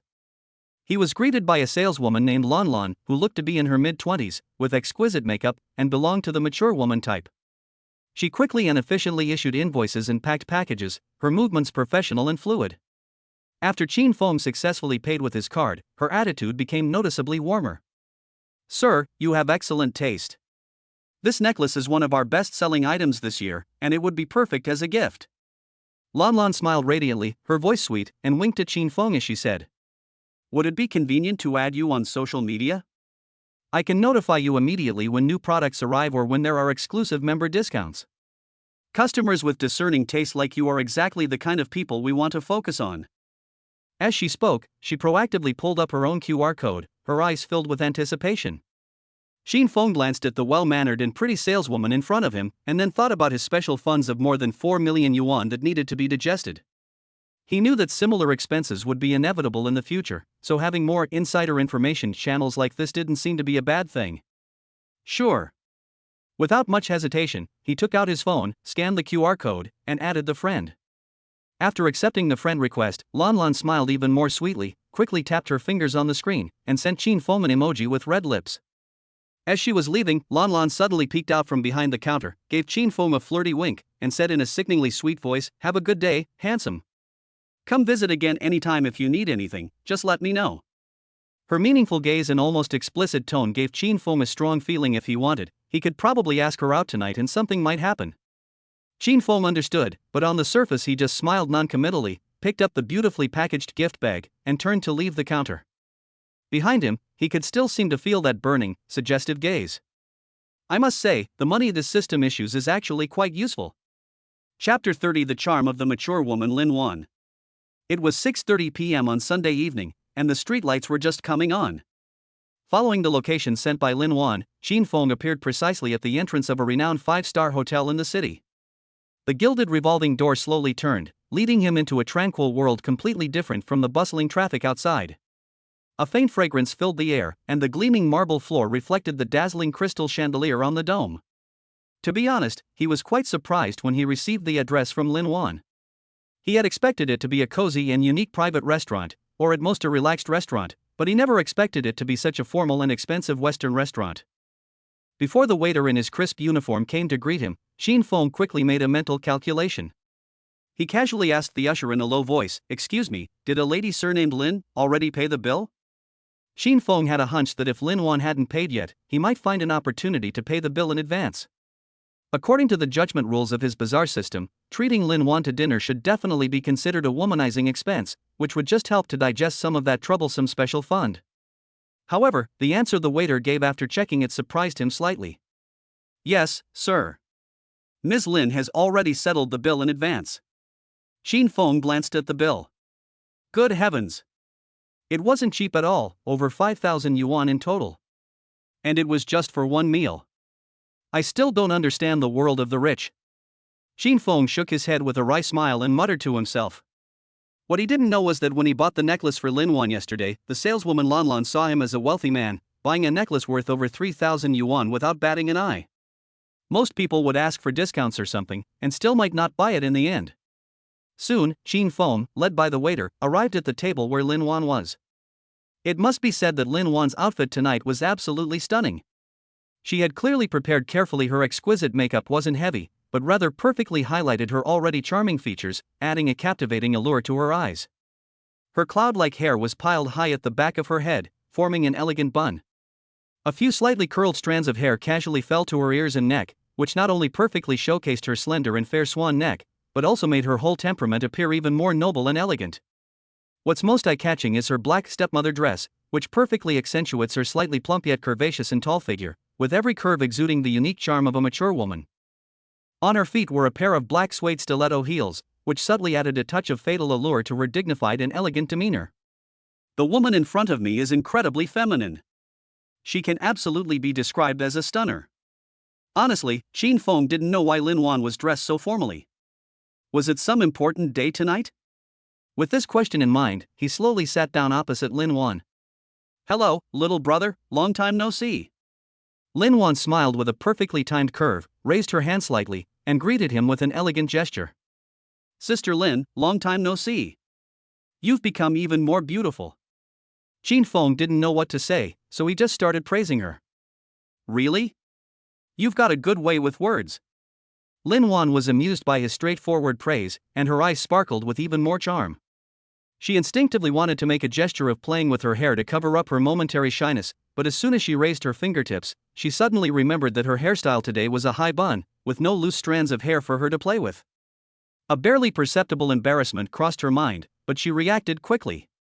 Her slender fingers gracefully moved upwards, gently brushing against the pearl earrings adorning her earlobes, transforming that momentary awkwardness into a more charming pose. "Oh, right, I brought you a gift this time, sister. Please wait a moment." After Xin Feng finished speaking, he took out a very exquisite packaging box from his pocket. Oh, you brought me a gift? Really? Little brother, you actually thought of that? Lin Wan was slightly taken aback, a look of surprise appearing on her beautiful face, which was then replaced by an even more delighted expression. It's just a necklace, it's a way of thanking my sister for supporting my research. Xin Feng opened the box and took out the necklace inside. When the necklace, shimmering with a warm luster, was fully revealed before her, Lin Wan's eyes suddenly lit up. Clearly, the necklace touched her heart. Chapter 31. White, large, similar to a grapefruit. This necklace must be expensive, right? Lin Wan's smile faded slightly as she asked. It's really not cheap, more than 3,000 yuan. Xin Feng didn't intend to lie about the price. Then I can't accept it. You're still a student. Where would you get so much money? Lin Wan's expression turned serious as she asked earnestly. Well, would you believe me if I said I sold my dignity to get it? Xin Feng deliberately kept everyone in suspense and even made a small joke. Lin Wan was clearly taken aback, her eyes widened slightly, and an expression of disbelief flashed across her face. Her red lips parted slightly, remaining closed for a long time before she stammered. Sell your dignity? Little brother, what do you mean? What do you mean by selling your dignity? You wouldn't be. Lin Wan suddenly had some embarrassing thoughts pop into her mind. Xin Feng, could he have gone to one of those clubs to be a young master? Thinking about it this way, Lin Wan felt like she was holding a hot potato, wishing she could throw it away immediately. How sinful would she be to accept something bought with this hard-earned money? Xin Feng, how could you sell yourself for money? If you needed money, you could have borrowed it from your sister. You'll definitely regret doing this, you know? Lin Wan, with a stern face and slightly furrowed brows, spoke to Xin Feng in a lecturing tone. Xin Feng suppressed a laugh, just quietly watching her, the curve of his lips becoming more and more pronounced, without uttering a sound. Did you hear me? Your top priority right now is to study hard, not to get involved in these crooked ways. Seeing his smiling face and the fact that he wasn't listening at all, Lin Wan became even more anxious and gently patted his arm. Okay, I got it. But I was just joking earlier. I earned this money myself, so you can keep the necklace without worry. Xin Feng nodded, finally unable to hold back his laughter, and forcefully shoved the necklace into her hand. Oh, you dare to tease me? Lin Wan then realized she had been tricked, and a blush instantly spread across her face. She looked up and glared at him, but there was no anger in her eyes. Instead, there seemed to be a hint of reproach in her gaze. However, she still didn't intend to accept the necklace, because she hadn't asked for anything in return when she first helped Xin Feng. Sis, if you don't accept it, then I won't eat this meal either. It's over 5,000 yuan. Xin Feng said, feigning regret. After saying that, he stood up as if to leave. Hey! Don't go. I'll take it. I'll take it, okay? Lin Wan called out anxiously. That works. Xin Feng smiled smugly. As he spoke, he picked up the necklace, walked around behind Lin Wan, and said with a smile, Come on, let me help you put it on. Lin Wan, who had lived for over 30 years, was so startled by Qin Feng's single action that her heart raced, and she sat there motionless. Qin Feng stood behind her, head down, intently fastening the necklace clasp, but his gaze involuntarily drifted downwards. Lin Wan wore a low-cut dress today, and the neckline rose and fell slightly with her soft breathing. From Qin Feng's elevated position, he could see a patch of fair skin and curves that were perfectly covered by the fabric, full yet delicate. So white, so big. He muttered to himself unconsciously, his eyes wide open. This didn't even require X-ray vision, it was purely a blessing from God, a complete view. What? Lin Wan heard him mutter and turned her head in confusion. As she turned her head, she met Qin Feng's undisguised gaze. She froze for half a second, then suddenly realized she'd been seen red-handed. She instinctively covered her chest, both embarrassed and angry, and glared at him, saying, You! What are you looking at? That's so mean. Qin Feng coughed twice, straightened his back with a serious expression, and put on a solemn face. Sister Lin, please don't be offended. You know, I'm someone with artistic aspirations, so I need to have an eye for beauty. Stop making excuses. You were spying on me. Lin Wan said, biting her red lips and looking at him with a resentful expression. I wasn't peeking, I was admiring it, Qin Feng said, his neck stiff and his voice full of self-righteousness. Admire? Lin Wan was amused by his words, gave a soft snort, and raised an eyebrow to ask, Then what did you admire? A hint of embarrassment flashed across Qin Feng's face. He scratched his head and asked hesitantly, is it hard to say? Are you sure you want to hear it? Lin Wan's curiosity was piqued, and with a hint of resentment, she raised her chin and said, Qin Feng cleared his throat, lowered his voice, and said seriously, I can tell. Sister Lin, your area is about the size of a grapefruit, so it's probably a D cup, right? The air froze instantly upon hearing this, and Lin Wan's expression grew increasingly embarrassed and annoyed. She felt like she'd been tricked by this guy. What kind of artist was he? He was just a complete scoundrel. But for some reason, although Lin Wan felt somewhat annoyed, she didn't blame Qin Feng much. In her feelings of shame and indignation, shame accounted for 70% and indignation only 30%. This is what you told me to say, I'm just telling the truth. Qin Feng coughed lightly, acting as if it was none of his business. The reason Qin Feng dared to be so presumptuous was because when he sat down, he secretly used the skill granted by the system to check Lin Wan's favorability rating towards him. You won't believe it until you see it, it's truly astonishing. 85. Lin Wan's favorability rating towards him was a staggering 85 points. This number far exceeded Qin Feng's expectations. This is only the second time the two have met, so it's incredible that they have such a high level of mutual affection. The system also thoughtfully added a supplementary explanation: when the target's favorability towards the host reaches 90% or higher, the probability of the two developing into intimate partners will greatly increase. This means that as long as Lin Wan's favorability towards him exceeds 90%, it will be almost a natural thing for Qin Feng to establish a relationship with her. That's why Qin Feng dared to act so brazenly and be a hooligan. Some might ask, won't such frivolous words and actions lower the target's impression of Qin Feng? The answer is yes.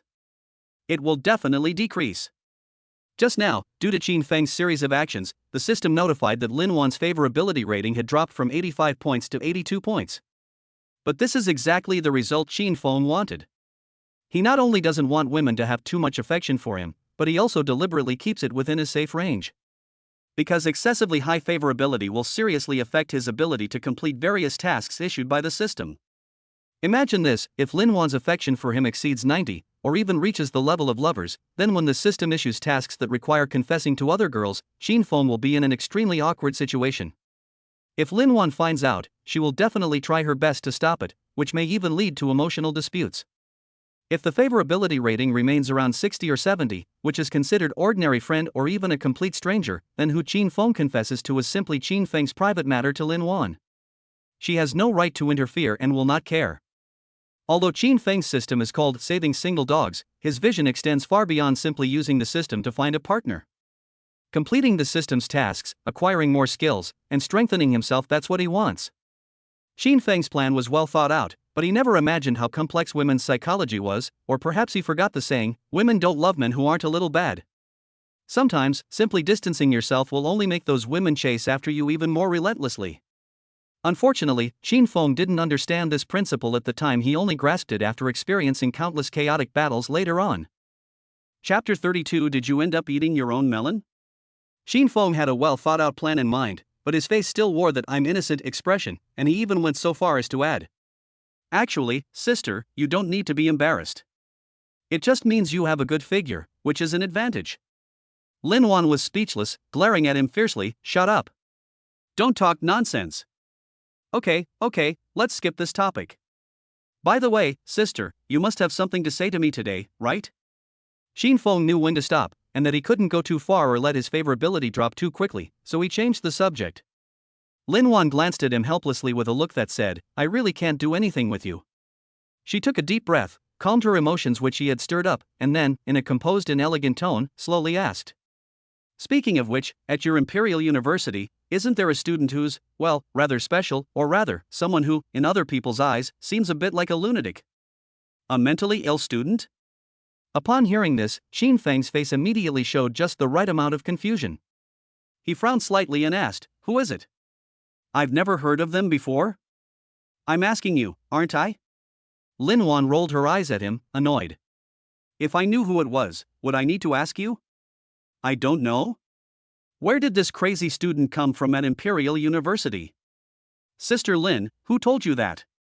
Qin Feng shook his head and asked with a curious look. No? That's really strange. Lin Wan frowned slightly, her fingers unconsciously rubbing the edge of the teacup, muttering to herself in confusion. She remembered that Long Feishue had made it very clear on the phone yesterday that the person was a student from Imperial University. Although my niece has a bit of a temper, I wouldn't lie to her about something like this. According to Long Feishue, that man was a complete freak. He would go crazy whenever he saw a beautiful woman, liked to make random declarations of love, and even tried to take advantage of her inappropriately. Logically speaking, such a person should be a celebrity or even a notorious figure at Imperial University. Why does Qin Feng say he doesn't know? Lin Wan thought about it over and over, but she couldn't figure it out at all. It just didn't make logical sense. Then, do you know that person's name? Or are there any more specific characteristics? Seeing that she was lost in thought with her head down and her brows furrowed, Qin Feng took the initiative to inquire, trying to provide some direction for finding clues. I don't know. I only know that this person is very strange, like a lunatic in the eyes of the general public. Lin Wan shook her head and said. Long Feishue did not tell her name, but only told her about her deeds. Qin Feng wore a dismissive smile, his tone protective of his alma mater's reputation, and confidently stated. Impossible. Our Imperial Capital University is one of the top universities in the country, and even ranks among the best in the world. The school has a strict academic atmosphere. How could they let a student with abnormal behavior and mental disorder tendencies run rampant on campus? Besides, I've heard all sorts of gossip and anecdotes from school, but I've never heard of such an outrageous person. Sister Lin, have you heard some unreliable rumors? I don't know either. I heard that guy seems to really like to confess his feelings randomly. As long as a girl is pretty, he'll go up to her and confess in public. And he also seems to really like to take advantage of pretty girls, and his behavior is very frivolous. Cough, cough, cough. Before Lin Wan could finish speaking, Qin Feng, who was sitting opposite her, suddenly spat out the mouthful of water he had just taken a sip of, splashing it onto the carpet. What's wrong? Are you all right? Did you choke on your water? This sudden situation startled Lin Wan. She immediately leaned forward with concern, her beautiful eyes filled with worry. Cough, cough. No. It's nothing. It's nothing. Qin Feng coughed awkwardly, grabbing a napkin from the table to wipe his mouth and the water-splattered surface.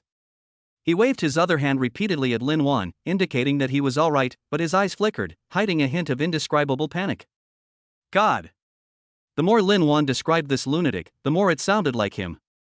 Confessing your feelings inappropriately? Posting pictures of pretty girls? Taking advantage of others? Making unwanted physical advances? Isn't this exactly what the system tasks forced him to do? Damn it, how did I end up getting caught up in this mess? Never mind, since you don't know either, I won't ask. Let's eat first. Alright, since things have come to this, let's eat first. After leaving the hotel and parting ways with Lin Wan, Qin Feng recalled the question she had just asked him and couldn't help but complain. That Long Feishue, she must be talking badly about me behind my back. Next time I see her, I'll definitely. Just then, a feeling of being watched swept down his spine like a subtle electric current. This was the anti-tracking technique given to him by the system coming into play. Qin Feng's eyes sharpened instantly, and his previously casual steps immediately became more alert. He didn't turn back to check immediately, but continued walking without making a sound. At the same time, he changed his original route back to school and deliberately turned into a relatively bustling commercial street with many side streets. Sometimes he would quicken his pace to blend into the crowd, sometimes he would suddenly stop in front of a shop, and sometimes he would turn into an alley without warning and then quickly emerge from the other end. Finally, Qin Feng slipped into a narrow, dimly lit corner between two buildings, pressed his body against the cold wall, held his breath, and perfectly blended himself into the shadows, quietly waiting for his pursuer to appear. Chapter 33 Sun Chanshan, The Advantage Lies With Me? Da. Da. A moment later, the clear but deliberately low-pitched sound of high heels clicking on the ground rose from afar, sounding somewhat abrupt in the quiet alleyway. The sound of high heels? So, it turns out the person following me was a woman? Hearing this unique sound from the shadows, Qin Feng raised an eyebrow in surprise, a hint of amusement flashing across his face. He had heard plenty of stories about women being followed by men, but it was quite unusual for a grown man like himself to be followed by a woman.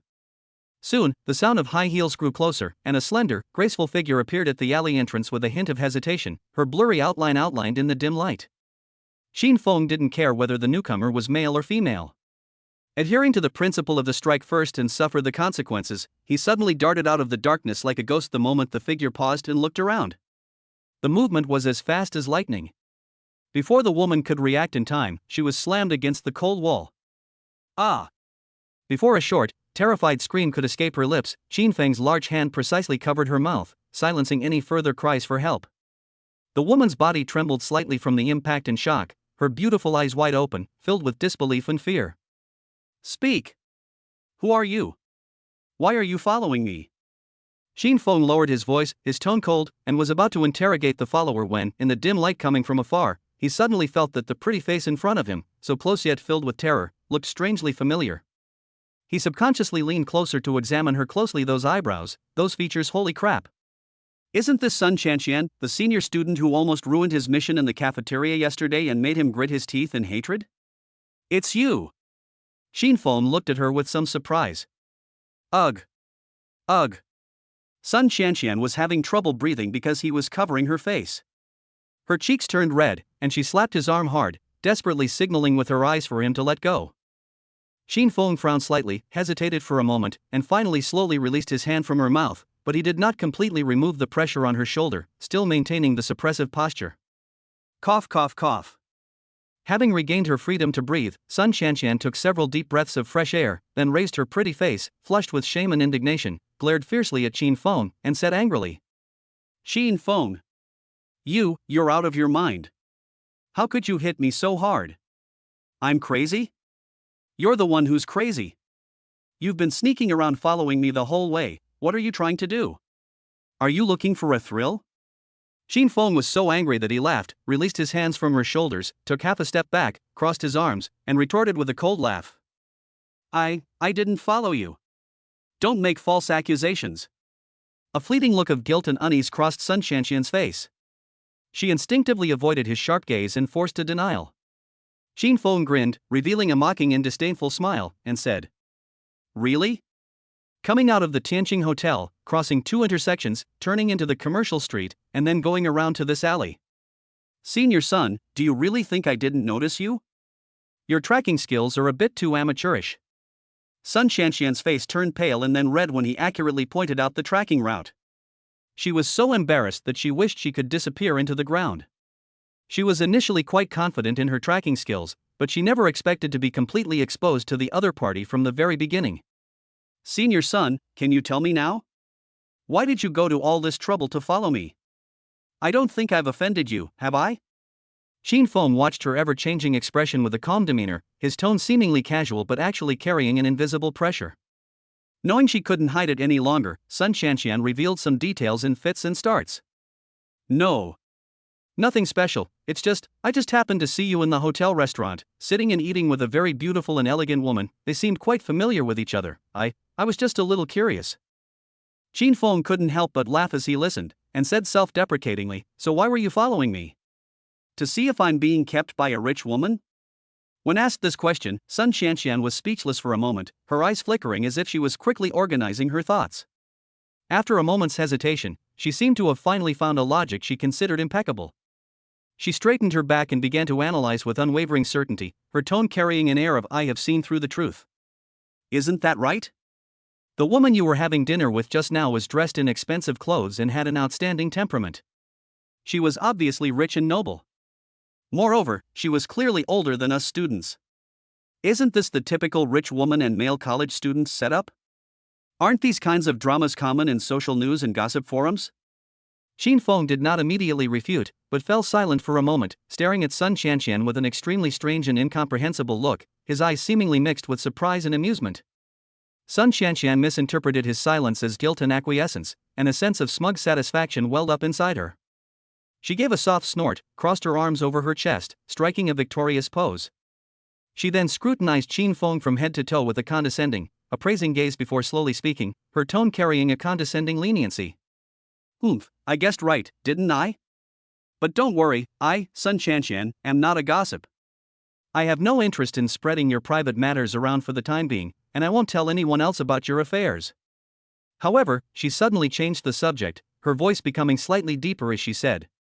However, I'm definitely going to tell Qinghan everything I saw today, in detail. I have to make her see clearly what kind of person you, Shin Feng, really are. I need to make her completely give up on you, so she won't be so naive and get fooled by a two-faced person like you in the future. Shin Feng remained silent, but the playful smile on his face became more and more obvious, even carrying a hint of leisurely anticipation of a good show. What? Not saying anything? Sun Qianqian was extremely dissatisfied and confused by Qin Feng's unusually calm demeanor. In her mind, Qin Feng should either be panicking and begging her to keep it a secret, or angrily and loudly defend himself. So calm? This must be an act. They're definitely trying to use a calm exterior to mask their inner turmoil. You must be very scared and worried right now, right? Because once Qinghan finds out your true colors, you'll never have another chance to get close to her or deceive her feelings. All your plans will be ruined. Sun Qianqian tried to break down his psychological defenses with words, her voice deliberately provocative. The more she spoke, the more she felt she occupied the absolute moral and logical high ground, and her tone became increasingly confident and exuberant. Speaking of which, it really is fate. If I hadn't caught you on a private date with that rich woman tonight, you might have really succeeded with your feigned indifference and found a chance to get close to Qinghan. Unfortunately, man proposes, God disposes. At this point, Sun Qianqian's face revealed an undisguised smugness, even a hint of boasting, as she continued. I forgot to tell you, this Tianqing hotel is owned by my family. I was just having a casual meal at my own hotel today, like any other day. Who would have thought that I would just happen to stumble upon your good deed? Qin Feng, tell me, isn't this a coincidence? Isn't it like even the heavens are helping Qinghan, helping me? Sun Qianqian's little mouth chattered on and on like a machine gun, and coupled with her beaming eyebrows, confident expression, as if she had everything under control, anyone who didn't know the inside story would really think that this female strategist had already planned everything and had completely grasped all of Qin Feng's schemes and tricks. Chapter 34. Please punish Sun Qianqian severely, host. Sun Qianqian rattled off a long string of words, believing her logic to be sound and her evidence irrefutable, but Qin Feng remained silent throughout, only staring at her with a half-smile, as if watching a farcical performance. This made her feel uneasy, and her initial confidence began to wane. Hey! Why are you staring at me like that? Say something. What's the point of pretending to be deep? She finally couldn't hold back any longer, her brows furrowed, her tone carrying obvious dissatisfaction and a hint of barely perceptible panic. Upon hearing this, Qin Feng's lips curled into an extremely disdainful smile, as if he had heard something utterly ridiculous, and he lazily retorted. Are you done talking? Sun Qianqian was taken aback by his dismissive attitude. She stiffened her neck, forced a calm demeanor, and gave a soft snort. Yes, I've said my piece. The facts are right in front of you, what excuses do you have left? Arguing? Heh. Miss Sun, aren't you taking yourself too seriously? Who has time to argue with you? Qin Feng chuckled as if he had heard the biggest joke in the world. He casually put his hands in his pockets, shrugged his shoulders slightly, and adopted an attitude of complete indifference, even finding the other party boring. What do you mean? Sun Qianqian frowned even more, the feeling that something was wrong growing stronger. Qin Feng's reaction was completely beyond her expectations. He was neither panicked nor angry, and his nonchalant attitude left her somewhat bewildered. Qin Feng spoke in a flippant, even slightly mocking tone. It means exactly what it says. Tell whoever you want. Go find Su Qinghan or tell the whole school, it's up to you. Who cares? He deliberately used an English phrase, with a rising tone at the end, accompanied by a raised eyebrow, his face radiating blatant provocation and nonchalance. Sun Qianqian was a little stunned, her mind went blank for a moment. Qin Feng's reaction, was he really indifferent? Had I really guessed wrong? How could that be? No, impossible. He must be putting on a brave face. Alright, I don't have time to play this boring detective game with you. It's a waste of my life. Qin Feng was too lazy to waste any more words on her. He glanced at her casually, then turned around decisively and strode towards the brightly lit street. Qin Feng remained unmoved by Sun Qianqian's threat, which she thought she had the upper hand over, and even felt a little amused. Sun Qianqian thought she had caught him red-handed and assumed he wanted to pursue Su Qinghan and was afraid his shameful secret would be exposed. In reality, his approach to Su Qinghan was purely to complete a system task. Now that the task has been completed, Sun Qianqian can say whatever she wants to Su Qinghan, which has no impact on him. As for the stigma of being kept by a rich woman, well, his reputation at Beijing University had already plummeted after his series of bizarre confessions. How much worse could it get? It's just a matter of going from a collapsed building to ruins. He ignored the rumors and gossip, since they wouldn't hurt him. Therefore, Sun Xianxian's attempt to use this to threaten him and force him to comply was a miscalculation and wishful thinking. You can keep pretending. You think you can fool me by acting calm? Let me tell you, I, Sun Xianxian, won't fall for that. As Sun Xianxian watched Qin Fang's resolute departure without any hesitation, a sense of frustration and anger welled up inside her, and she couldn't help but shout at his retreating figure. Qin Feng didn't even bother to turn his head, only silently and disdainfully retorting in his heart with 2 words, crazy.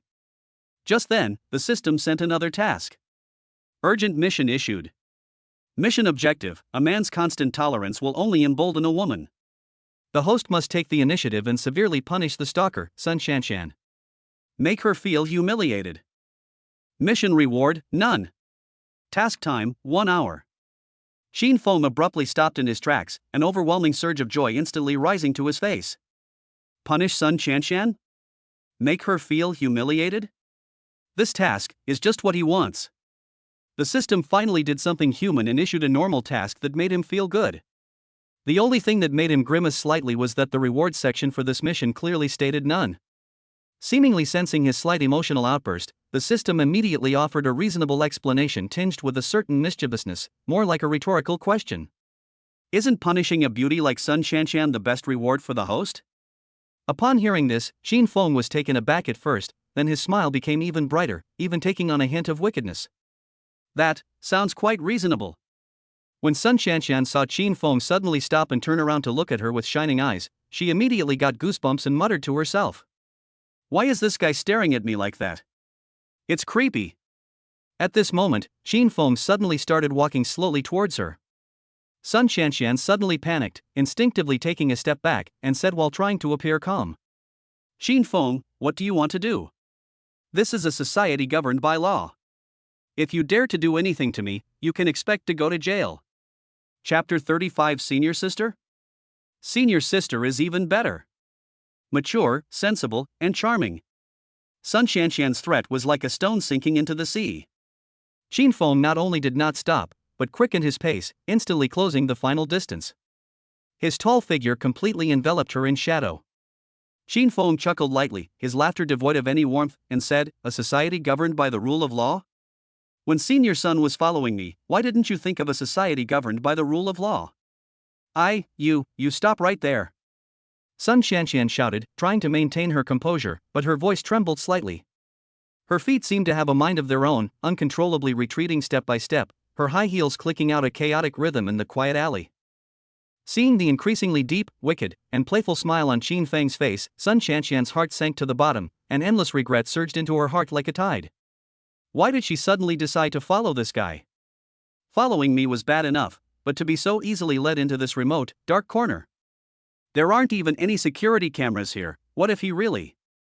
Sun Xianxian dared not think any further. Qin Feng. I'm still your senior, what do you want to do?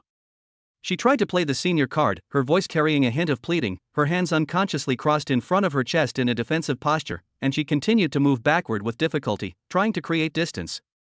Upon hearing this, Qin Feng deliberately grinned and let out a low chuckle, his expression intentionally becoming even more lewd and impatient. His gaze swept over her as he said, You shouldn't have said it, because you mentioned senior sister, TSK, I'm even more excited. Senior sister? Senior sister is even better. Mature, sensible, and charming. To be honest, that's my type, I like older women. While exerting psychological pressure with words, he rubbed his hands together in a classic villainous gesture, relentlessly closing in on Sun Xianxian. Sun Xianxian's face turned deathly pale, and she took 2 steps back in a panic. Suddenly, with a soft thump, her back slammed against the cold, rough wall. The hard touch sent a jolt through her. She had nowhere left to retreat. Help! There's, Just as Sun Xianxian was about to shout, Qin Feng stepped forward and covered her mouth with his other hand. He then used his other hand to forcefully turn her body over so that she was facing the wall with her back to him. Then, without giving her any chance to react, smack! A crisp and loud thud suddenly exploded in the narrow alley. Qin Feng raised his hand and slapped her hard across the face, her buttocks taut with tension and covered by her dress. Ugh!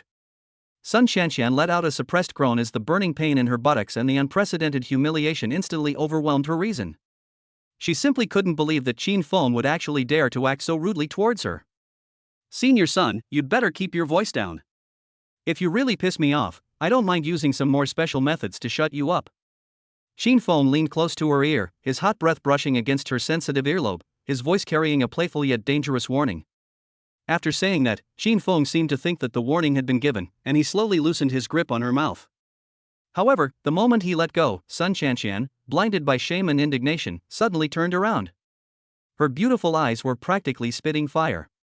Without thinking, she raised her hand and slapped Qin Feng's face, which was covered in a hateful smile. For her, that blow wasn't just painful, it was a trampling on her personality and dignity. She had to fight back. Unfortunately, she underestimated Qin Feng's skills and reaction speed. Her wrist, which she swung out in anger, was easily and precisely caught by Qin Feng in mid-air. Immediately afterwards, Qin Feng effortlessly grabbed her other wrist as well, and with a slight exertion of his arms, he lifted both of her hands high and firmly pressed them against the cold wall above her head. This position forced Sun Qianqian to tilt her head back slightly, bringing her body even closer to Qin Feng, where she could almost feel the heat emanating from his chest. Moreover, this posture is even more ambiguous and shameful than before, full of helplessness, weakness, and humiliation of being controlled, just like a scene in some dramas where a domineering CEO forces himself on a naive girl. You, let me go. Sun Qianqian struggled, feeling a sharp pain as her wrists were tightly gripped. She wanted to scream for help and curse him with the most vicious words, but the tingling sensation still lingering in her buttocks reminded her that Qin Feng was really capable of harming her. Overwhelming fear overwhelmed anger, and in the end, all the shame and resentment turned into a weak, trembling rebuke. Qin Feng ignored her reprimands and instead stared intently at her with his deep eyes, his gaze aggressive and unwavering. His gaze was incredibly intense, as if two dark flames were burning within it, carrying a focused intensity like that of someone scrutinizing prey and an indescribable longing that made Sun Qianqian feel uneasy and uncomfortable. Qin Feng, let's talk this out, okay? Sun Qianqian struggled a few times, but her wrists were gripped even tighter. The pain made her afraid to resist violently anymore, so she forced herself to calm down and tried to persuade him with reason. You like Qinghan, don't you? Why do this to me? Let me go, I promise I won't tell anyone what I saw today, okay? She thought that bringing up Su Qinghan would make Qin Feng think twice. To everyone's surprise, Qin Feng did not budge after hearing this. Instead, a more amused and even slightly wicked smile appeared on his lips. He tilted his head slightly, his gaze lingering on her pretty face, which was flushed with nervousness, and slowly spoke, his voice deep and alluring. What if I told you that my initial target wasn't Su Qinghan, but you? Sun Qianqian was suddenly stunned, as if struck by lightning, her mind went blank. Her beautiful eyes widened instantly as she stared in disbelief at Qin Feng, who was standing right in front of her. Her red lips parted slightly, but she couldn't utter a complete sound. WH? What? Sun Qianqian opened her mouth and uttered a few words in disbelief. Qin Feng seemed quite satisfied with her shocked and bewildered expression. He moved closer, his nose almost touching Sun Qianqian's cheek, and could clearly smell the elegant yet alluring rose scent emanating from her. Qin Feng took a deep breath and slowly said, Senior son, have you never considered this possibility? What if I deliberately approached Senior Qinghan and went to great lengths to attract her attention, just to create an opportunity to get closer to you? He paused, his gaze deepening, and his tone carrying a hint of deliberate appreciation and ambiguity. After all, you're so beautiful, smart, and perceptive, like a rose with thorns. Perhaps you're more to my liking than Senior Qinghan? To be honest, Sun Qianqian is indeed beautiful, and her beauty is bright and flamboyant, with an aggressive edge. Her beauty contains a natural charm, but this charm is not vulgar. Instead, it has a sophisticated feel that is alluring without being seductive and beautiful without being vulgar. No. Impossible, I don't believe it. Sun Qianqian was completely stunned by Qin Feng's words, and her voice trembled. You're talking nonsense, no. Impossible, I don't believe it. Sun Qianqian was completely stunned by Qin Feng's words, her mind a complete mess. She tried to argue, but her voice trembled uncontrollably, revealing the intense turmoil within her and a hint of a secret panic that she herself was unwilling to admit. Qin Feng's gaze was too serious, and although the logic in his words was absurd, it seemed to explain some of his previous puzzling behavior. Could it be that he really? Chapter 36. Why are you pouting? Do you really want to kiss me? Qin Feng felt extremely pleased with the panic on Sun Shanshan's face and the fear in her eyes. Yesterday in the cafeteria, this woman stared at him like she was interrogating a criminal, almost ruining the system task. Now that she's in his hands, he'd better take the opportunity to teach her a lesson, or he'd be letting down the person he was holding back yesterday. Qin Feng felt that simply subjecting her to physical stress wasn't enough. He needed to give her a mental blow to teach her a lesson she would never forget. So, under Sun Shanshan's panicked gaze, Qin Feng deliberately slowed down his movements, his face getting closer and closer to hers. Their breaths mingled, carrying a subtle sense of pressure. It was clear he wanted to force a kiss on her. At such close range, with her hands firmly held above her head by Qin Feng, Sun Shanshan was completely trapped in his arms, with nowhere to retreat or escape. That bastard! That scoundrel! Sun Shanshan cursed Qin Feng 1,000 times in her heart. Her cheeks flushed red, and humiliation and anger surged up like a tide. But she couldn't muster any strength in her hands and feet and could only watch helplessly as he got closer and closer. Seeing that the other person's lips were only centimeters away from hers, Sun Shanshan was completely helpless and could only give up and convince herself in her heart. Forget it, it's just a kiss, right? Once we're safe, I'll settle the score with him. Besides, putting his personality aside, he's actually quite good looking, with regular features and fair skin. A kiss like that doesn't seem like such a bad deal, does it? The more she thought about it, the more confused she became. Her mind felt like it was stuffed with cotton. In the end, she simply closed her eyes, adopting a let him take what he wants attitude. She simply couldn't bear to watch Qin Feng kiss her with her eyes open, so she decided to turn a blind eye to it. Qin Feng saw that she had closed her eyes, her long eyelashes trembling like startled butterflies, and her cheeks so red they looked like they could bleed. Her nervous yet trying to be calm appearance almost made him burst out laughing. It looks kind of cute. His mischievous thoughts grew stronger, and he wanted to add fuel to the fire. So, the hand that was gripping her wrist slowly loosened, moved up along her delicate skin, swept over her slightly trembling forearm, and finally squeezed through her fingers to press tightly against her palm. It even deliberately moved its fingers to make a firm interlocking of the 10 fingers. Sun Shanshan. Despite Sun Shanshan's outgoing and flamboyant personality and her often sexy and fashionable style of dress, which gives people the illusion that she is a seasoned player in the dating scene, Sun Shanshan is not as glamorous as she seems. But in reality, she had no romantic experience whatsoever. She had never even had a serious boyfriend, let alone such close and ambiguous contact with men. At this moment, Qin Feng's warm, dry hand tightly gripped her fingers. His scorching body temperature and undeniable strength surged through her, as if carrying an electric current, coursing through her arm and striking her heart. Sun Shanshan felt as if half of her strength had been drained away, and her body involuntarily went limp. A strange heat spread from their clasped palms, making her cheeks burn and her heart race. What the hell is this bastard doing? Is he deliberately toying with me? He won't kiss me, and he won't let go. Sun Shanshan's mind was racing. In just a few seconds, she had already mentally complained about Qin Feng dozens of times, but she didn't dare to open her eyes to look. 5 seconds, 10 seconds, 15 seconds have passed. The kiss, which I had anticipated and which seemed forced, never came. Sun Shanshan clearly remembers that before she closed her eyes, Qin Feng's lips were already close to hers, and his warm breath almost brushed against her skin. But now, why is there no sound at all? The surroundings are so quiet that only her own somewhat disordered breathing and the pounding of her heart can be heard. Sun Shanshan waited patiently for a while longer, until her eyelids began to feel sore and swollen from being closed for so long. Finally, her doubts and an indescribable anxiety overcame her ostrich mentality. She cautiously and extremely slowly opened her eyelids a crack, wanting to sneak a peek at the situation. The next second, she suddenly opened her eyes wide, her pupils contracting slightly in shock. Where was the oppressive aura that Qin Feng had exuded just moments before, almost pressing against her face?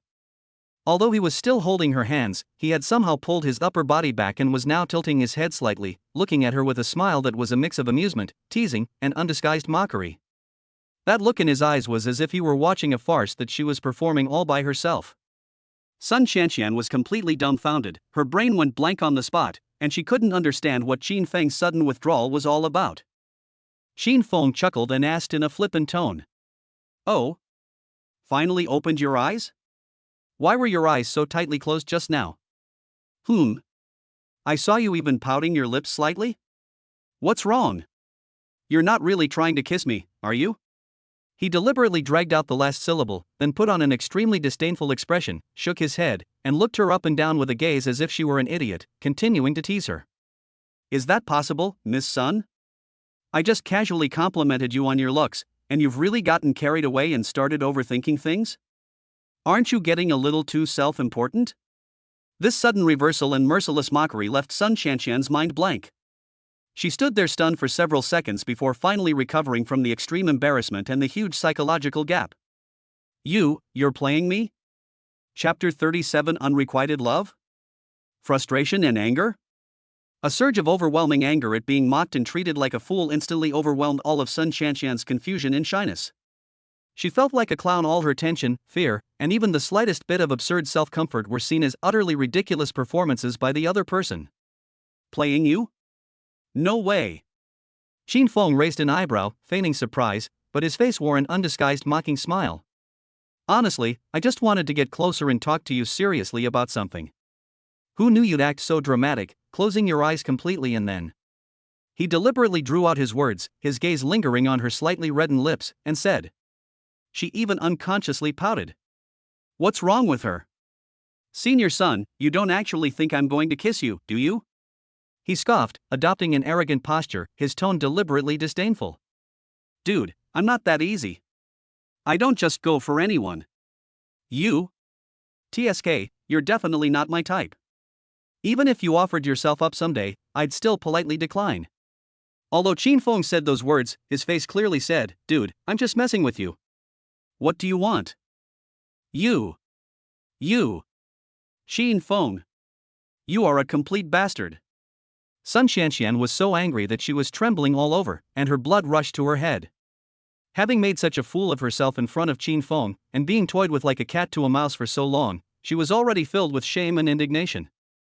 Now, to have to endure such blatant humiliation was simply a brutal trampling on her proud self-esteem. How could she possibly bear it? Extreme anger caused her to lose her mind, and she began to struggle desperately. With her upper body pinned down by Qin Feng's arms and body, she used her still mobile legs to attack, her stiletto heels kicking Qin Feng's most vulnerable spot, a classic groin kick. If that kick landed squarely, given the sharpness and impact of the high heel, the consequences would be unimaginable. Fortunately, Qin Feng was on guard and his reaction was incredibly fast. The instant she raised her leg, his leg snapped shut like scissors, precisely trapping Sun Shanshan's kicking leg between his thighs, rendering her unable to move. Hey, Senior Sun, why are you so angry? Qin Feng felt the struggling force coming from her legs, but instead of getting angry, he continued to provoke her with an even more sarcastic tone, as if he had discovered something interesting. Your reaction isn't quite right? Could it be that I really hit the nail on the head? You have a crush on me, but your love is unrequited, and now you're just getting angry and embarrassed? You're talking nonsense. Sun Shanshan's pretty face turned bright red, like a ripe tomato, and she shouted angrily, her voice shrill with excitement. I have a crush on you? Keep dreaming. Let me tell you, Qin Feng, even if every man in the world died and you were the only male left on earth, I, Sun Shanshan, would never fall for you. I feel disgusted just looking at you. Really? You're being so absolute?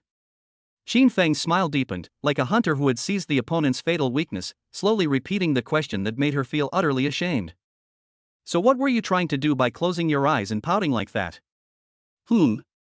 Senior Sun, could you please explain? You. Sun Shanshan's eyes darted around in panic, and she stammered for a long time, her cheeks burning hot. She couldn't find any reasonable excuse to refute the question that made her feel so ashamed and angry. All language pales in comparison to irrefutable facts. In the end, she could only muster all her strength to let out a near-collapsed roar to mask the surging shame and anger within her. Let me go. Unexpectedly, this time Qin Feng actually released all restraints, took a step back decisively, and completely let her go. Because in his mind, the system's notification tone had already clearly sounded task completed. Having regained her freedom, Sun Shanshan staggered due to inertia and had to lean against the wall to steady herself. She was breathing heavily and staring at Qin Feng with murderous eyes. Qin Feng leisurely dusted off non-existent dust from his body, put his hands back in his pockets, and struck a lazy and unrestrained pose. Before leaving, he turned back and gave Sun Shanshan a mocking look, deliberately speaking in a cautionary tone. Senior son, remember this, next time you see me, don't pout unconsciously anymore. Otherwise, it might cause some unnecessary misunderstandings. That would be so awkward. After saying that, he turned around, took a step, and deliberately walked with an arrogant gait that seemed to disregard family ties and was extremely infuriating. Furthermore, as he walked, he spoke at a volume loud enough for Sun Shanshan to hear clearly, as if talking to himself, his voice resonating exceptionally in the quiet alleyway. But then again, whether I pout or not doesn't really matter. Anyway, it doesn't pique my interest in the slightest. He paused, as if making an extremely serious comparison, before slowly adding the fatal blow and continuing. TSK, it feels less interesting than kissing a pacifier. Kissing her is not as good as kissing a pacifier? These words were like the last straw that broke the camel's back, like a poisoned dagger that pierced Sun Shanshan's proud heart with unparalleled precision. The extreme sense of humiliation and shame exploded instantly. She felt like her lungs were about to burst with anger, her head was buzzing, and her vision went black. She almost died on the spot from anger. Staring at the receding figure, which exuded arrogance and indifference, Sun Shanshan's pent-up shame, grievance, and anger at being mocked erupted like a volcano, completely shattering the dam of reason. She no longer cared about maintaining her image, and completely forgot that she was wearing high heels that made it difficult to move. She stomped her foot and stumbled after him in a few steps. Rushing behind Qin Feng, she clenched her small, weak fists and, filled with resentment, punched Qin Feng's seemingly strong and upright back without any regard for anything else. To Sun Shanshan's great surprise, Qin Feng, who had been agile and easily deflected all her attacks in the alley just moments before, not only stopped in his tracks, but didn't even try to dodge. He stood there stiffly, as if his back wasn't his own, letting her haphazard fists rain down on him. Sun Shanshan's mind was in complete chaos at the moment, and she had no time to think about what Qin Feng's unusual behavior might be trying to achieve. She had only one thought in mind: to vent. To release all the embarrassment, shame, fear, and humiliation of being mocked that she had just endured. She had to make this utterly detestable and vile guy pay the price. Qin Feng. You utter bastard. You son of a bitch. As she pounded on the wound with all her might, her voice trembled with sobs and anger as she incoherently accused him. What did you just say? Kissing a pacifier? You, how dare you humiliate me like this? What did I do to offend you? It's just asking Qinghan a few more questions, is that all? You're shameless. Vulgar. Shameless.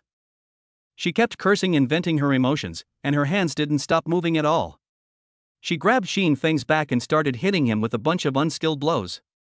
Although her strength was probably no match for Qin Feng, it seemed that this physical exertion made her feel a little better, as she was about to explode with frustration, and gave her a fleeting sense of illusory revenge.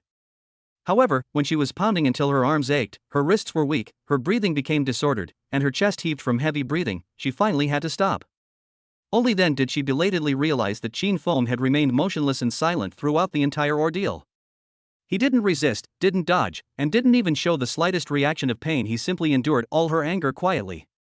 The unusual silence cooled Sun Shanshan's furious mind slightly. She was panting heavily, and was about to turn her head to see what kind of expression Qin Feng had on his face. Was it mockery? Indifference? But as soon as her gaze shifted from Qin Feng's back to the open space in front of them, she froze on the spot as if she had been instantly frozen. Suddenly, a huge group of people appeared not far in front of them. They were all thugs and petty hooligans. Chapter 38, Zhang Mama's daughter at the massage parlor? What's going on? When Sun Shanshan saw the group of people approaching with hostile eyes, forming a semi-encirclement, her mind went blank. She was instantly pulled away from her anger towards Qin Feng and was stunned by the scene before her. An ominous premonition rose in her heart. Qin Feng's gaze swept over the group of people who clearly had ill intentions, his brows furrowing almost imperceptibly, and he already understood what was going on. He sighed deeply, turned his head, and quickly whispered to Sun Shanshan, who was still not fully aware of the situation. Senior son, this is none of your business. You should leave now. Are these people here to cause you trouble? Sun Shanshan asked. Are you leaving or not? If you don't leave now, you won't have another chance to leave later. Qin Feng frowned slightly and said in a deep voice. Although Sun Shanshan felt that she hadn't settled her grudge with Qin Feng, seeing that the situation was not right, she knew that as a girl, she couldn't protect herself at all, so running away was definitely the right choice. However, just as she lifted her foot, a thug with a cheap metal chain around his neck, grinning, stepped in front of her and blocked her way, his lewd gaze sweeping back and forth between Sun Qianqian's chest, which was rising and falling slightly due to nervousness, and her slender legs. "Hey guys! We're in luck today. Didn't expect to find such a pretty girl here. Looks like this trip wasn't a waste." The thug grinned, revealing a mouthful of yellow teeth, and let out a nauseating laugh, his tone extremely flippant. Sun Qianqian felt uncomfortable under his gaze and subconsciously took a small step back, getting closer to Qin Feng. But her long-cultivated pride made her unwilling to lose in terms of momentum, so she forced a stern shout. "Who are you? What do you want? Do you know who I am? I'm the daughter of the chairman of Tianqing Hotel Group. If you know what's good for you, get out of my way, or you'll regret it." "Who? Whose daughter?" The thug deliberately picked at his ear, pretending not to hear, then his face was filled with exaggerated sarcasm and mockery as he laughed. "The hotel chairman's daughter? Ha ha! That's hilarious. The hotel chairman's rich daughter, instead of staying in a luxury suite at night, running off to this dark, deserted alley to meet some random guy? Ha ha! What, are you tired of staying in hotels at home, or are you so poor that you can't even afford a room?" His henchman immediately burst into laughter, hurling all sorts of vulgarities at him. "The hotel chairman's daughter? Keep making things up." The thug, having finished laughing, looked Sun Qianqian up and down with an even more lewd gaze. He pointed a finger at a massage parlor across the street, its lights flashing in ambiguous pink, and said in a tone full of insult, "I bet you're Zhang Mama's daughter at that massage parlor across the street. Ha ha! What are you pretending to be so high and mighty for?" He rubbed his fingers together, making a counting motion, and leaned closer in a lewd manner, his spittle almost hitting Sun Qianqian's face. "Your mom usually charges 200, right? Since you're so pretty and young, I'll be generous today and give you 500. How about that? Is that enough? Want to play with us brothers?" Sun Qianqian felt a surge of blood rush to her head, her chest heaving violently with extreme anger, as if it were about to explode. The vulgar insults hurled by these thugs were far more vicious and malicious than Qin Feng's playful banter earlier. No matter how outrageous Qin Feng's words were, at most he looked down on her and deliberately tried to provoke her. But these scumbags in front of her actually treated her like a prostitute soliciting on the street and humiliated her wantonly. This is not just a provocation, but the most vicious trampling on her personality and dignity. Comparing the two, Sun Qianqian suddenly felt that Qin Feng, who was terrible but at least maintained a basic moral standard, was much more pleasing to the eye. At least, when danger first appeared, his first thought was to get her out of this dangerous place. A strong sense of humiliation and fear of the current situation intertwined, causing Sun Qianqian to tremble slightly. Although she was so angry she wanted to tear that foul mouth apart, her remaining rationality told her that the other side had more people and she would only suffer if she confronted them head-on. Sun Qianqian had no choice but to suppress her boiling anger. She retreated slowly to Qin Feng's side with slightly flustered steps. Almost subconsciously, she reached out a hand and tightly gripped the fabric of Qin Feng's sleeve. She tilted her head back, leaned close to Qin Feng's ear, and spoke in a very low voice, with a barely perceptible tremor. "Hey, there are too many of them, what do we do now? Should I try to call the police?" Qin Feng glanced at Sun Qianqian's hand tugging at his sleeve, then looked away and said calmly, "If you don't want to get hurt, hide in the back." Hearing his harsh tone, Sun Qianqian glared at Qin Feng angrily, her anger rising again as she had just calmed down. "Humph. I'll hide then. Who wants to be next to you?" In a fit of pique, she abruptly flung off his sleeve, her high heels clicking loudly, and turned away angrily, striding quickly into the deeper shadows of the alley. Chapter 39. You arrested her, why should I put down my weapon? After Sun Qianqian temporarily left his side, Qin Feng gripped the baton in his pocket tightly with one hand and asked loudly. "You were sent by Li Yikuan, weren't you?" Sun Qianqian, who was hiding in the back and making a phone call to the police, showed a strange expression on her face when she heard the name. "So, you're Qin Feng? Looks like we didn't come to the wrong person." Upon hearing this, the thug leader, who had a metal chain around his neck, showed a hint of surprise on his face, then grinned, revealing a mischievous smile. His uneven, yellow teeth looked particularly disgusting in the dim light. As expected, he's one of Li Yikuan's men. Qin Feng narrowed his eyes and gripped the baton even tighter. "Want to know? I'll tell you when you're dead." The thug's eyes narrowed, and he waved his hand after saying that. In an instant, the group of thugs who had been eyeing Qin Feng with predatory intent swarmed forward and rushed towards him. Not far away, Sun Shanshan witnessed this terrifying scene of a gangster shootout from a movie unfolding in real life. She was so frightened that her legs went weak and she almost collapsed to the ground. Fortunately, she managed to grab the rough wall and stand up. What shocked her even more was that Qin Feng not only did not turn around and run away or seek refuge, but instead, he suddenly pulled out a gleaming metal baton from his pocket and swung it away with a snap. Then, without hesitation, he took the initiative to go to meet him. Good heavens! Has he gone mad? He's all alone. The moment Sun Shanshan saw Qin Feng rush into the crowd, she closed her eyes in fright and dared not look any further.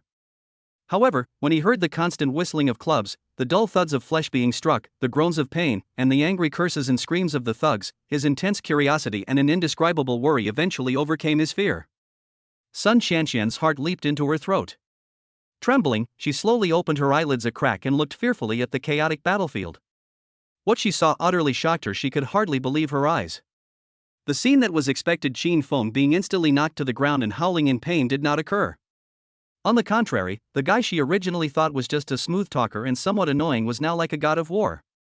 His figure darted and weaved through the crowd with incredible agility, and the black baton in his hand made a chilling whooshing sound as he wielded it. Every sharp swing, precise block, or tricky thrust was inevitably accompanied by a thug falling to the ground with a scream. Right at his feet, 4 or 5 people were lying haphazardly, curled up and groaning in pain, clutching their injured parts. The impactful scene before her eyes instantly reminded Sun Shanshan of a classic police action movie she had once watched, starring a certain actor from Beijing. There's a scene in the movie where the protagonist, on a night of torrential rain, single-handedly storms into a gang's hideout to rescue a policewoman. He engages in a life-or-death struggle with dozens or even hundreds of the gang leader's henchmen. The scene is brutally realistic, showcasing the beauty of violence to the fullest, and it gets the audience's blood pumping. But it was a carefully designed and edited movie after all. But what was unfolding before her eyes was a life-or-death struggle, utterly brutal and without any room for error. The combined visual and psychological shock almost stopped her mind from thinking. Sun Shanshan's gaze was involuntarily drawn to the figure in the crowd who was constantly dancing and interpreting violence with a strange rhythm. Watching him fight against overwhelming odds with increasing ferocity, and seeing his clean, powerful movements, Sun Shanshan was momentarily mesmerized, forgetting to breathe. Only her heart pounded wildly in her chest, as if it wanted to break free. Qin Feng, he is actually this powerful? This completely overturned all her previous understanding of this person. On the other side, Qin Feng, who was at the center of the battle, felt an exhilarating excitement as the fight went on. He also intended to take this opportunity to give it his all without reservation, wanting to truly test the extent of his combat ability after multiple enhancements by the system. Therefore, every move he makes is meticulously calculated, combining speed, power, and accuracy. He is ruthless, decisive, and strikes directly at vital points. He specifically targets vulnerable areas such as joints and soft ribs, striving to incapacitate his opponent as quickly as possible without killing them. In his hands, the baton sometimes thrusts straight like a short spear, sometimes sweeps horizontally like an iron whip, and sometimes transforms into a sturdy shield to deflect steel pipes attacking from behind, producing a clanging sound of metal clashing. The fierce melee lasted for more than 10 minutes. After Qin Feng nimbly dodged the swinging steel rod, he simultaneously struck the opponent's armpit nerve plexus with the rod like a venomous snake, causing the opponent to scream and collapse. He then panted heavily and looked around. Of the original 40-odd menacing thugs, only 5 or 6 were still standing, and all of them were bruised and battered, their eyes filled with fear. They surrounded him, not daring to approach him easily. The ground around them was littered with their companions, who lay groaning and writhing in pain, like harvested wheat. Qin Feng himself was not unscathed. In such an intense melee, he inevitably suffered several blows from blind spots and cuts. The spot on my arm where the steel pipe grazed was burning hot, and I guessed it was already bruised. My lip was grazed by a fist while I was blocking, and a trace of blood seeped out. I was also hit in the back, and a dull pain came through. But compared to those guys on the ground with broken arms and legs, lying on the ground unable to get up, his injuries were negligible. The remaining thugs were terrified. Although they were still standing, they were shaking uncontrollably, as if they had a seizure. Is this some kind of monster? The group exchanged glances, and the next second they dropped the steel rods and ran away. Damn it! A bunch of spineless cowards. They're pretty fast at running away. Qin Feng spat out a mouthful of bloody saliva, wiped the bloodstains that had already congealed at the corner of his mouth with his sleeve, and looked at the figures that had disappeared in an instant. He couldn't help but mutter a curse under his breath, his tone filled with contempt and unsatisfied frustration. However, in that instant when his guard relaxed slightly, a cold, smug shout suddenly rang out from not far behind him. "Kid! Stop right there! Don't fucking move!" Shin Feng felt a chill and abruptly turned his head to look. Suddenly, the thug leader wearing a thick gold chain appeared behind him like a ghost, and he actually kidnapped Sun Shanshan, who was hiding in the corner. The gang leader was clearly also injured, with bruises on his face, but his eyes were even more ferocious. He gripped Sun Shanshan's neck with one hand and pressed a steel rod against her throat with the other, sneering at Shin Feng. "Damn! You're pretty good at fighting, aren't you? 1 against 40, you think you're so tough? But let me tell you, these days, what good is fighting? You need brains and tactics to survive." He shook Sun Shanshan in his hand forcefully, as if showing off his most important trophy, and commanded sternly. "Hurry up! Throw that broken stick out of your hand. Then kneel down obediently. Kneel and beg for mercy. Do you hear me?" Although Sun Shanshan tried her best to remain calm and bit her lower lip, her trembling hands, pale face, and slightly limp body all betrayed the extreme fear in her heart. The thug leader with the gold chain clearly believed he had precisely grasped Shin Feng's weakness, his greatest vulnerability, and that he could finally completely control this terrifying guy. But the next second, Shin Feng's words stunned both the thug and Sun Shanshan. "Are you kidding me? You arrested her, why should I put down my weapon?" Shin Feng's casual remark left the thug speechless. What did you say?" The gang leader subconsciously asked a question, even wondering if he was experiencing tinnitus and auditory hallucinations due to the beating. He has hostages in his hands. How could he say something like that? Logically, shouldn't the other party be panicked and hesitant to act? Why is there this "it's none of my business" reaction? What's wrong with this guy's thought process? Logically, shouldn't the other party be panicked and hesitant to act? Why is there this "it's none of my business" reaction? What's wrong with this guy's thought process? I said. Shin Feng deliberately drew out the tone, casually picked at his ear with his little finger, then gently blew in the other person's direction, saying very casually, "What is my business?" Sun Shanshan stared wide-eyed at Shin Feng in disbelief. She couldn't believe that Shin Feng's 36-degree mouth could utter such cold words. She's a hostage. She could die at any moment. How can Shin Feng be so indifferent to her? Shin Feng didn't care about her gaze at all. He leisurely played with the baton in his hand, which was stained with a little blood. The baton twirled nimbly between his fingertips, creating a slight whistling sound. With an undisguised contemptuous smile on his face, he did not stop walking. Instead, he began to approach the gang leader and Sun Shanshan step by step, steadily and aggressively. You stop right there. Do you hear me? Come any closer and I'll kill her right now." The gang leader was flustered by Shin Feng's unusual behavior. He roared fiercely but was actually weak inside, tightening his grip on Sun Shanshan's arm, causing her to let out a painful whimper, her face turning blue from lack of oxygen. "Go ahead and do it. Hurry up. Don't just talk the talk. I'm waiting to see." Shin Feng not only didn't stop, but quickened his pace, his tone even carrying a hint of impatience as he urged him on. "Damn it. You think I wouldn't dare? I've been around for so many years, what haven't I seen?" The gang leader tried to bolster his courage with a more aggressive tone, but the slight tremor in his voice betrayed his inner panic. "Stop talking nonsense. If you're going to kill me or torture me, get it over with. Once you're done, I'll have some free time to properly deal with you. Don't waste each other's time." Shin Feng had closed in to within 3 or 5 steps, his eyes as cold as frost. The thug looked at Shin Feng's face, which was completely genuine and showed no concern for the life or death of the hostage in his hands, and at the cold eyes that stared at him as if he were a dead object. The little bit of confidence he had accumulated in his heart vanished instantly. The immense fear was like ice water poured over his head, chilling him to the bone. The thug's hand, which was holding the steel rod against Sun Shanshan's throat, began to tremble uncontrollably. His palms were covered in cold sweat. His panicked and disoriented appearance made him seem even more flustered and terrified than Sun Shanshan, who was being held hostage in his arms.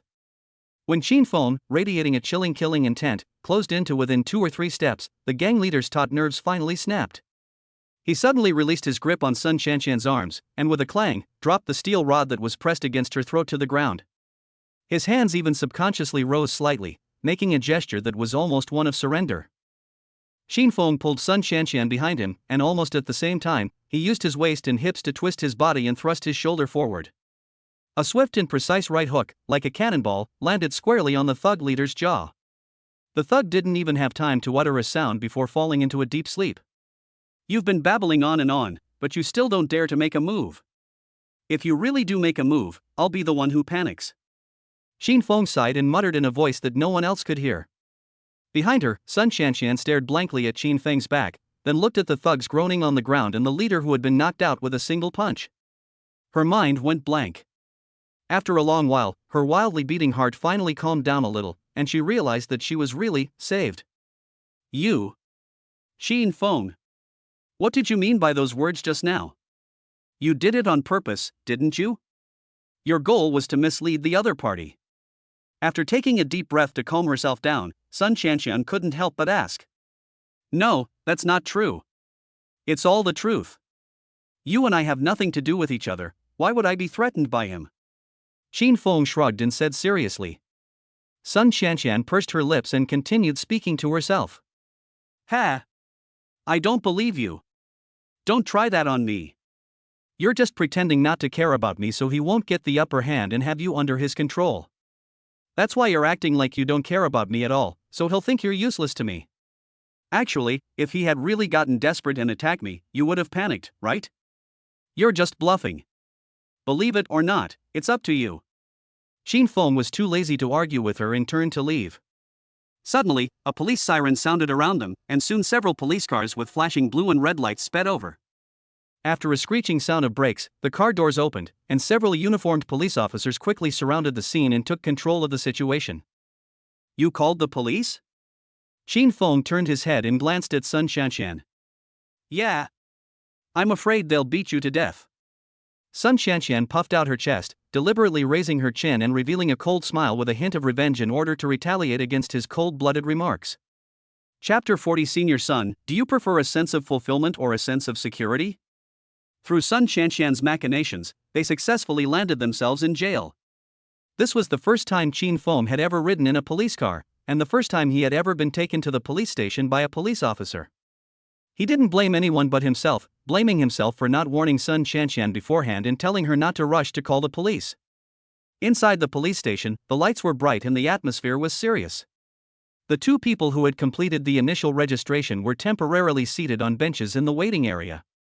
Sun Qianqian secretly glanced at Qin Feng beside her. She saw that he had been staring blankly at the ground without saying a word since he came in. She thought it was his first time in such a place and he was scared. She hesitated for a moment, then shifted closer, lowered her voice, and spoke in a comforting tone. Hey, don't be afraid. We're acting in self-defense, and we're in the right. I'll call my dad in a bit, and we'll be out of here soon. In Sun Qianqian's mind at this moment, despite the many infuriating and humiliating things Qin Feng had said to her before, he ultimately stood in front of her and protected her when facing that group of fierce-looking thugs. This sense of responsibility shown in times of crisis inevitably stirred a sense of gratitude and an indescribable feeling of being touched within her. The trope of a hero rescuing a damsel in distress is timeless, no matter where you are. Of course, in Qin Feng's view, those people were after him. He would have fought them regardless of whether Sun Qianqian was there or not, so there was no such thing as a hero saving a beauty. Seeing that Qin Feng ignored her, Sun Qianqian leaned closer and asked, I heard you say they were sent by Li Yikuan? Yes. Qin Feng finally reacted, uttering a single word and nodding. Humph. I knew he was no good. All he does is pretend to be a gentleman in front of Qinghan. He must have heard about your confession to Qinghan, that's why he wants to settle scores with you. Wasn't my analysis right? Sun Qianqian snorted coldly, and when she mentioned the name Li Yikuan, a look of disgust clearly appeared on her face. That's about it. Qin Feng nodded casually twice. The atmosphere between the two fell silent again, with only the occasional ringing of the phone in the police station and the indistinct sounds of conversation in the distance serving as background noise. Sun Qianqian was somewhat restless, her gaze occasionally glancing furtively at Qin Feng beside her, and she hesitated several times before speaking. After hesitating for a moment, she finally couldn't suppress her curiosity. She leaned forward slightly, lowered her voice, and asked with a hint of inquiry. How were you so amazing just now? You took on so many by yourself. Have you studied Kung Fu? Xin Feng turned his head, glanced at her indifferently, his face expressionless, and asked in return, is it impressive? Of course it's amazing. It's more than amazing, it's beyond imagination. When Sun Qianqian saw that he was finally willing to talk, she immediately perked up, nodded heavily twice, her tone unconsciously carrying a hint of excitement, and her eyes sparkling with a light that was a mixture of amazement and disbelief. She gestured, trying to describe the shock. You have no idea, what you did just now was way more impressive than any of those martial arts masters or special forces heroes I've seen in movies and TV shows. That was real fighting. Her expression and tone were exactly like a fangirl who had suddenly met her long-admired superhero, with undisguised worship. It was alright, nothing particularly outstanding, just a normal performance. Xin Feng shook his head, his tone still calm, even somewhat nonchalant. Putting aside martial arts skills, his physical strength alone has been enhanced twice by the system. If he still can't beat someone with the help of a master-level martial arts technique and a weapon in hand, then he might as well go home and go to sleep. Sun Qianqian was obviously unaware of these inside stories, and only felt that his calmness made him seem more like a master. She subconsciously looked Xin Feng up and down, her gaze moving from his sharply defined profile to the straight lines of his shoulders and back, which were still clearly visible even when he was sitting. She said thoughtfully, seriously, with your skills, so impressive, and your looks, well, you're not bad looking either. If you want to find a girlfriend, it should be easy, right? You could probably find one anywhere, right? Just pick one? Xin Feng raised an eyebrow, seemingly amused by the statement. Yes. Sun Qianqian nodded again, and began to analyze according to her own understanding, saying, you might not know this, but girls these days have very different ideas. Some girls do prefer material things and pursue the satisfaction and superior life that money brings, but many girls value feelings more, and they like guys like you, well, guys who can give them an incredibly strong sense of security. They find you particularly manly. At this point, her eyes narrowed slightly, as if she had thought of something. She shrugged, shook her head, and her tone carried a hint of inexplicable regret, even a touch of bitterness that she herself was unaware of. What a pity. You insist on hanging yourself on Xinghan. She's not so easy to win over, she has high standards, and there's that annoyingly Ikuan around her too. Xin Feng watched the rich changes in her pretty face and listened to her chattering away, analyzing market trends and emotional dynamics for him, and couldn't help but find it a little funny. A playful smile curved his lips as he looked at her with a deliberately inquisitive gaze, and slowly asked, that's a very insightful analysis. So, what about you, senior son? What kind of guy do you like? Is it someone who can give you money and fill your sense of satisfaction? Or someone who can bring you a sense of security?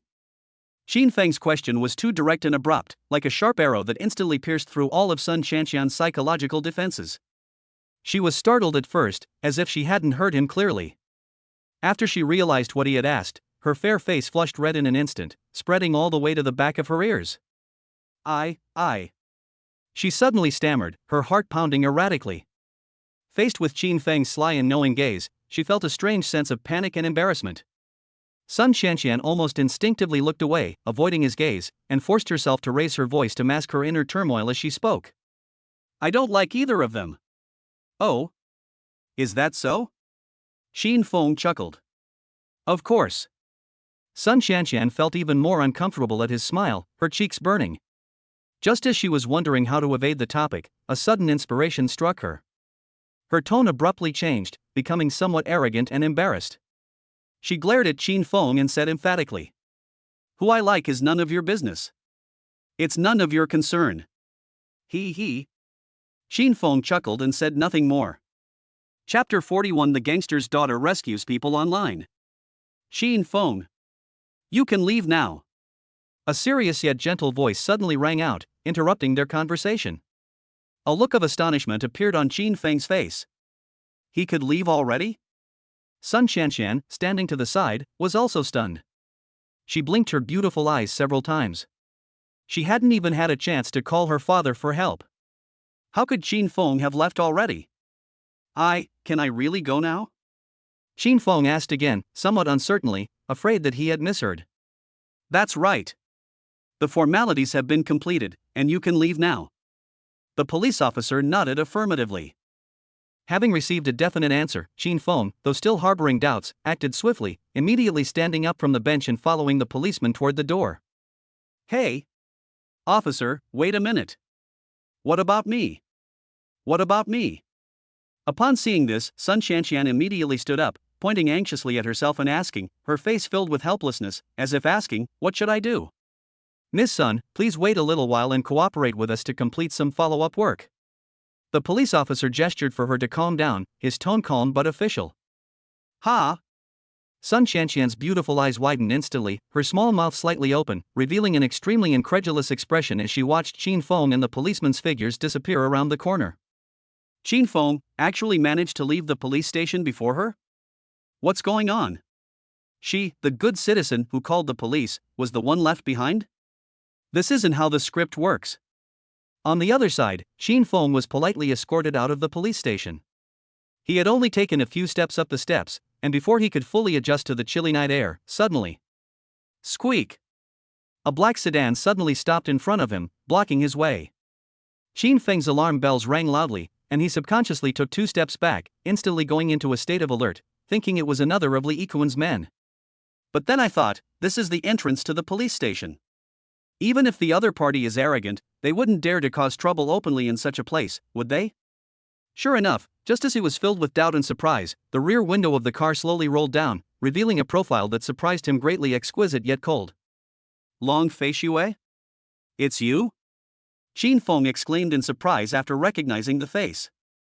Get in the car. Long Fei Shui wore a pair of stylish sunglasses that almost covered half of her face. Her red lips parted slightly, and she uttered 2 simple, cold words. Qin Feng, however, seemed to be rooted to the spot, standing motionless. Why, out of the blue, in the middle of the night, right in front of the police station, would she ask him to get in her car? Who knows what this young lady is up to?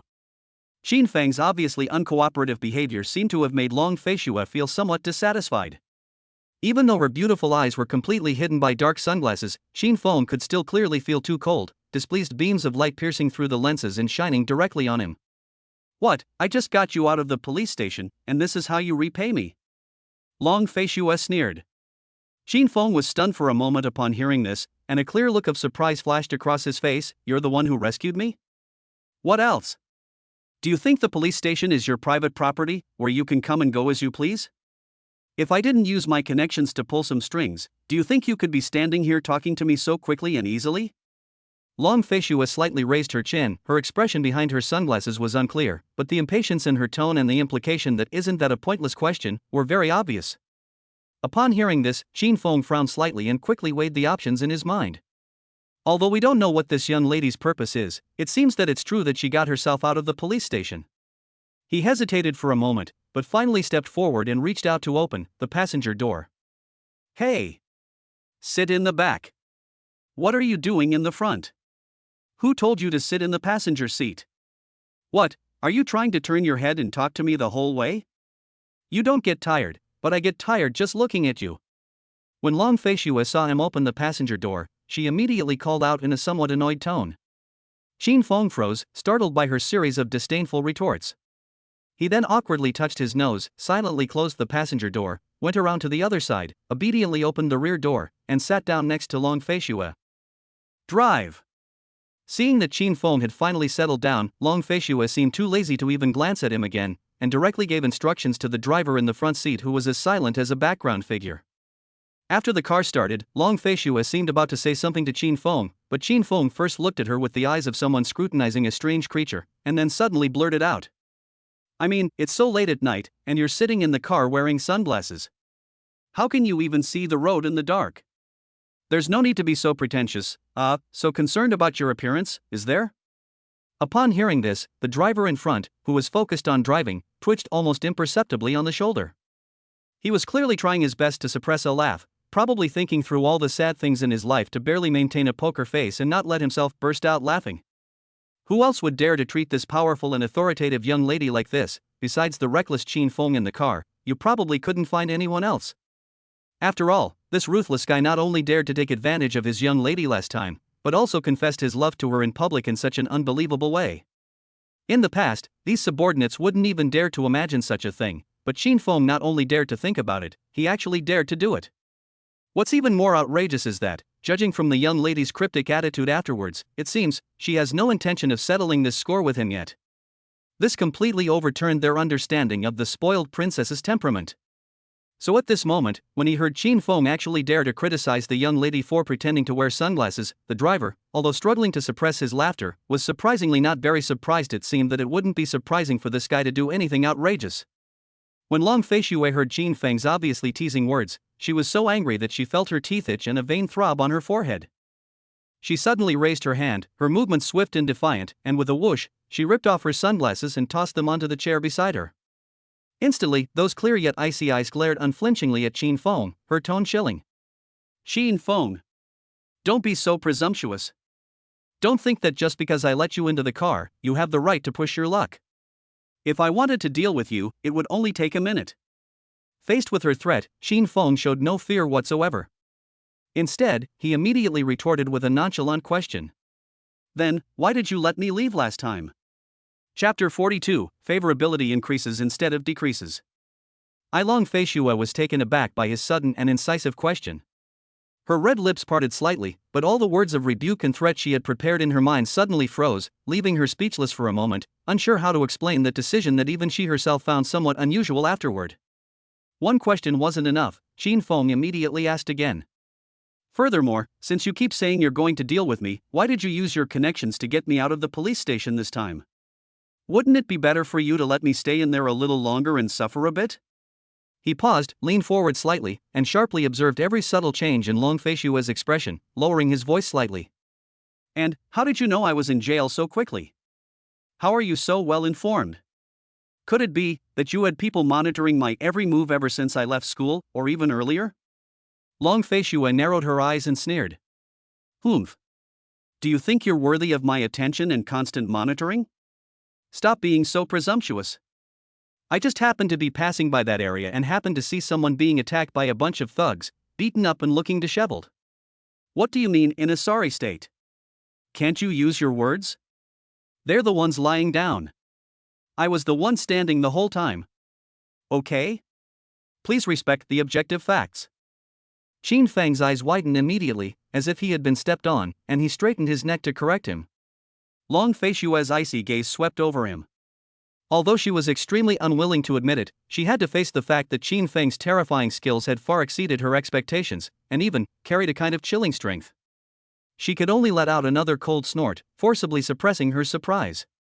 As the two exchanged words, the car smoothly came to a stop in front of a brightly lit private hospital. What are you doing at the hospital? Qin Feng asked, looking at the white building in front of him after getting out of the car. I'll treat you to a meal when I come to the hospital. Long Fei Shui finally seized an opportunity and immediately retorted to him in a highly charged tone, as if mocking him for asking such a stupid question. After saying that, she seemed annoyed even by looking at him again, turned her head away, and walked towards the bright hospital entrance with sharp and quick steps in her exquisite black high heels, leaving Qin Feng with a cold and resolute back view. Dude, my lady saw that you were bruised and had a few wounds that needed to be treated, so she brought you to the hospital first. Come on, don't just stand there. The usually taciturn driver approached Qin Feng, lowered his voice, and kindly offered a reminder. So kind? Qin Feng was taken aback upon hearing this, and subconsciously touched the wounds on his lips and arms. First, they used their connections to get him out of the police station, and now they brought him to the hospital to treat his wounds. This series of unusual actions made Qin Feng suspicious. Could this woman, Long Fei Shui, really have taken a liking to me? The moment the thought crossed Qin Feng's mind, his heart tightened. Of all the women he's been in contact with, Long Fei Shui is undoubtedly the one with the deepest, most complicated, and most difficult to control background. If she really develops an unexpected interest in him, what if the system then issues a task requiring him to confess to other girls? Wouldn't the situation become extremely complicated? It would be like dancing in a minefield. Qin Feng felt increasingly uneasy, and to verify his suspicions, he quickened his pace and caught up with Long Fei Shui. The two entered the elevator one after the other. The atmosphere inside the cramped elevator car was subtle. Qin Feng stood in the middle, with Long Fei Shui standing to his right with her arms crossed and expressionless, while the driver stood quietly on the other side. At first, Long Fei Shui maintained a cold and aloof demeanor, staring intently at the changing floor numbers. But gradually, she felt an undisguised, inquisitive gaze fixed firmly on her profile. Long Feishua's delicate eyebrows furrowed involuntarily, becoming increasingly tighter, and her hands, which were clasped in front of her chest, slowly clenched into fists, showing that she was trying her best to suppress some kind of emotion. Finally, after enduring what felt like an eternity of 5 seconds, she abruptly turned around, her delicate yet frosty face directly facing Qin Feng, her beautiful eyes burning with obvious anger, and she snapped. "Qin Feng! What are you looking at? Ever since we got on the elevator, your eyes haven't left me. What are you trying to do?" While secretly calculating the time in his mind, Qin Feng replied in a tone that sounded incredibly casual, even a bit roguish. "I only look at you because you're beautiful and pleasing to the eye. What else do you think I would look at? Why wouldn't I stare at the driver? He's not as good looking as you." The driver suddenly called out, stiffened slightly, frantically chanting in his mind. "I didn't hear anything, I was just a background character, you two gods are fighting, please don't drag me, a mere mortal, into it." Long Feishua had been accumulating a bellyful of rebukes and anger, ready to unleash them, but when she suddenly heard Qin Feng's straightforward praise, all her harsh words instantly got stuck in her throat. A strange, subtle flutter ran through her heart. She didn't even realize that the burning anger in her chest had inexplicably dissipated by just one sentence. She could only glare fiercely at Qin Feng, trying to express her dissatisfaction and the complex emotions of "let it go this time" with her eyes. In the end, it turned into a cold snort with an ambiguous meaning. Then she turned around, hugged her arms tightly again, and stopped talking. But the slightly reddened earlobes, under the cold white lights of the elevator, seemed to reveal some unknown emotion. 18, 19, 20. Qin Feng silently counted the seconds in his mind. When he reached exactly 20 seconds, he clearly saw the number that only he could see reappear above Long Feishua's head. 77. Holy crap! How did it level up so fast? Qin Feng's mind was immediately filled with shock, and he almost couldn't help but exclaim out loud. He remembered clearly that when they parted last time, Long Feishua's favorability towards him was only 65 points. How long has it been? It has suddenly soared to 77 points? A full 12 points increase. What on earth is going on? He didn't do anything. He didn't try to please her, nor did he fawn over her, he even practically provoked her in the car just now. How could the favorability rating increase instead of decrease, and increase so rapidly? This is completely illogical. Chapter 43. What should I do to make you less likely to fall in love with me? Just as Qin Feng was stunned and stood there dumbfounded by this unexpected discovery, a soft ding sounded, and the elevator had arrived at the target floor. Long Feishua seemed unwilling to stay a moment longer and took the lead in walking out, with the driver following closely behind. Long Feishua was about to take Qin Feng straight to the emergency wound cleaning room when she suddenly heard her driver remind her in a very low, hesitant voice. "Young miss, Qin Feng, he seems to be." Long Feishua frowned, stopped, and turned back to ask, "What's wrong with him now?"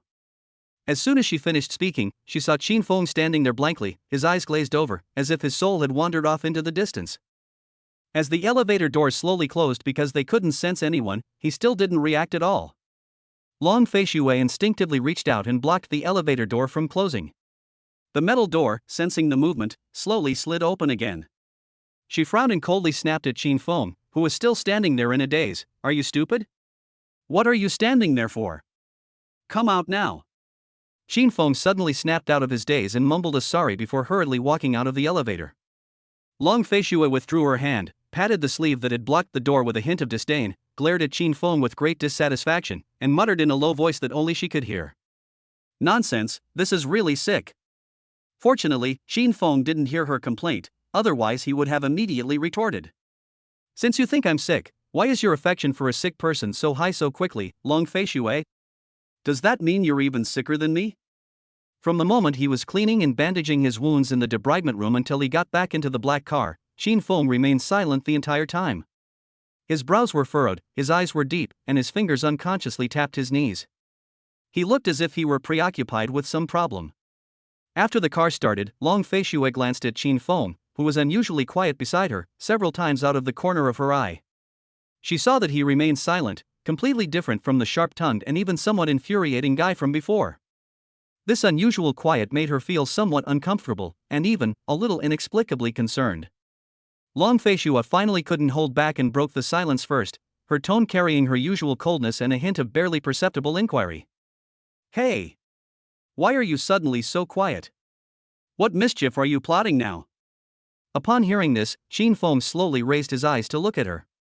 His eyes, which usually held a hint of playfulness or casualness, were now filled with genuine distress and confusion. He seemed to have gone through a fierce internal struggle before replying with great seriousness, even a hint of pleading, and with considerable distress. I'm thinking about a very serious question. I'm thinking about what I can do to make you less likely to fall in love with me. Put. As soon as he finished speaking, the driver who was concentrating on driving in front couldn't hold back anymore and burst out laughing. Although he tried to suppress it immediately, the shaking of his shoulders betrayed him. The driver's mind was already in turmoil. No way, buddy. Is it really that outrageous? You're still worried that my young lady will fall in love with you? Do you really not know what death is, or are you just not afraid that my young lady will get angry and use all her methods to kill you? Upon hearing Qin Feng's words, Long Feishua's delicate face suddenly changed expression. She first glared at the driver in front of her with murderous intent, causing the latter to feel a chill down his spine and sit up straight. Then, she abruptly turned around, her beautiful eyes coldly and intently fixed on Qin Feng, and said through gritted teeth, I love you? Qin Feng, you really have a lot of guts. You have such a thick skin. I'm just stating a possibility based on objective observation, and I'm troubled by it. It's just that you seem unwilling to admit it. Qin Feng seemed oblivious to the raging anger in her eyes, maintaining his serious demeanor as he analyzed the problem, even shrugging helplessly. This time he wasn't lying, but the other party just didn't believe him. Shut up. Qin Feng. You dare to spout another word of nonsense? Long Feishue was completely enraged by his nonsense, and her voice suddenly rose, filled with a sharp rebuke. Qin Feng glanced at her, feeling a slight ache in his ears from the shock, and decided to stop talking. Seeing that this guy had finally given up and stopped making those infuriatingly absurd remarks, Long Feishue slightly softened the sharp, cold glint in her eyes. She snorted heavily, then turned her head and looked at the rapidly changing neon lights outside the car window, leaving Qin Feng with only a beautiful but cold profile that seemed to say keep away, adopting an attitude of I can't be bothered with you anymore. However, the slight rise and fall of her chest and the occasional unconscious biting of her lower lip revealed that her inner world was far from as calm as it appeared, and it was unknown what she was thinking at that moment. Half an hour later, the car stopped in a relatively quiet neighborhood. With a belly full of doubts and a what's done is done attitude, Qin Feng followed Long Feishue into a bar called Higuang. It was nearly midnight, and the bar should have been closed long ago, with a closed sign hanging at the door. However, when Long Feishue pushed open the heavy soundproof door, it was not dark and silent inside. Several waiters were cleaning the bar and the scattered glasses, while a middle-aged man in a well-tailored suit, who looked like a manager, was checking data on a tablet. Upon seeing Long Feishue enter, everyone immediately stopped what they were doing, stood up straight in unison, their faces instantly filled with respect and even awe, and bowed in unison to greet her. Good evening, Miss Long. Long Feishue merely nodded slightly, her gaze not lingering on them for long, before directly asking the manager who quickly approached. Is the private room I reserved in advance ready? Don't worry, Miss Long. Everything has been prepared exactly as you instructed, and everything is perfectly arranged. The manager was half bowed, his face beaming with an almost fawning smile, and his tone was absolutely certain. After saying that, he didn't dare to be negligent in the slightest. He quickly stepped aside to lead the way, taking Long Feishue, Qin Feng, and the silent driver through the nearly cleaned hall and up the spiral staircase covered with soft carpet to the VIP area on the second floor. Chapter 44 $1,000? I mean 100 billion. The bar manager pushed open a heavy, soundproof door to a private room.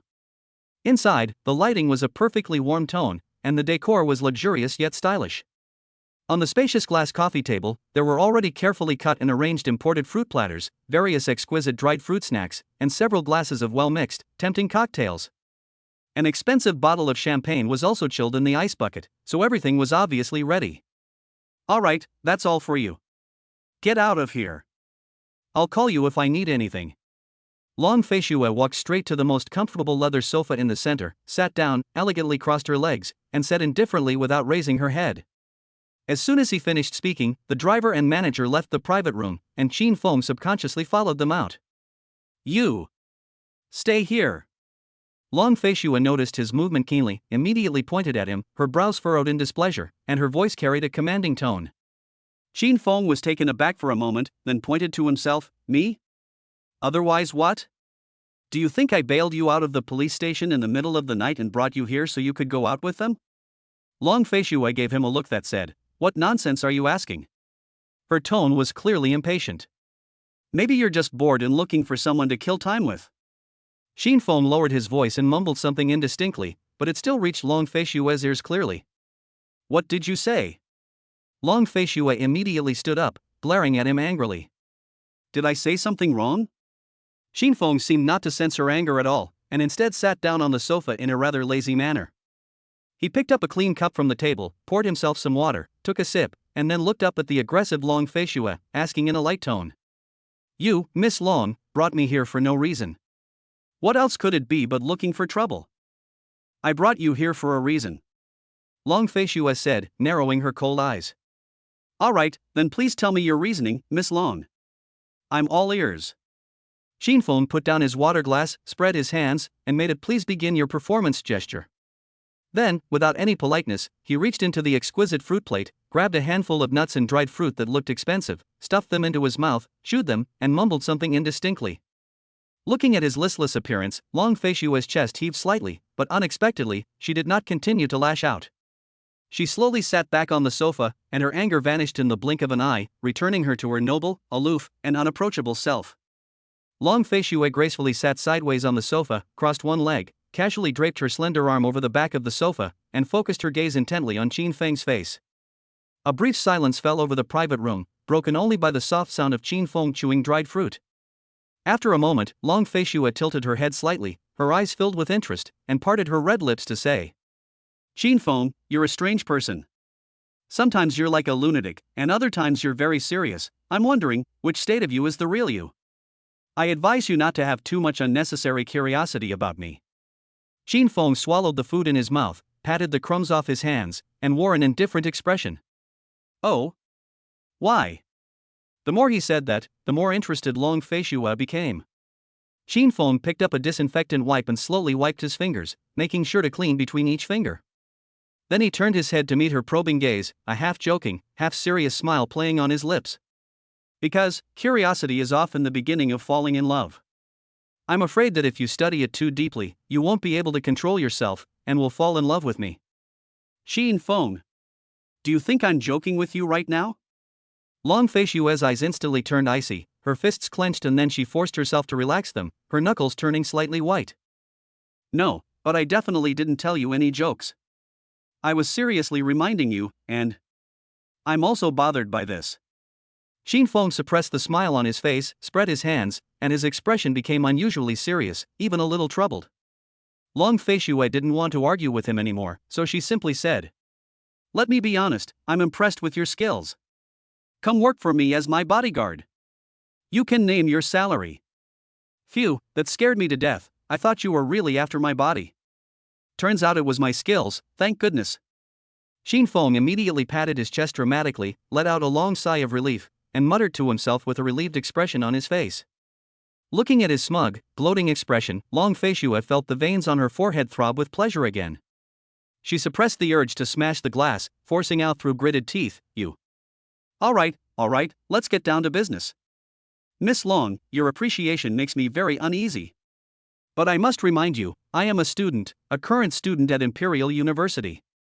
Seeing that he had succeeded, Qin Feng decided to stop. His expression finally turned serious. He sat up straight and looked at Long Fei Shui. "And then?" Long Fei Shui raised her carefully manicured eyebrows and asked. "Then?" Qin Feng shook his head, his tone calm and matter-of-fact, and continued. "I'm just an ordinary college student. My current task is to study hard and complete my studies. Isn't that great? Why would I want to be a bodyguard? That's not part of my life plan. An ordinary college student? An ordinary college student who can single-handedly take down dozens of thugs? Qin Feng, your modesty is a bit too Versailles-like, isn't it?" Long Fei Shui seemed to have heard a joke, and a faint sneer appeared on her lips. "To be honest, I'm not interested in bodyguards.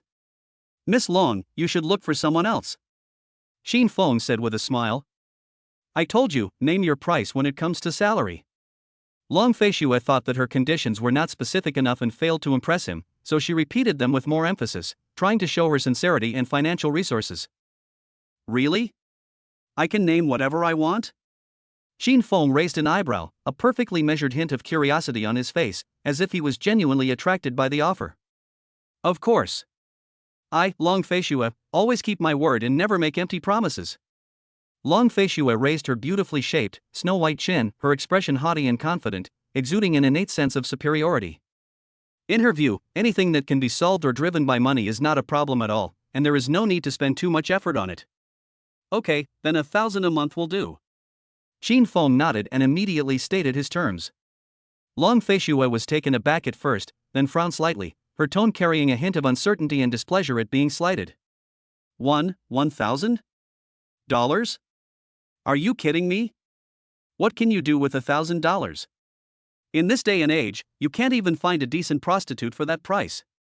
Xin Feng chuckled, leaned back into the soft sofa, crossed his legs, and looked at her with the eyes of someone looking at an outsider. How do you know so much? You have looked for them?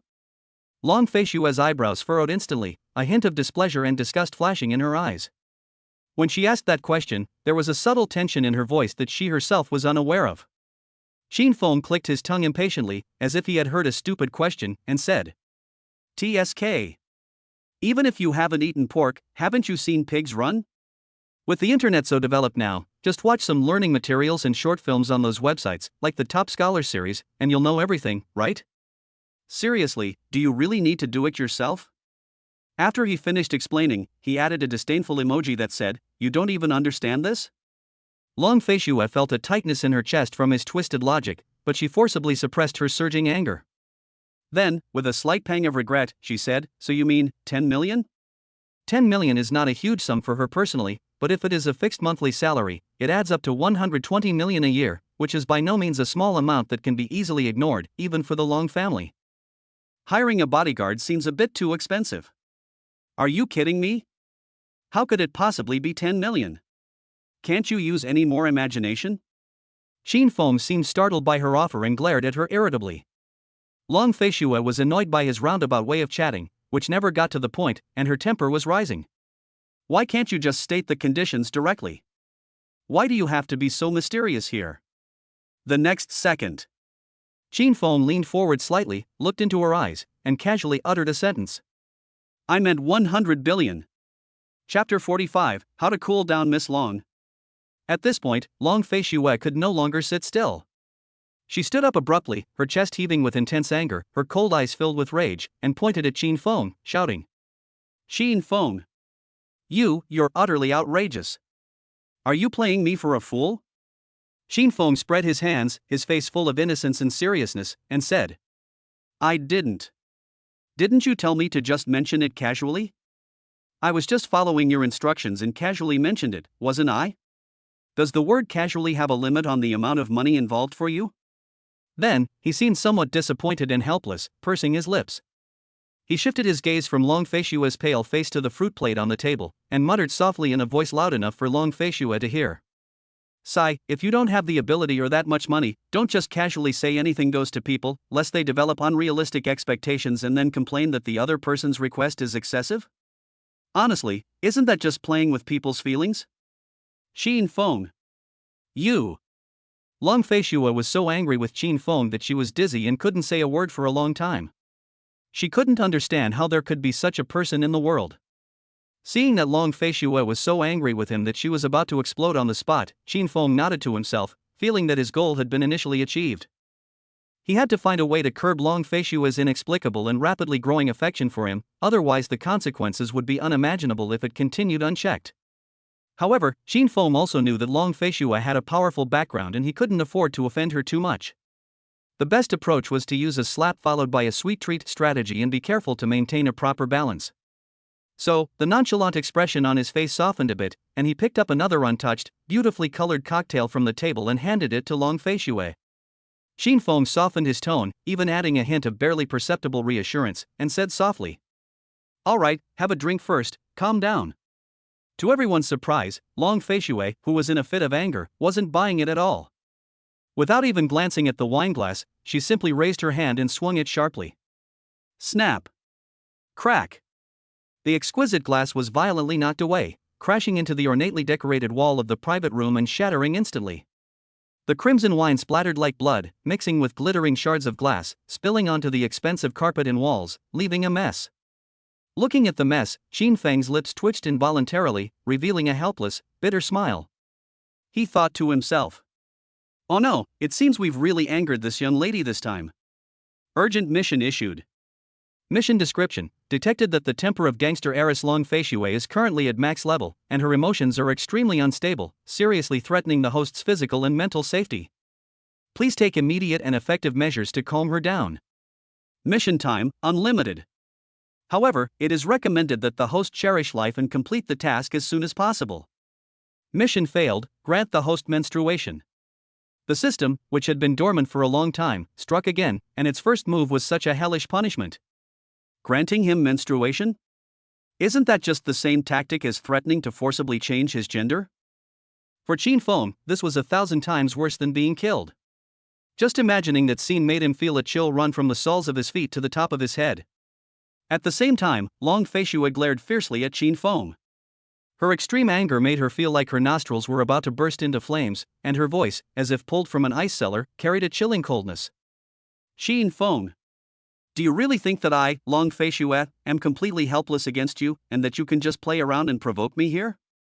No. Absolutely not. In order to preserve his manhood, Qin Feng's attitude instantly underwent a complete 180-degree turn, becoming exceptionally obedient and compliant. He shook his head vigorously, his tone as sincere as could be, and said, Miss Long, you've misunderstood. How could I dare? Long Feishui took several deep breaths, trying to suppress the anger that was about to burst out of her chest, but her voice was still so cold it could freeze a person. Then stop provoking me again and again. I came to you today to have a calm and serious talk, not to watch you put on a show and drive me crazy.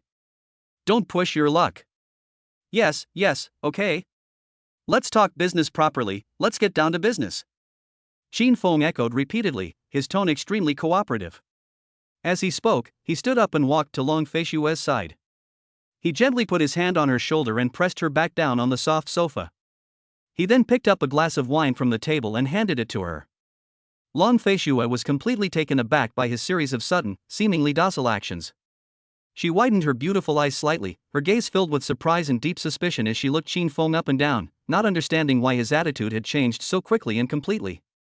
Just a moment ago he was like a hedgehog, every word sharp and cutting, as if he wanted to drive her crazy, but now he's suddenly become so understanding and so easy to talk to? What exactly is Qin Feng up to? Chapter 46. Everything depends on fate. Qin Feng, what's your real intention behind this sudden show of goodwill? Long Feishui held the glass of wine he had handed her for the second time, her fingertips gently tracing the cool glass. Her eyes were filled with scrutiny and a hint of barely perceptible wariness as she looked at the boy in front of her, who was a few years younger than her but had repeatedly caused her to suffer setbacks. In the end, she couldn't help but ask the question. She really couldn't figure out Qin Feng's way of doing things anymore. This person is sometimes crazy and acts outrageously like an irrational lunatic, and at other times he is incredibly audacious, deliberately picking on her sore spots and confronting her head-on. But now, he has transformed into this meek and obedient person who seems easy to talk to. The contrast is so great that it makes her even more uncertain. Which one is the real him? This stark contrast and uncertainty, like an invisible hand, constantly tantalizes Long Feishui's curiosity, making her desire to investigate Qin Feng grow stronger and stronger. Upon hearing this, Qin Feng put on a genuinely honest smile and began to speak earnestly, offering his kind words. What tricks could I possibly have? I just suddenly realized that since you got me out of jail and took me to the hospital to treat my wounds, I should express my gratitude to you, both out of courtesy and reason. Oh? Really? You, Qin Feng, are the kind of person who would say thank you? I find it hard to believe. Long Feishui let out a cold snort, her tone full of distrust and tinged with sarcasm. Of course I am. Qin Feng raised an eyebrow, then uttered two words with a serious expression. Thanks. Long Feishui's expression froze instantly, her fingers gripping the wineglass tightened slightly, and her lips twitched uncontrollably a few times, causing the wine in the glass to slosh around and almost spill. She was completely unprepared for Qin Feng's move. This direct approach caught her off guard. This person, why is he acting completely unpredictably? How is she supposed to respond? Long Feishui stiffly pursed her luscious red lips, struggling to maintain her composure, and finally forced a smile, squeezing out a few words through gritted teeth. You really are, so straightforward. Thank you for the compliment. Sheen Foam seemed completely oblivious to the sarcasm in her words.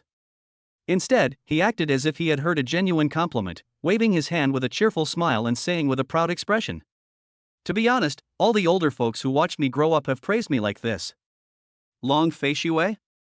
Upon hearing Qin Feng's analogy of old men and women, Long Fei Shui felt a sharp throbbing in her temple, a surge of inexplicable anger mixed with an indescribable sense of absurdity rushing to her head. Looking at Qin Feng's innocent smiling face, she suddenly felt an extremely strong urge to find a needle and sew his mouth shut. Seeing Long Fei Shui's eyes suddenly turn dangerous and her face darken, Qin Feng suddenly realized that something seemed wrong with what he had just said. He suddenly realized what was happening and quickly waved his hand to explain. "Oh, well, Miss Long, please don't misunderstand. I absolutely didn't mean to say you're an old man or woman. I just mentioned it casually, as an example, to emphasize the fact that I've been praised for being straightforward since I was a child. Please don't overthink it." Long Fei Shui clenched her jaw tightly, her pearly teeth grinding together, her gaze sharp as ice blades, scraping against Qin Feng, making his skin feel sting. Okay, my bad. From now on, I'll shut up. You tell me what you want to talk about, I'm listening. Is that all right?" Seeing that the situation was not good, Qin Feng immediately raised his hands in surrender and said with utmost sincerity. He was genuinely afraid that if he continued talking, this young lady wouldn't just want to sew his mouth shut, but would try to kill him outright. Long Fei Shui took several deep breaths before she could barely suppress the urge to go berserk. She calmed her turbulent blood and regained her aloof expression, but her voice was even fainter and colder than before, as if it had been tempered with ice. "Be my bodyguard." She reiterated her purpose. "No. This is really impossible." Qin Feng shook his head helplessly, but his attitude was firm. "Why?" Long Fei Shui pressed on, unwilling to give up. She refused to believe that they couldn't pry open this hole. Qin Feng smiled wryly and said, "I've already explained it. I'm a student. A proper college student. I have classes, I have to study, I have exams. How could I have time to be your bodyguard? You'll be my bodyguard, and I'll pay you 100,000 a month. Think about it, even if you graduate from university, can you find a job that pays 100,000 a month? Isn't that a lot of sincerity?" Long Fei Shui offered what she considered to be a very tempting bargaining chip, attempting to break down his defenses with money. "No, I still want to go to school." Qin Feng shook his head and refused again without hesitation. "Money? You don't want the money?" Long Fei Shui widened her beautiful eyes and emphasized again. "I want the money. But my goal right now is to go to school. Not to make money." Qin Feng nodded first, then shook his head. Long Fei Shui was genuinely astonished to see that he didn't even blink when faced with a monthly salary of 100,000. Is there really anyone in this world who was completely unmoved by a huge sum of money that is within easy reach? She couldn't help but have even deeper doubts about Qin Feng's true thoughts. Seeing her incredulous expression, Qin Feng sighed, softened his tone, and tried to reason with her. "Miss Long, why are you so insistent on having me as your bodyguard? Let's take a step back and take the incident at the dock as an example. Did the bodyguards you brought arrive in time? Did they protect you? No." He shrugged and continued his analysis. "What does this show? It shows that danger often strikes suddenly, and even with bodyguards, safety isn't guaranteed 100%. A bodyguard who can't arrive in time is useless, even if he's Ultraman in disguise. Let alone me? And what about you?" Long Fei Shui suddenly interrupted him, her gaze sharp and fixed on his eyes. Her voice was lower than before, carrying a persistent probing quality, as she asked. "Then why did you happen to be there? And why did you just happen to save me?" This question seemed to have been lingering in her mind. That's why I say everything ultimately comes down to fate. Qin Feng remained unfazed and launched into a carefully crafted tale of nonsense, striving to make the logic coherent, as long as he could appease the young lady's emotions. "That day, well, I just confessed my feelings and got rejected. I was feeling down, so I thought I'd go to the pier to get some fresh air and be alone. Who would have thought that, by sheer coincidence, I'd run into your situation? Isn't that a coincidence? That's fate. So I just happened to save you." Long Fei Shui didn't speak, but kept staring at him intently. Her deep, beautiful eyes were filled with complex and unreadable emotions, as if she were trying to determine how much of his words were true and how much was false. Shin Feng didn't care whether she believed him or not, he just continued his deceptive scheme, his tone incredibly sincere and his expression utterly genuine. So, Miss Long, think about it carefully. Whether or not he becomes your bodyguard isn't really that important. What matters is fate. If we're not meant to be, even if I reluctantly become your bodyguard, I might not be able to get to your side in time the next time you're in danger because of some unforeseen circumstances, like traffic jams. Wouldn't that cause even more problems? He paused, observed Long Feishua's expression, and seeing that she did not immediately refute him, he pressed his advantage, unleashing his silver tongue to its fullest extent. On the contrary, if we are destined to be together, then even if I am not your bodyguard, but just an ordinary friend, or even just a stranger, maybe next time you are in danger, God will arrange for me to be nearby again and be able to save you? After Qin Feng finished reciting his somewhat far-fetched fate theory, the entire luxurious private room suddenly fell into an almost frozen silence, with only the faint background music proving that time had not stopped. Long Feishua did not immediately refute or rebuke. She simply lowered her eyes slightly, her slender fingers unconsciously swirling the wineglass in her hand, watching the amber liquid inside slowly rotate along the glass. She sipped her drink slowly, her movements elegant yet slow and deliberate, as if burdened by a heavy heart. Complex emotions swirled on her cold, beautiful face, as if she were repeatedly pondering and weighing Qin Feng's words. On the surface, Qin Feng appeared calm and collected, slowly peeling a handful of nuts, but in reality, he was feeling very uneasy.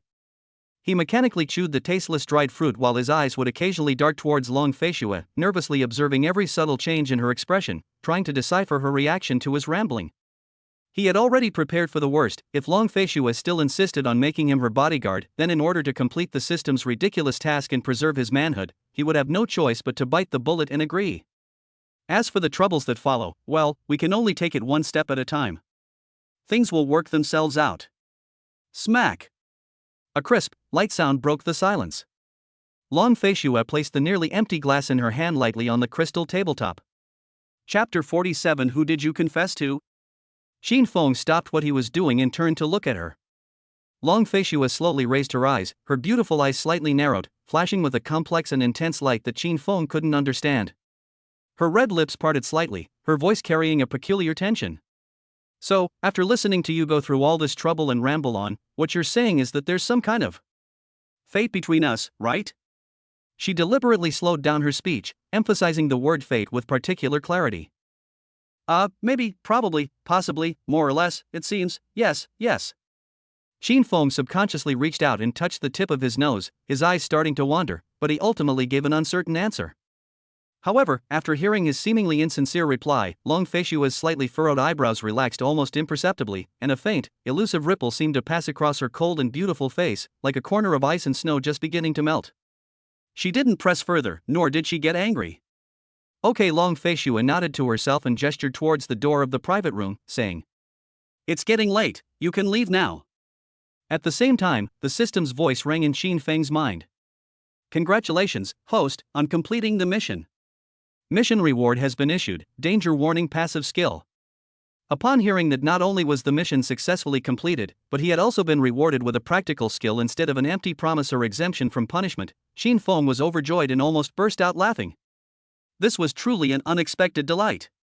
He forcibly suppressed the corners of his mouth that were almost pointing to the sky, trying to maintain a calm demeanor, stood up from the sofa, and nodded to Long Feishua. "Well, Miss Long, I'll be going now." After saying that, he didn't linger and turned to walk towards the door of the private room. Then, just as he opened the door, Long Feishua's cold voice rang out behind him again, but this time her voice carried a different meaning. "Wait. You just said you went to the dock that night, because you confessed your feelings and were rejected?" Qin Feng stopped and turned to look at her. Long Feishua tried her best to maintain an expressionless face, her cold and beautiful face taut, attempting to arm herself with her usual seriousness and aloofness.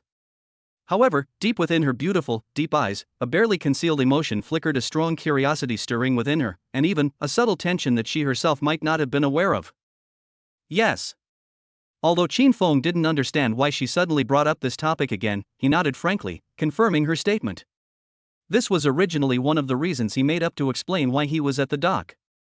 Long Feishua's slender fingers unconsciously tightened around the empty wineglass, her fingertips turning slightly white, as she asked softly, "With whom?" What?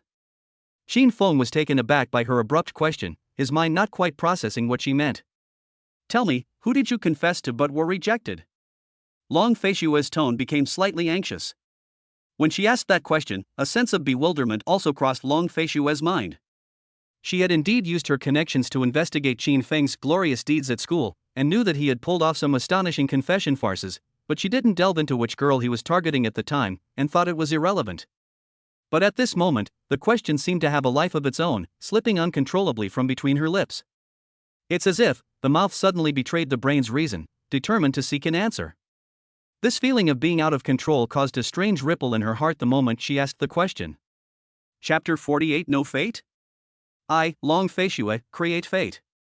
Qin Feng raised an eyebrow, his gaze towards Long Feishue revealing a hint of strangeness. Why are you suddenly asking about this? Qin Feng asked. Can I just ask?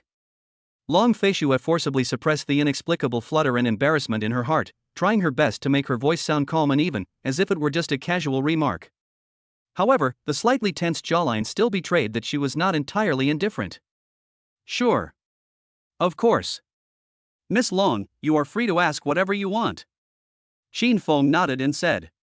Seeing that he seemed about to speak, Long Feishue unconsciously tensed up, waiting for the name that she didn't know. However, just when she thought Qin Feng was going to satisfy her curiosity, he suddenly changed the subject, revealing a smile that was a mixture of cunning and roguishness, and slowly said. But I'm sorry, this is my personal secret. I can't tell you. He paused deliberately, and seeing Long Feishue's brows furrow, he slowly and deliberately used an extremely tricky and highly offensive analogy, saying. It's like, if I asked you right now, Miss Long, what color and style of underwear are you wearing today? Would you honestly tell me? As soon as he finished speaking, Qin Feng felt a sudden chill on his scalp, and a coldness like an electric current surged through his spine. A sense of panic instantly overwhelmed his entire body. Almost at the same moment he sensed the danger, Qin Feng, who was holding the doorknob, suddenly pulled hard. His body swiftly darted outwards towards the door. The instant his figure disappeared at the edge of the doorframe. Bang! Crack! It's obvious that if he had been a fraction slower, the glass that Long Feishue threw might have hit him instead of the door. Get out of here right now! Long Feishue's icy voice came from the private room, filled with intense anger. Without saying a word, Qin Feng immediately ran away. Now that the system's task was completed, he no longer cared whether Long Feishue was angry or not. Silence fell once again in the luxurious private room. Long Feishue's chest heaved slightly as she stared at the mangled door and the shattered glass scattered on the floor. Several seconds passed before the anger surging within her gradually subsided. Her mind kept replaying Qin Feng's twisted logic about fate and his foolish yet nimble escape at the end. The icy, stern expression on Long Feishue's face gradually dissipated, like snow melting in the spring sun, and was replaced by a faint smile that even she herself did not notice, a smile tinged with novelty and amusement. Fate, it does sound, somewhat, twisted. She repeated the words softly, her fingertips tapping lightly on the sofa armrest. Outside the door, the driver glanced at the broken glass on the ground, a look of astonishment on his face. While waiting downstairs, he vaguely heard some unusual noises coming from the private room upstairs, like an argument or the dull thud of a heavy object falling to the ground.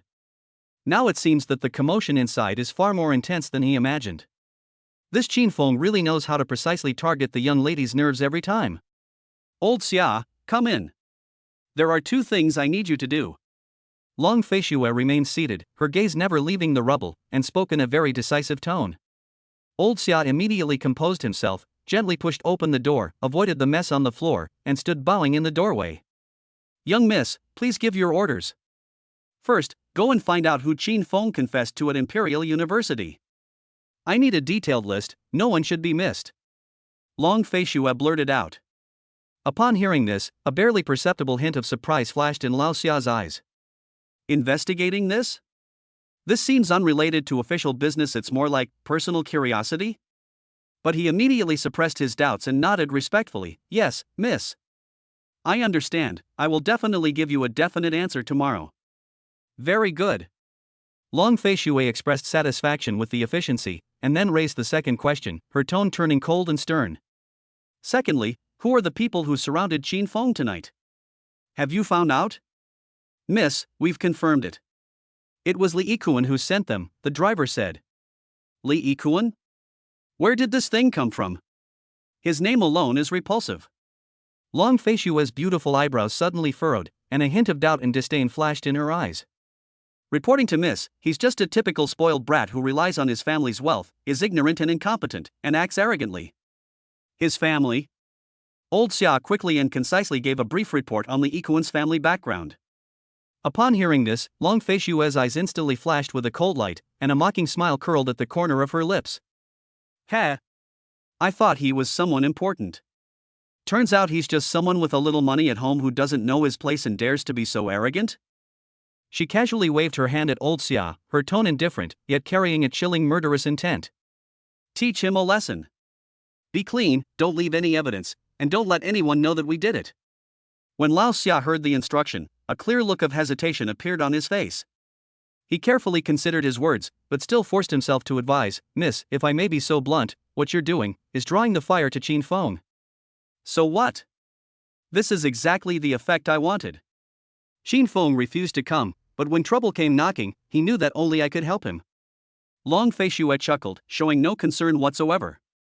Instead, she seemed delighted, her face displaying an air of composure and calculation as if everything is under my control.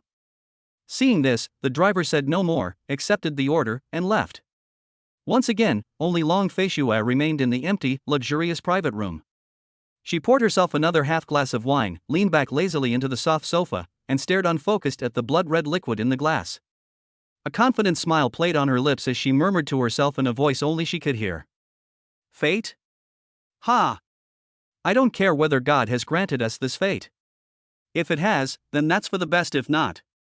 A sharp glint flashed in her eyes as she downed the wine in her glass in one gulp.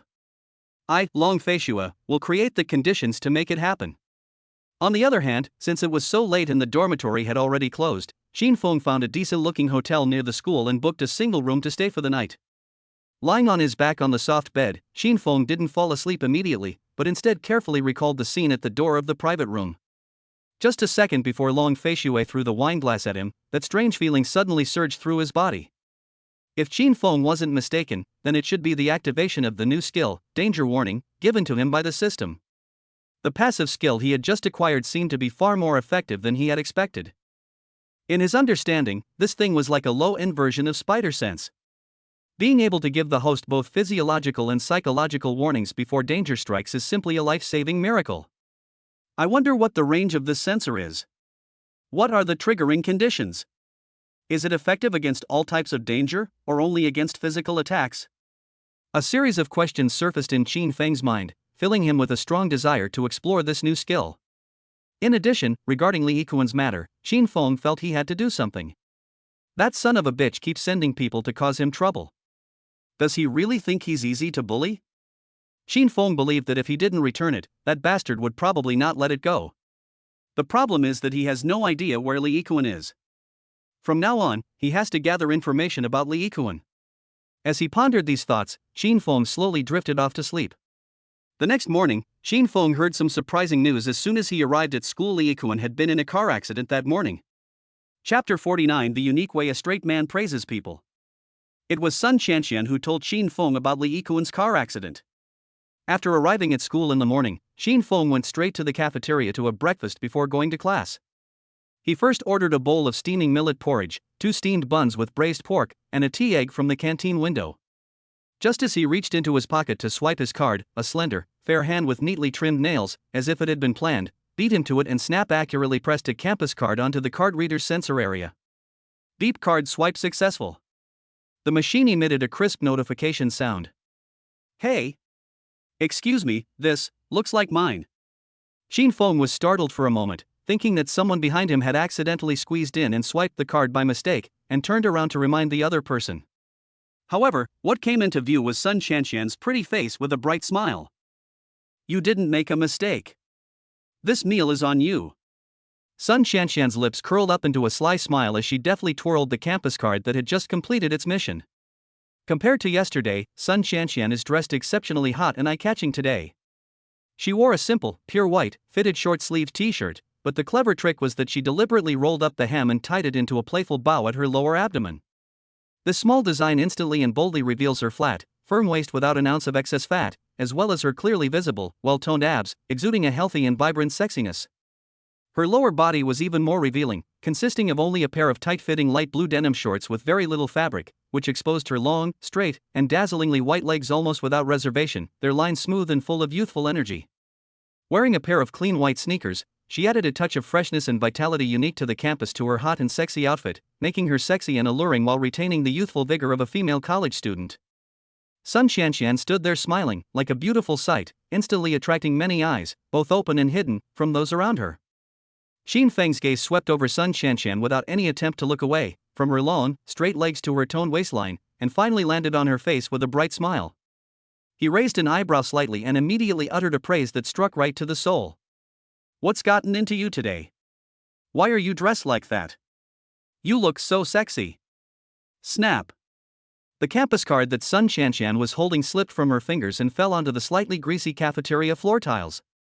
She froze on the spot, her carefully maintained bright smile instantly turning into an expression that was a mixture of shock, embarrassment, and disbelief.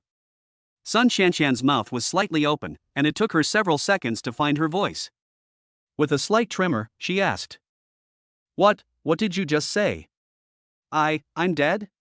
She could hardly believe her ears. Qin Feng actually used that word on her? Qin Feng glanced casually at her buttocks, which looked particularly full and perky, encased in tight denim shorts, and nodded honestly. After saying that, without waiting for Sun Xianxian to recover from her petrified state, he picked up the plate containing porridge, steamed buns, and eggs, turned around, found an empty seat nearby, and began to enjoy his breakfast. Sun Xianxian stood still, feeling a surge of heat rush from the soles of her feet to the top of her head. She spent the whole morning carefully putting together her outfit, specifically choosing the one that best showcased her figure, fully expecting at least a polite "you look beautiful today" in return. But this guy not only ignored her, he also used such an ambiguous and offensive word? She stomped her foot angrily, the sound of her white shoes clicking on the ground drawing the attention of several classmates at nearby tables. Sun Xianxian glared fiercely at the back of the man who was concentrating on a steamed bun with his head down, wishing she could burn 2 holes in his back with her eyes. Finally, she bent down, held her breath, and picked up the student ID card from the ground. In a voice only she could hear, she gritted her teeth and comforted, or rather, brainwashed herself. "Humph. You clueless straight man. I'll take that as a compliment on my figure. Yes, that must be it." On the other side, Qin Feng scooped up a spoonful of warm millet porridge and put it in his mouth, while his other hand skillfully swiped open his phone screen to browse today's newsfeed. The international forums have been quite lively lately, with the newly appointed Prime Minister of Japan starting to make provocative statements against China. Every time Qin Feng inadvertently glanced at that slightly harsh and agitated face in the news photos, 4 words would involuntarily pop into his mind. Car power giant. Tisk, it's so damn similar. Especially the expression. He chewed on his bun while silently complaining to himself, a mocking smile creeping onto his lips. Hey! What are you looking at? You seem so engrossed. Before anyone knew it, Sun Xianxian had come over again, tilting her head to look at Qin Feng's phone. Chapter 50 Sexy Senior, Online Interrogation. Qin Feng didn't even raise an eyelid at Sun Xianxian's slightly deliberate over-the-top familiarity, and immediately turned off the screen of his phone that had just lit up. Seeing this, Sun Xianxian immediately pouted in dissatisfaction, her large eyes, adorned with exquisite eye makeup, glaring at him with a tone of coquettish complaint. "No, Qin Feng, how can you be so stingy? Are you trying to kick me while I'm down? I just swiped my card for you and treated you to breakfast.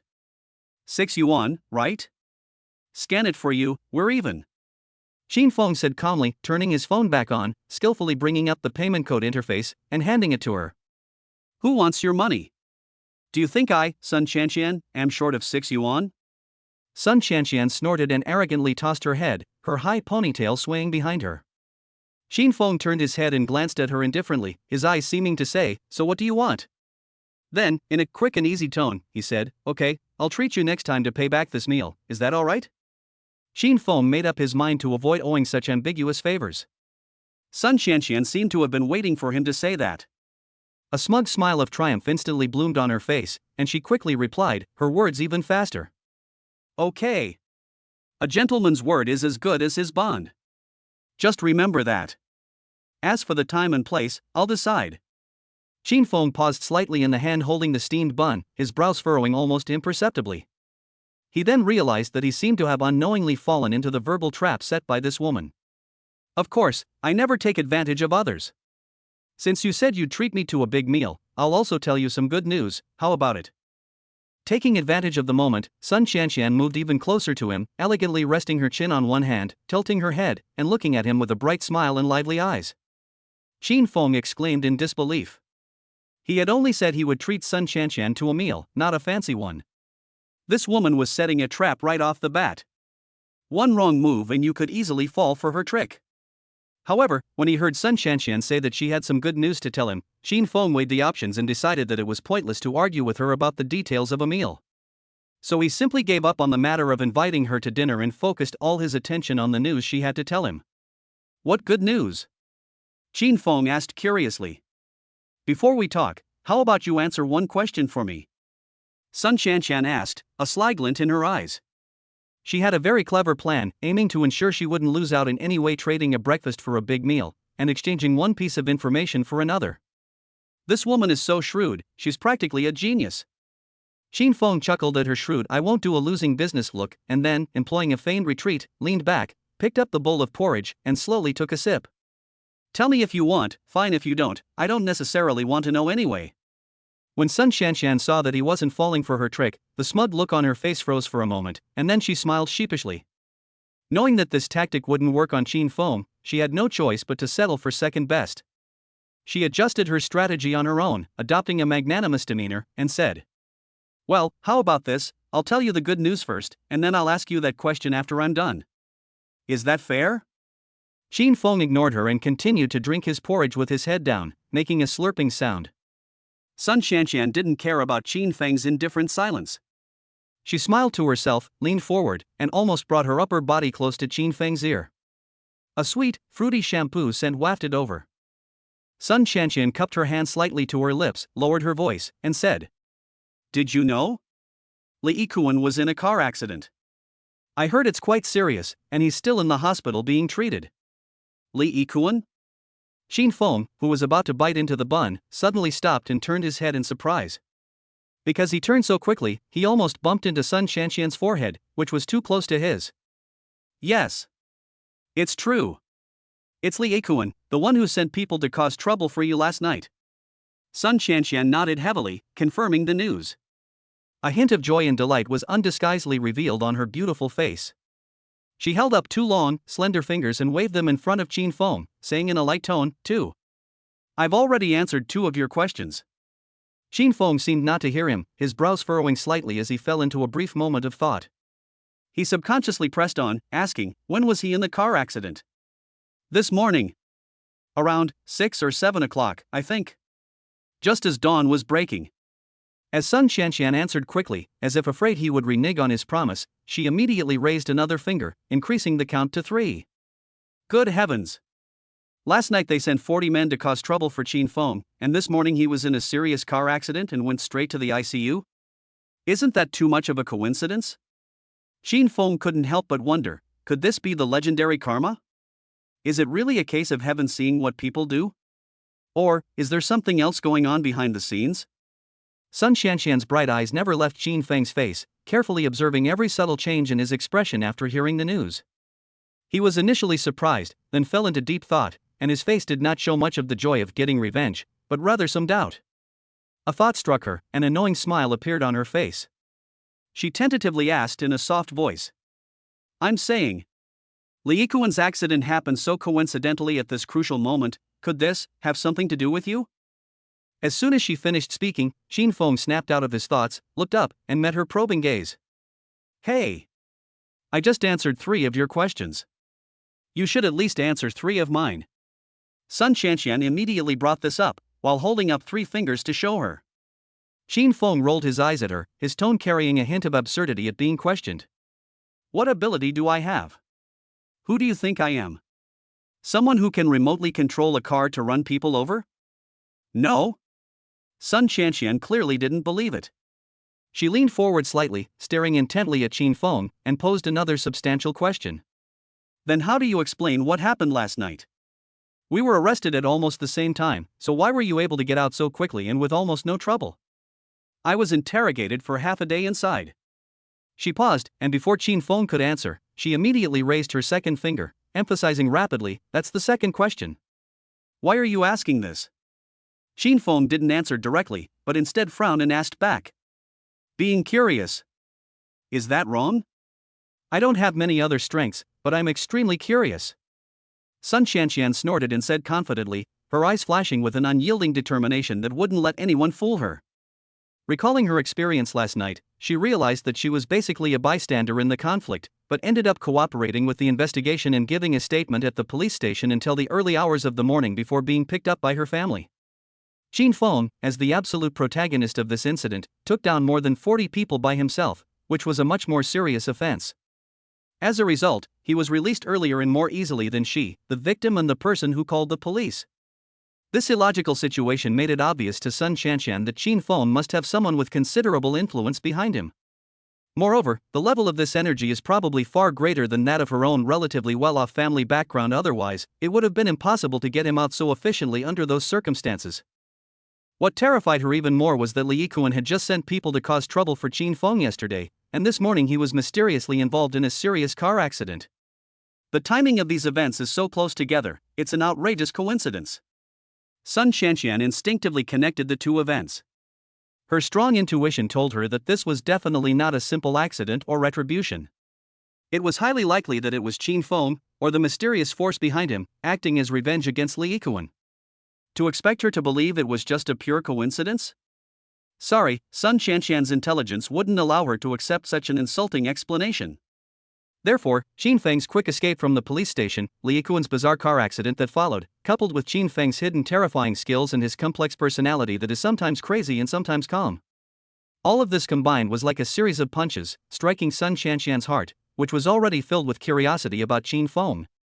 Sun Qianqian's initial curiosity about Qin Feng, which she found somewhat peculiar, annoying, and intriguing, rapidly fermented and swelled, transforming into a stronger, more irresistible urge to uncover all his secrets. This Qin Feng is full of secrets.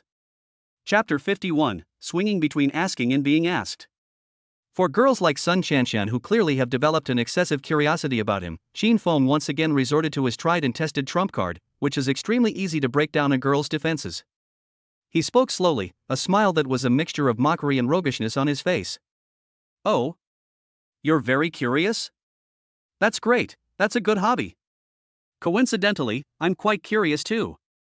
Qin Feng paused deliberately, leaned forward slightly, and swept his gaze over Sun Qianqian with a hint of malice. He lowered his voice and continued in a suggestive and provocative tone. "How about this, let's make a fair trade. You tell me, what color and style of underwear are you wearing today? If you answer my question honestly, I'll answer yours, okay?" Last night, Long Fei Shue was also curious about him and wanted to ask him who he had confessed to but failed. Qin Feng didn't want to answer at the time, so he asked her this question instead. Long Fei Shue was naturally both ashamed and angry, and could not answer, so the topic ended there. Qin Feng felt that this tactic should also work on Sun Qianqian. After all, the way she went from feigning composure to panicking, then blushing and looking away shyly in that dim alley last night, when he pinned her against the wall, had left a deep impression on him. This beautiful senior student, who looks sexy and hot on the outside and dresses boldly, is actually a shy person at heart. This is the conclusion Qin Feng reached after his brief encounter with Sun Qianqian. Just as he expected. Upon clearly hearing Qin Feng's question, which could only be described as rogue, Sun Qianqian's exquisitely made up and stunningly beautiful face instantly flushed with a noticeable blush, spreading from her cheeks all the way to her ears, and even her fair neck was tinged with a light pink. You're such a scoundrel. Shameless." Sun Qianqian was both ashamed and angry. She bit her lower lip tightly, glared at Qin Feng fiercely, and scolded him in a trembling voice filled with shame and indignation. Seeing this, Qin Feng chuckled to himself, quite satisfied with the effectiveness of his strategy. After these two successful experiments with Long Fei Shue and Sun Qianqian, he secretly decided that in the future, whenever any woman wanted to pry into his privacy or ask questions he didn't want to answer, he would just throw out this ultimate topic terminator to ensure a cure and peace of mind. "Thank you. I'll take that as a compliment," Qin Feng said nonchalantly. After saying that, he proudly picked up the bowl of porridge, ready to take a sip to calm his nerves. However, just as Qin Feng lowered his head, his lips were about to touch the rim of the bowl. A scent that blends sweet fruity fragrance with a faint cosmetic aroma suddenly approaches. Without warning, Sun Chanqian suddenly leaned forward. A few strands of her soft hair even brushed against Qin Feng's earlobe, bringing a slightly itchy sensation. Immediately afterward, a voice, as faint as a mosquito's buzz yet surprisingly clear, containing a hint of reckless timidity and boldness, whispered close to his ear, its warm breath brushing against his sensitive ear canal. I am wearing black French lace heart-shaped. Clang! Qin Feng's hand trembled, and the spoon in his hand fell directly into the porridge bowl, splashing a few drops of warm porridge. Wotafa! She actually said it? No. How could this be right? After Sun Chanqian finished speaking, her eyes were filled with panic and tension, but she still tried to appear calm and said, Hey! Now that I've told you, it's your turn to say it. Xin Feng gave her a thumbs up and said with a wry smile, Awesome. When it comes to being straightforward, I'd say you're the best. You actually dared to say that. Upon hearing his words, Sun Chanqian's expression became even more unnatural. She bit her lip and said, Stop rambling. Just tell me. Xin Feng was about to speak when he suddenly remembered something and shut his mouth. What are you doing? Tell me. Seeing this, Sun Chanqian became even more anxious. She had already revealed her privacy. If Xin Feng went back on his word, wouldn't she be at a huge loss? Xin Feng stroked his chin, slowly shifting his gaze from her face to her thighs and buttocks, his tone full of doubt. On the other hand, who knows if what you're saying is true or false? You're not just making things up and trying to fool me, are you? Chapter 52 Cold-faced, irritable sister. Xin Feng. Are you trying to be a scoundrel? Sun Chanqian's chest heaved with anger as she spoke in a sweet voice. Xin Feng shrugged and said, I didn't. This is called a reasonable question. Ultimately, it's because you didn't tell the truth, or you can't prove that you told the truth. I'm just telling the truth. Sun Chanqian snorted. Oh? How do you prove it? Xin Feng leaned back slightly, looking at her with a leisurely air, his playful smile becoming more pronounced, as if he was certain she couldn't produce any evidence. How do you prove it? Sun Chanqian was instantly stumped by his question, like a cat whose neck had been pinched, and she fell silent. How can this be proven? Does she have to take off her pants in this crowded cafeteria to prove her identity? See? You can't prove it again. Xin Feng spread his hands, making an I'm helpless expression. He then began to employ his sophistry, saying, Since you can't prove it, how am I supposed to know if you're just making up an answer to trick me into talking? It's like if I told you right now that the person who got me out of jail last night was Agent Phil Coulson from S.H.I.E.L.D., would you believe me? Sun Chanqian. Even with her exceptional intelligence and quick wit, and who considered herself a female Zhuge Liang, she was speechless at Qin Feng's outrageous remarks. Her mind went blank, and for a moment she couldn't find the right words to refute his logic. Seeing this, Qin Feng knew the time was almost right, so he slowly stood up, patted Sun Chanqian's shoulder, and said leisurely, Alright, senior son, you can take your time figuring out how to prove it. I have to go to class now, a good student can't be late. As he spoke, he picked up the untouched tea egg from his plate and, without a word, shoved it into Sun Chanqian's hand, which was still frozen in mid-air, unsure of how to react. He then earnestly admonished her. Eat more eggs to replenish protein. I've heard they're good for the brain and can make your thinking sharper. After saying that, he didn't even look at Sun Chanqian's face, which had darkened instantly. He hummed an off-key tune and walked away from the cafeteria with an arrogant and carefree gait, leaving Sun Chanqian with a backview that made her grit her teeth in anger. Sun Chanqian looked down at the still warm tea egg in her hand, then glanced in the direction Xin Feng had disappeared. The pent-up anger in her chest finally erupted, and she muttered a curse into the air. You bastard! You're the one who's not thinking straight. Your whole family is not thinking straight. She was so angry that she raised the tea egg in her hand, as if to throw it hard into the trash can next to her. But the movement stopped halfway through raising his arm. She looked at the round egg, hesitated for a moment, and finally reluctantly took it back. Humph, wasting food is shameful. She muttered under her breath, as if trying to save face. The one who's wrong is that annoying Qin Feng, the tea eggs didn't offend me. So, she happily peeled open the eggshell and, with a hint of venting her anger, stuffed the egg, which was soaked in the aroma of tea and braised meat and had a bouncy egg white, into her mouth, bite by bite. On his way to the classroom, Qin Feng's expression was no longer that of a carefree person, it was now serious. Was Li Yikuan's car accident really just an unfortunate coincidence, or an accident meticulously planned by someone behind the scenes? If it's just a coincidence, then it's too much of a coincidence. Is there really such a thing as karma in this world? Xin Feng shook his head inwardly. He never believed in such illusory things. If retribution were truly so effective, those militaristic war criminals with blood on their hands on the Japanese islands and their descendants should have all died long ago. Therefore, he is more inclined to believe that there is someone behind this. But if it really was someone else, who could it be?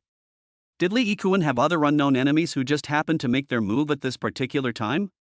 Or is it that this matter has some kind of potential connection to Xin Feng? Xin Feng thought it over and over and felt that this matter should have nothing to do with him. Who would offend Li Yikuan for his sake? It can't be that cold-faced, hot-tempered woman, Long Feishue, can it? Impossible. Absolutely impossible. Xin Feng felt that she was already being difficult for him, so why would she help him?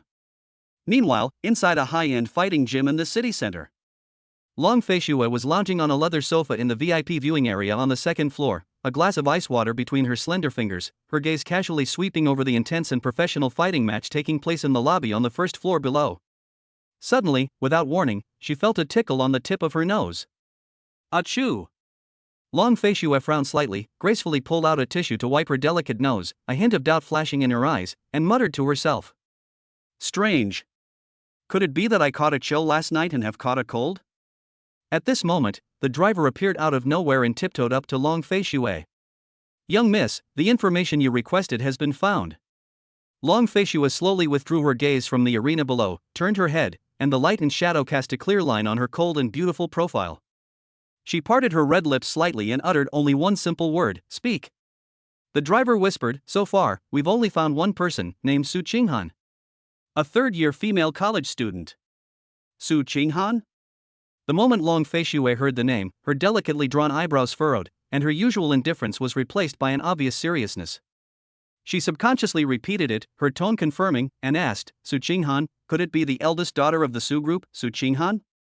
The driver nodded firmly and said, that's right.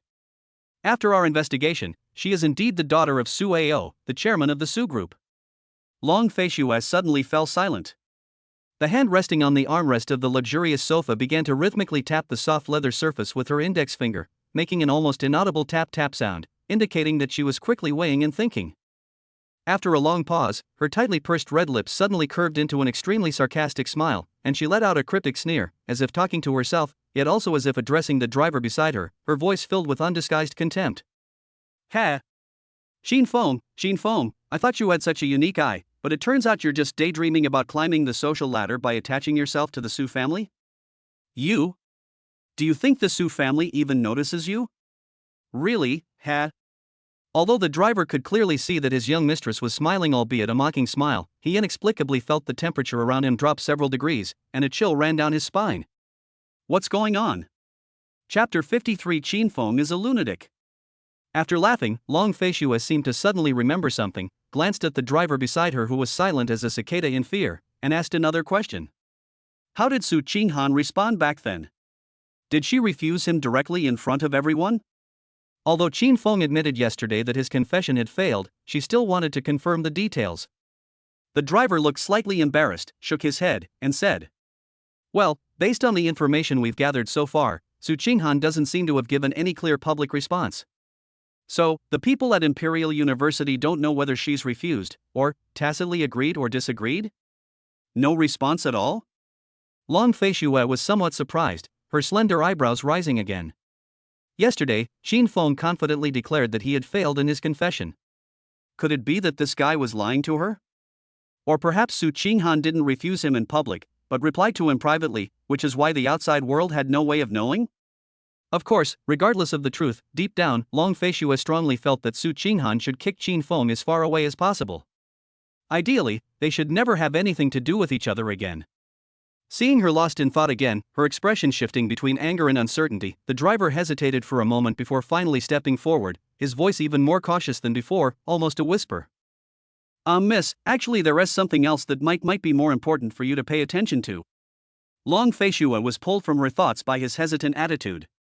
A hint of impatience flashed across her face, and she said indifferently, just say what you want to say. Don't beat around the bush. The driver swallowed hard, his Adam's apple bobbing, and he spoke in a barely audible voice. While our people were investigating Qin Feng, they unexpectedly discovered Miss Lin Wan, your aunt. She seems to have had contact with Qin Feng recently. What? Long Fei Shue was stunned upon hearing this, her body instantly sitting up straight, her beautiful eyes widening in disbelief. Her voice unconsciously rose a few decibels as she asked, "What happened? Explain yourself. How did my aunt get involved with Qin Feng?" Well, my brothers reported that yesterday evening, they saw Qin Feng and Miss Lin Wan go to the restaurant at the Tianqing Hotel together.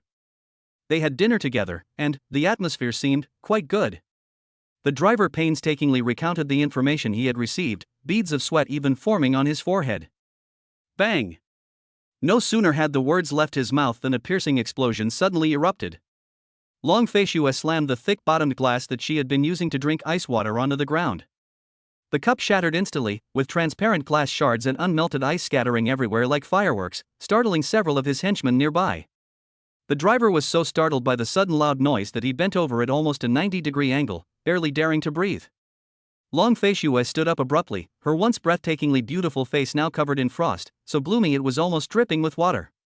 Two tangible flames of anger flickered in her eyes, her chest heaving violently with extreme rage, as she coldly said, "Fine. You, Qin Feng. Confessing to Su Qinghan wasn't enough, now you're setting your sights on my aunt? You're truly, incredibly audacious." Long Fei Shue suddenly grabbed the fitted long trench coat that was casually draped over the back of the sofa, swung it off cleanly, and put it over her shoulders.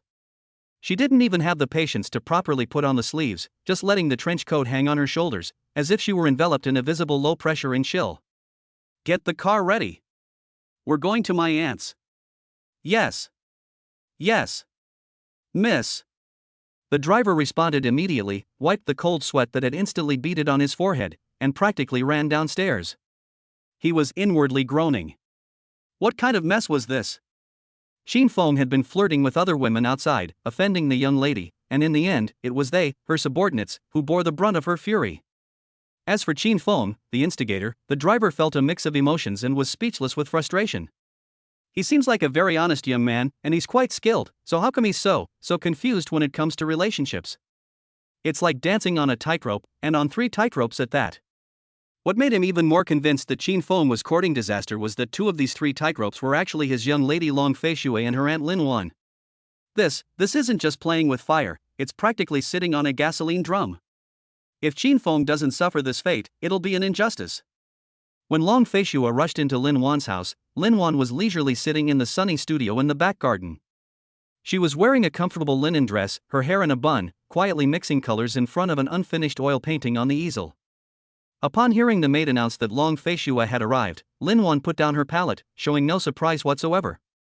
The relationship between the aunt and niece is extremely close, far exceeding that of ordinary elders and juniors. They are more like best friends who can talk about anything. This kind of unannounced visit is the norm among them. When Lin Wan washed the paint off her hands and stepped into the living room, her gaze fell on Long Fei Shue, who exuded an aura of unapproachability, on the sofa. A hint of surprise flashed in her eyes, which always held a gentle smile. Lin Wan gently walked over and sat down next to Long Fei Shue, her voice as gentle as ever, tinged with a familiar teasing tone, as she softly asked, "What's wrong? My little princess, who was so inconsiderate today that made you unhappy again? Look at your face, it's so dark you could wring water out of it." Long Fei Shue raised her eyes, looking directly into the other person's concerned eyes, her voice filled with barely suppressed questioning. "Auntie, tell me, do you know someone named Qin Feng?" Upon hearing this, a barely perceptible hint of surprise flashed in Lin Wan's usually smiling eyes, which was quickly replaced by understanding. She smiled and said, "Yes, we know each other." "What's up? You went out to dinner with him last night?" Long Fei Shue asked again. "How did you know? Oh, so you sent someone to follow me?" Lin Wan was taken aback at first, then reached out and gently patted Long Fei Shue's hand, pretending to be angry as she spoke. Long Fei Shue took a deep breath and said with a hint of urgency, "Auntie, Qin Feng is the lunatic I told you about." Chapter 54. Is the school beauty a little too naive? Outside the emergency room of the first hospital of Beijing. With graying temples, Li Keqian leaned on a cane, staring solemnly at the white gate. He has been standing here ever since he received that devastating phone call at 7 o'clock this morning. Several hours passed, and his posture remained almost unchanged. The point where the bottom of his cane touched the cold marble floor seemed to have taken root. Only his hands, gripping the dragon-headed cane tightly, his knuckles white from excessive force and trembling slightly, and his bloodshot eyes, betrayed that his inner peace was not as calm as it appeared. At this moment, a middle-aged man who resembled a butler cautiously walked to Li Keqian's side, lowered his head, and whispered, "Boss, we've found out everything." Li Keqian's eyes slowly moved, his gaze never leaving the white door, but he let out a muffled nasal sound from his throat. The butler swallowed hard and continued his report, lowering his voice even further.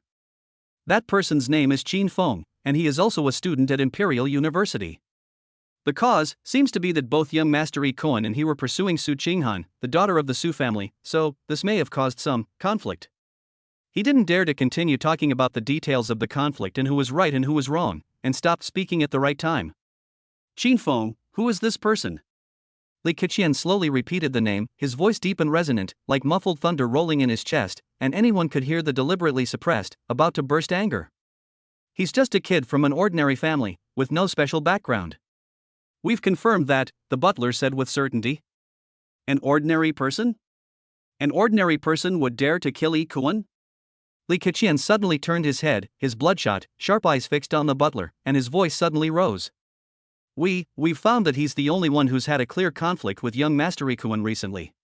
If we're talking about suspects, he's undoubtedly the prime suspect. Unless this is really just an unexpected coincidence?"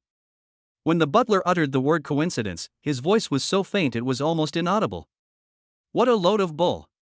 Li Keqian slammed his cane on the ground and roared.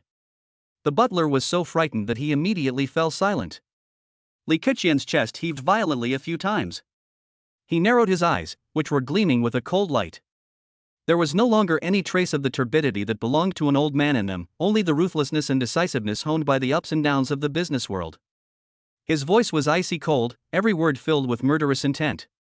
"Now that you've found out that the kid is just an ordinary person with no connections or background, there's no need to waste any more time. You, personally lead men and bring him to me. I don't care whether he was behind this car accident or not, or whether he was the mastermind or an accomplice. I'd rather kill 1,000 innocent people than let one guilty person go free. Do you understand what I mean?" Driven by anger, Li Keqian stopped caring about evidence altogether. "Since Qin Feng is just an ordinary person with no background and has a grudge against his son, we can just pin the blame on him. If it really was Qin Feng who did it, then it's time to settle the score. If not, then it's nothing to worry about. He's just an ordinary person anyway." Qin Feng had no idea that he had been unfairly blamed. He had never even met Li Yi Koan, but this guy kept sending people to cause him trouble. Qin Feng did intend to teach this guy a lesson, but he didn't expect the guy's retribution to come so quickly. This kind of person, it's better if they die and become disabled. The next afternoon, Qin Feng was about to leave school to go to a restaurant when he suddenly ran into Su Qinghan, who was returning from outside the school. "Senior Su?" Backlit, Qin Feng had to squint his eyes into slits and twist his neck left and right as if it were spring-loaded, trying to adjust to the best viewing angle. But this gesture, combined with his face, just gives off a rather lewd and sleazy vibe. "Qin Feng? I was just about to have a talk with you." Su Qinghan wore a pure white dress, her long black hair cascading over her shoulders. With her beautiful face, it wouldn't be an exaggeration to call her a fairy sister. Qin Feng subconsciously assumed that Su Qinghan, like Sun Shanshan, would also ask Li Yi Koan if his car accident was related to him. So he sighed and said, "Senior Su, Li Yi Koan's matter has nothing to do with me. Yes, I had a conflict with his people last night, but I don't have the ability to send someone to run him over with a car. Why are you all asking me?" However, after hearing this, Su Qinghan's beautiful face first showed a clear look of confusion, which then turned into astonishment. She slightly widened her clear eyes and asked, puzzled, How did you know about Li Yi Koan's car accident?" "I only told Shanshan about it. It was Sun Shanshan who told me," Qin Feng said. The doubts on Su Qinghan's face did not disappear, on the contrary, they became even more pronounced. She furrowed her beautiful brows slightly and murmured as if talking to herself, "Shanshan, she actually told you about this on her own initiative?" She quickly raised her eyes again, still asking with curiosity. "You just said that you had a conflict with Li Yi Koan's men last night? What happened? Do you have a grudge against Li Yi Koan?" Now it was Qin Feng's turn to be puzzled. Judging from Su Qinghan's expression, it seemed that Sun Shanshan hadn't told Su Qinghan about the wonderful drama of unilaterally educating 40 people last night. He thought they were best friends who could talk about anything. After all, Su Qinghan shared news of Li Yikuan's car accident with Sun Chanxian immediately. But Sun Chanxian suppressed her explosive experience from last night? Was she too forgetful and didn't have time to say it? Or, did she never intend to tell Su Qinghan in the first place? Qin Feng didn't bother to think about it. He chuckled and said, hee hee. It's nothing. I was just joking. Don't take it seriously. Qin Feng originally thought Su Qinghan would continue to press for answers, but to his surprise, Su Qinghan only frowned slightly, as if she felt that Qin Feng's statement was a bit illogical and strange, but she did not delve into it. Su Qinghan naturally changed the subject, her face regaining its earnest expression with a hint of apology. Qin Feng, actually I wanted to apologize to you for what happened in the cafeteria last time. Shanxian, what she said might have been a bit harsh, but she really didn't mean any harm. She was just concerned about me.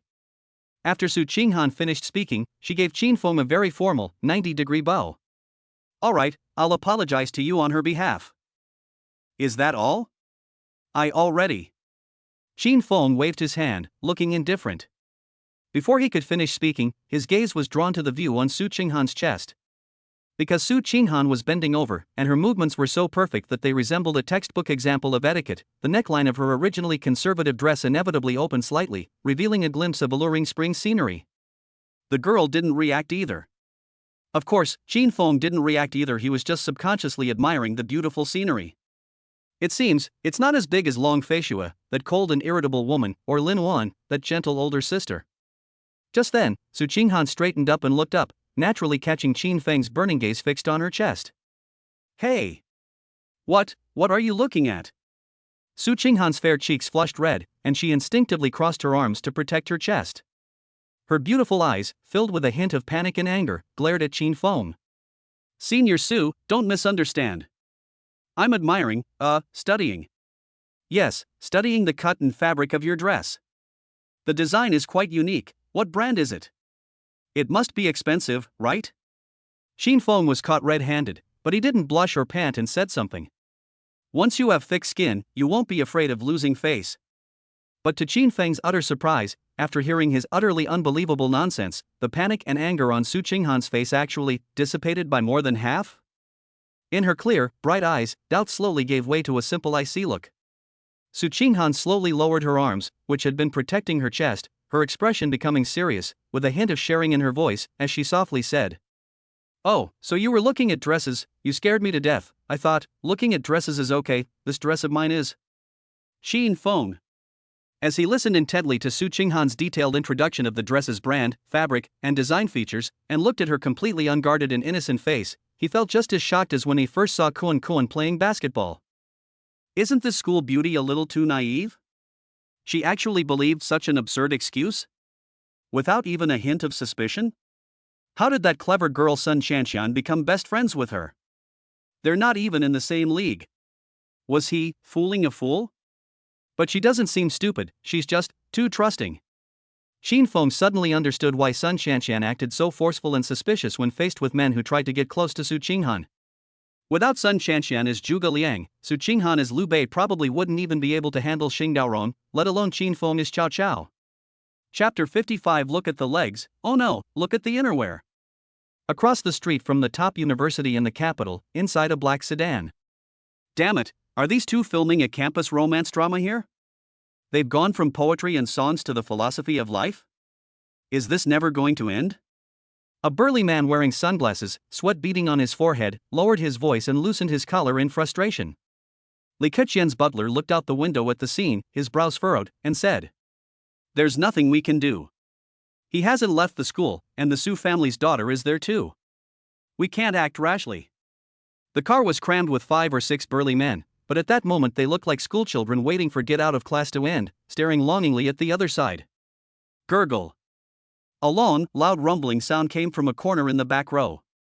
Immediately afterward, one of the henchmen, with a mournful face, clenched his legs together, his voice trembling with pain. "Housekeeper. I really can't take it anymore. I've been squatting here since noon, for more than 5 hours, and my stomach, it's about to rebel. I'm just going to go to the public toilet next door to poop. 3 minutes, no, 1 minute is enough."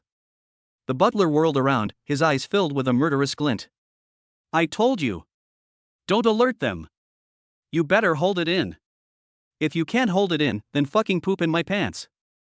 If you complete the mission, I'll reimburse you for 10 new pairs of underwear. But.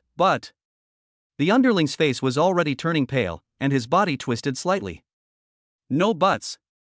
This is an order, the butler declared firmly. No one in the car spoke after that. The next second, a plop sound, an unusually clear and long sound with an indescribable weight, broke the silence inside the car. Immediately afterwards, an extremely strong and terrifying odor, like that of an old dry toilet mixed with sulfur, swept through the small carriage like a real shock wave. Holy shit. Damn it. You beast, ergo. You really fucking pooped? After a brief silence, a burst of screams and retching erupted from inside the car. The butler's face turned completely green. He covered his nose, veins bulging on his forehead, and pointed at the member in the back row who looked both relieved and incredibly embarrassed, snarling through gritted teeth. Get out. Get the hell out of the trunk. Now. Right now. The member named Ergo, his face flushed, covered his buttocks with one hand, and in an extremely awkward and cautious posture, struggled to climb from the middle of the back seats into the equally not-so-spacious trunk amidst the murderous gazes and curses of his companions. He muttered, I told you I couldn't hold it in, I need to poop. Not far away, Chin Fong, standing at the school gate, finally listened to Su Qinghan talk about the dress fabric and the designer's concept. Although he didn't take a single word to heart, he still put on an expression that said, I understand, I'm very professional, and nodded earnestly. I see, I've learned something new.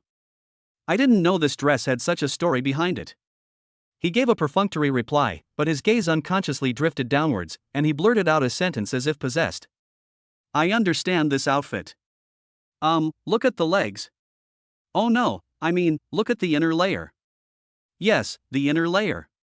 What you wear under this skirt is very important, isn't it? As soon as the words left his mouth, Chin Fong wanted to slap himself. What a lame excuse. It makes him look like a pervert. And some people might ask, Chin Fong, you already have X-ray vision, why don't you just look directly at it? Dude, here's a question for you, do you prefer the woman to take the initiative, or do you prefer to take the initiative yourself? There is no absolute answer to this question, it depends entirely on personal preference. Chin Fong is clearly the former. Inner layer? There's no inner layer, just underwear. Why are you asking such detailed questions? Su Qinghan suddenly realized and asked curiously. Oh, well, girlfriend, I need to prepare something for her. Chin Fong subconsciously started making things up again. Girlfriend? Didn't you just confess to me before? Now you have a girlfriend? Su Qinghan raised her eyebrows slightly and asked in confusion. Chapter 56 The System's Bizarre Mission, if you don't woo the school beauty, you'll be bullied. I mean, if I ever get a girlfriend in the future, I can take inspiration from this style of dressing. Chin Fong coughed lightly, managing to smooth things over without batting an eye. Oh, I see? Su Qinghan nodded as if she had just realized something, her face showing an expression that said, I completely understand, and there was not a trace of doubt in her clear eyes. Chin Fong at. Seriously, sis? Is your trust level set to maximum from the factory? You actually believe this kind of nonsense? You're not just naive, you're practically reaching a state of near-atmosphere purity. Seeing Su Qinghan's completely unguarded and trusting appearance, Chin Fong felt a subtle feeling of unease for the first time. He even started to silently calculate in his mind what the probability was of being struck by lightning for deceiving such a naive girl. Of course, he quickly shifted the blame to the system. If anyone's going to be punished, it should be the culprit first. It's all because of those bizarre tasks it issued that I've been driven to this state. I'm innocent. Su Qinghan glanced at Chin Fong, who seemed to be in a daze, and said seriously. Chin Fong, actually. I think that putting aside what happened before, you are generally quite normal. I've always been perfectly normal. Chin Fong said calmly. Then why did you do such a bizarre and outrageous thing before? Su Qinghan frowned slightly and asked, puzzled. The bizarre and outrageous thing she was referring to was naturally the time when Chin Fong confessed his feelings to her. That's not weird, nor is it outrageous. Chin Fong emphasized. What's it called? Su Qinghan asked subconsciously. Chin Fong cleared his throat and began to ramble on in a serious tone. That's called being unrestrained. You understand? Unrestrained. It's like a person's personality. Some are reserved and introverted, preferring a slow and steady approach, while others, like me, are more unrestrained. Their emotional expression is direct, passionate, and full of creativity. It's just a difference in behavior caused by personality differences. How can you simply label it as weird? That's prejudice. Su Qinghan, confused. Seeing Su Qinghan's obvious CPU overload state, Qin Feng sighed helplessly, gave up on continuing the brainwashing, and waved his hand. Forget it. This level is too high. It's okay if you can't understand it for now. You just need to know that my way of doing things may be a bit unusual, but I definitely don't mean any harm. Qin Feng was confused. Wasn't Su Qinghan supposed to be a top student? How could she be so naive and innocent? However, for him, simplicity is actually better, at least it helps him complete the tasks issued by the system. Upon hearing this, Su Qinghan nodded in agreement, her expression returning to its previous seriousness and purity, and said calmly, "It's clear you're a good person." If these words had come from Sun Shanshan or Long Feishue, Qin Feng would have definitely thought they were a 360-degree surround sound of mockery. But coming from Su Qinghan's mouth, and with her clear, untainted eyes, Qin Feng strangely felt that she was genuinely giving him a friend card from the bottom of her heart. Urgent mission issued. Mission objective, young man. Do you see this school beauty before you, pure as a blank sheet of paper, possessing both beauty and innocence? Is your dormant lustful heart beginning to stir? Stop suppressing your nature. Come on, boy. It's time to show your true skills. Please increase your favorability rating in Su Qinghan's heart. Make her infatuated with you, crazy about you, and willing to bang her head against a wall for you. Task requirements: favorability level must reach 90% or higher. Mission time: the day this semester ends, which is also the day of final judgment. Mission failure: the host will passively and permanently acquire the ultimate green hat aura. From now on, anyone you're attracted to, anyone you like, or even just glance at will find themselves in the arms of someone else in unexpected ways, and you will forever be a witness. Qin Feng. He listened to the system's voice echoing in his mind, and looked at the red text appearing before his eyes, exclaiming inwardly, "System, you son of a bitch. The mission failed and he's been relentlessly bullied? That's incredibly cruel. System, come here. My fist is huge, so please bear with it." Just then, perhaps feeling that she had been standing there chatting for too long, Su Qinghan gently brushed a strand of hair behind her ear, waved her fair hand at Qin Feng, and said softly, Qin Feng, if there's nothing else, I'll be going now? Goodbye. After saying that, she turned around and prepared to leave. Hey! Wait a minute. Senior Su. Please wait a moment. Qin Feng snapped out of his reverie at the system's friendly greetings, and in his haste, his voice unconsciously rose a few decibels, carrying a barely perceptible urgency. Upon hearing the sound, Su Qinghan stopped in her tracks, turned around, and looked at him with questioning eyes. Let's exchange contact information. Qin Feng immediately took out his phone and said. There was no other way, it was all forced upon him by the system. The semester was already halfway over, and Qin Feng didn't have much time left, so he had to be more proactive. Exchange contact information? Su Qinghan stopped, turning around, a clear look of surprise appearing on her delicate face. Her clear eyes looked at Qin Feng with a hint of confusion, as if she didn't quite understand his sudden request. Yeah, otherwise how am I supposed to date? Oh no, how am I supposed to contact you? Qin Feng almost misspoke, but luckily he reacted quickly and corrected himself. Su Qinghan slightly furrowed her beautiful eyebrows, and the look of doubt on her face did not dissipate, but instead became even more intense. Qin Feng's heart skipped a beat, and he knew something was wrong. Oh no! I was too hasty and too goal-oriented. Did I make her uncomfortable? Sure enough, you can't rush things with a girl whose mind is as pure as distilled water. I'm still too inexperienced and not careful enough. Just when Qin Feng thought Su Qinghan would refuse outright, a slender, fair hand holding the latest iPhone unexpectedly and quietly reached out to him. The phone screen even thoughtfully displays a QR code interface for your personal business card. Oh, okay, then scan me. Su Qinghan said indifferently. Qin Feng, carrot oh carrot. Huh? He actually agreed right away? Is it that easy to get the school beauty's contact information? He couldn't help but feel a little surprised.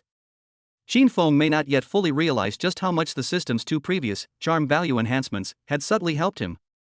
It wasn't just that his facial features became more pleasing to the eye, it was also an invisible enhancement of his approachability and aura, which allowed him to minimize the other party's defensiveness and resistance when making seemingly abrupt requests. Chapter 57. This was all requested by the young lady. Su Qinghan's figure disappeared at the end of the tree-lined path. Xin Feng looked down at his phone and saw a new contact in his chat list. Her WeChat profile picture is a simple sketch of a woman's profile, with clean and crisp lines, just like the feeling she gives off, pure and untainted. Xin Feng subconsciously looked up and glanced in the direction she had left, his fingers unconsciously stroking the edge of his phone as he muttered to himself. With a favorability rating of over 90%. If the target is Su Qinghan, given her naive and easily fooled, pure-hearted personality, it shouldn't be too difficult, right? As soon as the thought popped into his head, he slapped his forehead in annoyance. He should have checked how much Su Qinghan liked him earlier, so he would have had a better understanding of the situation. It's not a big problem, we can check it again next time. Just then, Xin Feng's relaxed expression vanished slightly. He suddenly turned around, his sharp gaze sweeping across the bustling street outside the school gate like a searchlight. His brows furrowed involuntarily, and a clear look of doubt appeared on his face. He sensed that something was wrong. From the moment he bumped into Su Qinghan at the school gate, a vague feeling, as if he were being watched from the shadows, lingered in his mind like a persistent, intractable disease. But after carefully scanning the surroundings, everything seemed perfectly normal, and he didn't find anyone suspicious. Could it be that I didn't sleep well last night and am hallucinating due to neurasthenia? Oh well, nothing else matters but eating. I'd better go out and appease my stomach first. Xin Feng rubbed his temples, forcibly suppressing the strange feeling that wouldn't go away. He shook his head, no longer dwelling on it, put his hands back in his pockets, and strode towards the facial recognition gate at the school gate. Meanwhile, inside the black sedan across from the school that had experienced a biohazard. As soon as Su Qinghan finally left, the somewhat listless atmosphere in the car instantly vanished, and everyone was as energetic as if they had been injected with chicken blood. Damn it! We're finally done talking. I've been waiting forever. The burly man stared intently at Xin Feng's figure, his eyes practically glowing green, and excitedly began to flex his wrists. Quiet down, all of you. Calm down. Although the butler was equally excited, he was mature and composed. He frowned and whispered, his gaze fixed on Xin Feng, who was scanning his face to leave the school gate, like a hawk. He took a deep breath and gave the order in a deep voice. Listen up. We'll follow him after he's completely out of the school grounds. Follow him for a short distance, then find a secluded spot before we make our move. This kid is quite skilled, but I've gotten you a stun gun. Be quick and don't hold back, just make sure he doesn't die. Understand? Understood, everyone said in unison. Ergo. What about you? The butler turned his head with a look of disgust and shouted coldly towards the trunk. A rustling sound came from the trunk, followed by a mournful face peeking out. Butler, my situation, how can we get involved? The butler glared at him and said sternly, I don't care about your nonsense. Even if you're naked, you'll still have to get off the car and do the work when we get there. If you cause any delays, you know the consequences. Seeing the butler's sharp, knife-like gaze, Ergo shrank back in fear and could only sheepishly reply, I understand. In the brief moment of their conversation, Xin Feng had already leisurely passed through the access control by scanning his face and officially stepped out of the school's safe zone. He identified the direction and then strolled towards the rice noodle shop near the school that he remembered as having good taste. The opportunity has come. Big Black. Quick. Start the car and follow. Keep your distance, don't follow too closely. Seeing this, the butler immediately lowered his voice and gave the driver a rapid-fire order, his eyes gleaming with determination. Upon hearing this, the driver, Dahe, immediately reached for the car key, and the engine emitted a deep roar. However, at this very moment, squeak! With two sharp, piercing brake screeches, two all-black cars with dark-tinted windows, whose specific models were impossible to identify, suddenly stopped one after the other in front of Xin Feng. The car body blocked Xin Feng's path perfectly, and at the same time, it completely blocked the view of everyone in the black sedan across the street. Holy crap! What's going on? Inside the car, the burly man who had been rubbing his fists together almost jumped up and couldn't help but curse out loud. The butler's brows furrowed instantly, and his heart sank. A deeply ominous premonition washed over him. He had planned everything meticulously, but he certainly didn't want any unforeseen complications or unforeseen problems to arise at this crucial moment. Unfortunately, that's often how things are. What you fear most is what comes to pass. A few seconds later, the two mysterious black cars started up again, their engines whirring as they quickly merged into traffic and disappeared at the end of the street. And the spot where they had just been parked was now empty. Shin Feng has disappeared. What's going on? Where is that kid? Why did he go with the car? The burly man stared wide-eyed at the empty street for 2 seconds, then shouted excitedly. Damn it! We got ripped off? Big Black! Quick! Follow them! Keep an eye on those two cars ahead. Don't lose them! The butler, disregarding any semblance of composure, slammed his hand on the back of the driver's seat and roared at the driver, his voice filled with exasperation. Buzz! Dahe stepped on the gas, and the car quickly followed the two black cars in front. In the black sedan at the front, Shin Feng sat in the middle of the back seat, with a man in a suit sitting on either side of him. Shin Dong glanced down at the two knives pressed against his waist and said with a hint of helplessness. Hey buddy, I've already agreed to come with you guys. I'm not going to run away, so you don't need to hold a knife to me, right? What if you suddenly stop and your hands slip? Upon hearing this, a man in a suit sitting to his left instinctively pulled his hand back, but quickly pressed the knife against the wall again and explained. Shin Feng, don't blame us. This is all young Mrs.'s request, and we have no choice but to comply.